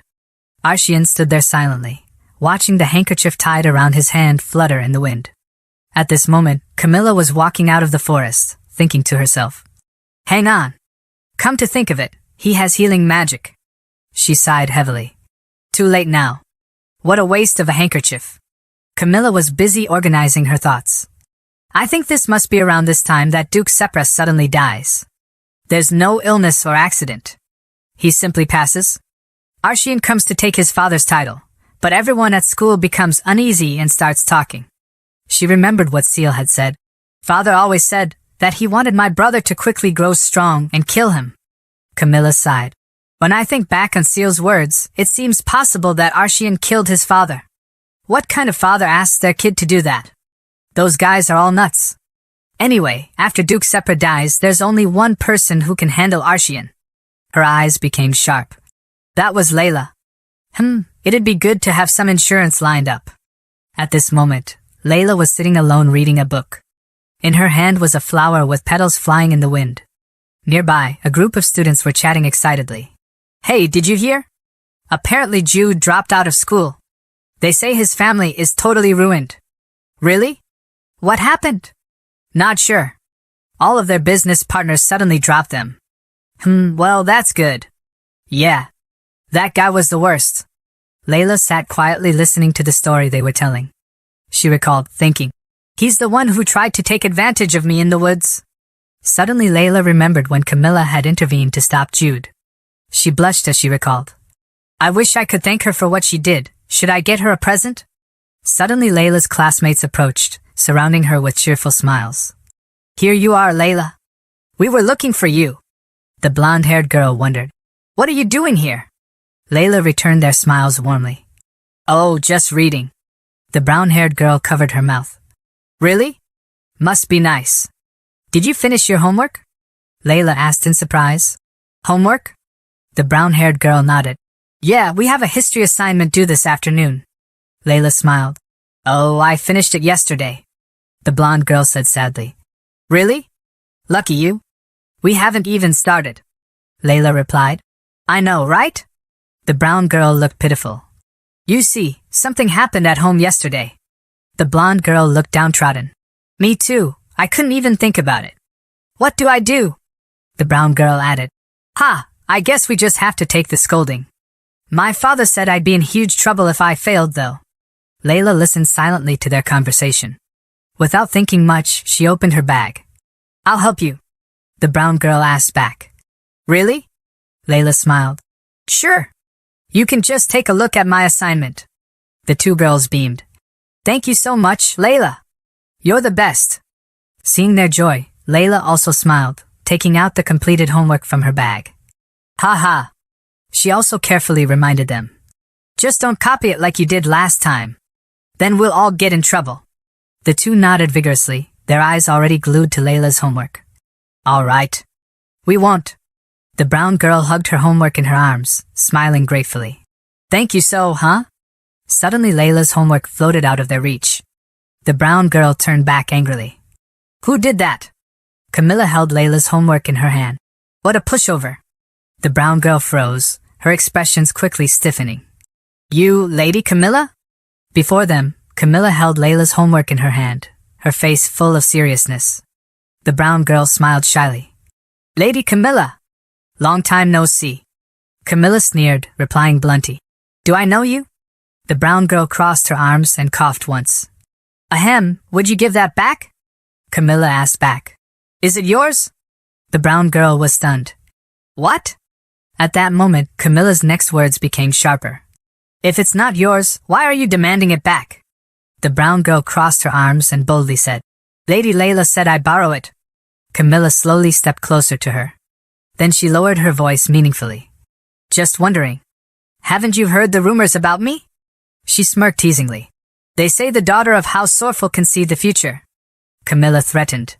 Oh, maybe this hasn't gotten around, but I can see things from people's pasts, too. The brown girl clenched her fists and asked. What are you saying? Camilla's smile grew brighter. I think I'll take a guess at what you two were doing yesterday. After class yesterday, you stayed out late with several young lords. Hearing that, the two girls were stunned, their faces pale. Camilla continued. You were having so much fun that you lost track of time and only returned home very late. That's why you didn't do your homework. She stepped closer to the two girls, causing them to back away in fear. Camilla raised her hand to cover her mouth and smirked. Shall I go on? Say what you were doing with them. What did you with whom? The two immediately ran away without looking back. Excuse me. Camilla pouted. Bleh. Then she glanced at Amy the informer. Hee hee, that's actually all I know. Good thing they ran away. Thanks, Amy. After that, Camilla sighed, returning the homework to Layla. Here, your assignment. Why are you getting bullied every time I see you? Layla replied gratefully. You help me out every time we meet. Camilla was surprised. I sure do. Layla's weakness began to annoy Camilla. I thought she was a bright girl who got along well with others, but she's actually kind of a gullible ditz. Camilla speculated. Oh, is her ditziness what boys find so attractive? Or is it actually just an act? Like what I do? Seeing that, Layla wondered. I wonder what she's thinking. Then she asked with innocent, sparkling eyes. Lady Camilla, can you really see the future? Layla's question made Camilla sigh, thinking. She's not acting. Camilla suggested. Would you like some candy? Layla nodded vigorously. Yes, please. The scene shifts to the Duke Sorfel's office. Jactor was reporting. All the businesses of House Hebley have shut down as of today. Count Hebley is planning to move to the countryside. Duke Sorfel frowned in displeasure. Humph, it seems he has enough money left over for a country house. Since he raised his son to be such a brute, he should pay for it. Jactor nodded in response. Lord Jude certainly was nothing but trouble. He groaned inwardly. I'm surprised he suddenly asked for an investigation into Jude Hebley, and then ruined his house. What is his grace thinking? At this moment, Duke Sorfel thought of his daughter's smile. Father! His face darkened. How dare he try to lay a finger on her? Jactor saw the Duke was silent and spoke. Pardon? Duke Sorfel said with a brief shake of his head before changing the subject. Ahem, never mind. And the academy? Jactor continued to report. We received an answer right away. They plan to drastically improve security within the school. They received your donation, and the headmaster is planning to visit too. Duke Sorfel angrily slammed his hand on the table. Tell him not to bother, just to make sure there are no more runts like Jude running around. That bastard! Jactor was confused. Pardon? Duke Sorfel cleared his throat. Ahem, never mind. Jactor added. Oh, did you hear the news? House Sepra is planning to release some new mana stones. Duke Sorfel raised his eyebrow thoughtfully. Did they discover a new mine? Jactor reported. Both the Mage Tower and the Dark Mages have been tiptoeing around Marquis Gabriel, who has a monopoly on those damned stones. So this is a good turn for them. He flipped through the documents. We don't know for certain, but while House Sepra is handling purification and sales, the actual provider of the stones seems to be someone else. Duke Sorfel wondered. Someone else? What does that mean? He could not imagine and thought to himself. Duke Sepra of all people accepted someone's offer to work together? Then he held his head and sighed. Ha, there's no way he would do something like that. Jactor suggested. Would you like me to find out more? Duke Sorfel agreed. Yes, as quickly as possible. But in his heart, he was still wondering. What's going on in House Sepra? The scene shifts to Duke Sepra's residence. The office door suddenly swung open with more force than ever. Duke Sepra was sitting at work, without looking up from his documents. The intruder said nothing, causing Duke Sepra to raise his head. What is it? Arshian stood before him, staring. He finally spoke, clenching his fists. Listen up, I won't kill you. Whatever reason you had for doing that to me and Seal, doesn't matter anymore. I still hate you and think you're a scoundrel. Duke Sepra frowned at him but remained silent. Then Arshian slammed his hand on the table and shouted. So don't think I'll let you die so easily. I want you to spend the rest of your life thinking about how useless it all was. At this moment, his eyes were sharp and full of determination. And the divine beast egg? Our family won't need it anymore. I'm not going to find it. Then he turned away, his voice grew even lower. I'll prove that we can become stronger even without it. I'll show you we can become plenty powerful without that damn wolf. Without waiting for a response, Arshian turned and left the room, slamming the door.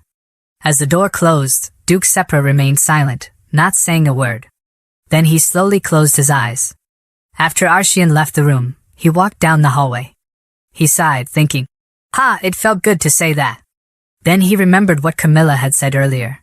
He had his reasons, and it's not like she didn't understand, but that doesn't magically make everything she suffered disappear. Arshian smiled slightly. There's no need to be chained to this family and my father after all. A few days later, at the Spirit Lake. Under the shade of a tree, Arshian was sitting leaning against the tree trunk. He closed his eyes to enjoy this wonderful weather while his body was also soaked. At this moment, someone came near and said, Someone looks peaceful. Hearing the voice approaching, Arshian glanced over. Camilla sat down next to him and asked with concern, Why are you all wet? Did you go for a swim? Arshian turned away from her gaze and replied, It was hot. Camilla thought in herself, So you just jumped in the lake? She looked a little confused and replied, Sure thing. Suddenly something caught her attention. Then Camilla lightly touched Arshian's bicep with one finger. Arshian was annoyed. What? Realizing her strange action, Camilla startled and pulled her hand back. Oh, sorry. It just looked nice. I didn't mean to. But she still stared at Arshian's physique and thought, Oh ho, so this is what a swordsman's body looks like. Get a load of those muscles. Then she unconsciously reached out her hand and said, You must have been training really hard. Her hand gently touched his face. Your face is still flushed. Do you feel a fever coming on? Arshian was embarrassed, gently grabbed Camilla's wrist. You. Then he shyly turned away, let go of her hand. Forget it. Camilla was stunned. Come on, say it. After that, she opened the basket of food she brought and asked curiously. Anyway, what's the point in a mage doing all that sword training? You're gonna make the other guys look bad. Suddenly realizing something, Camilla glanced at him, thinking, "Oh, could that be the reason Ravi hates Arshian so much? The other mages might not look so kindly on someone who refuses to focus on one thing." Thinking so, Camilla said to Arshian, "Hey, my brother says he doesn't like you." In her mind, she recalled Ravi's words. "I hate that guy. Don't go near him if you can help it." Arshian replied indifferently, "I don't know who that is, but tell him I don't like him either." She immediately imagined that if Ravi heard this, he would get angry and curse immediately. Arg.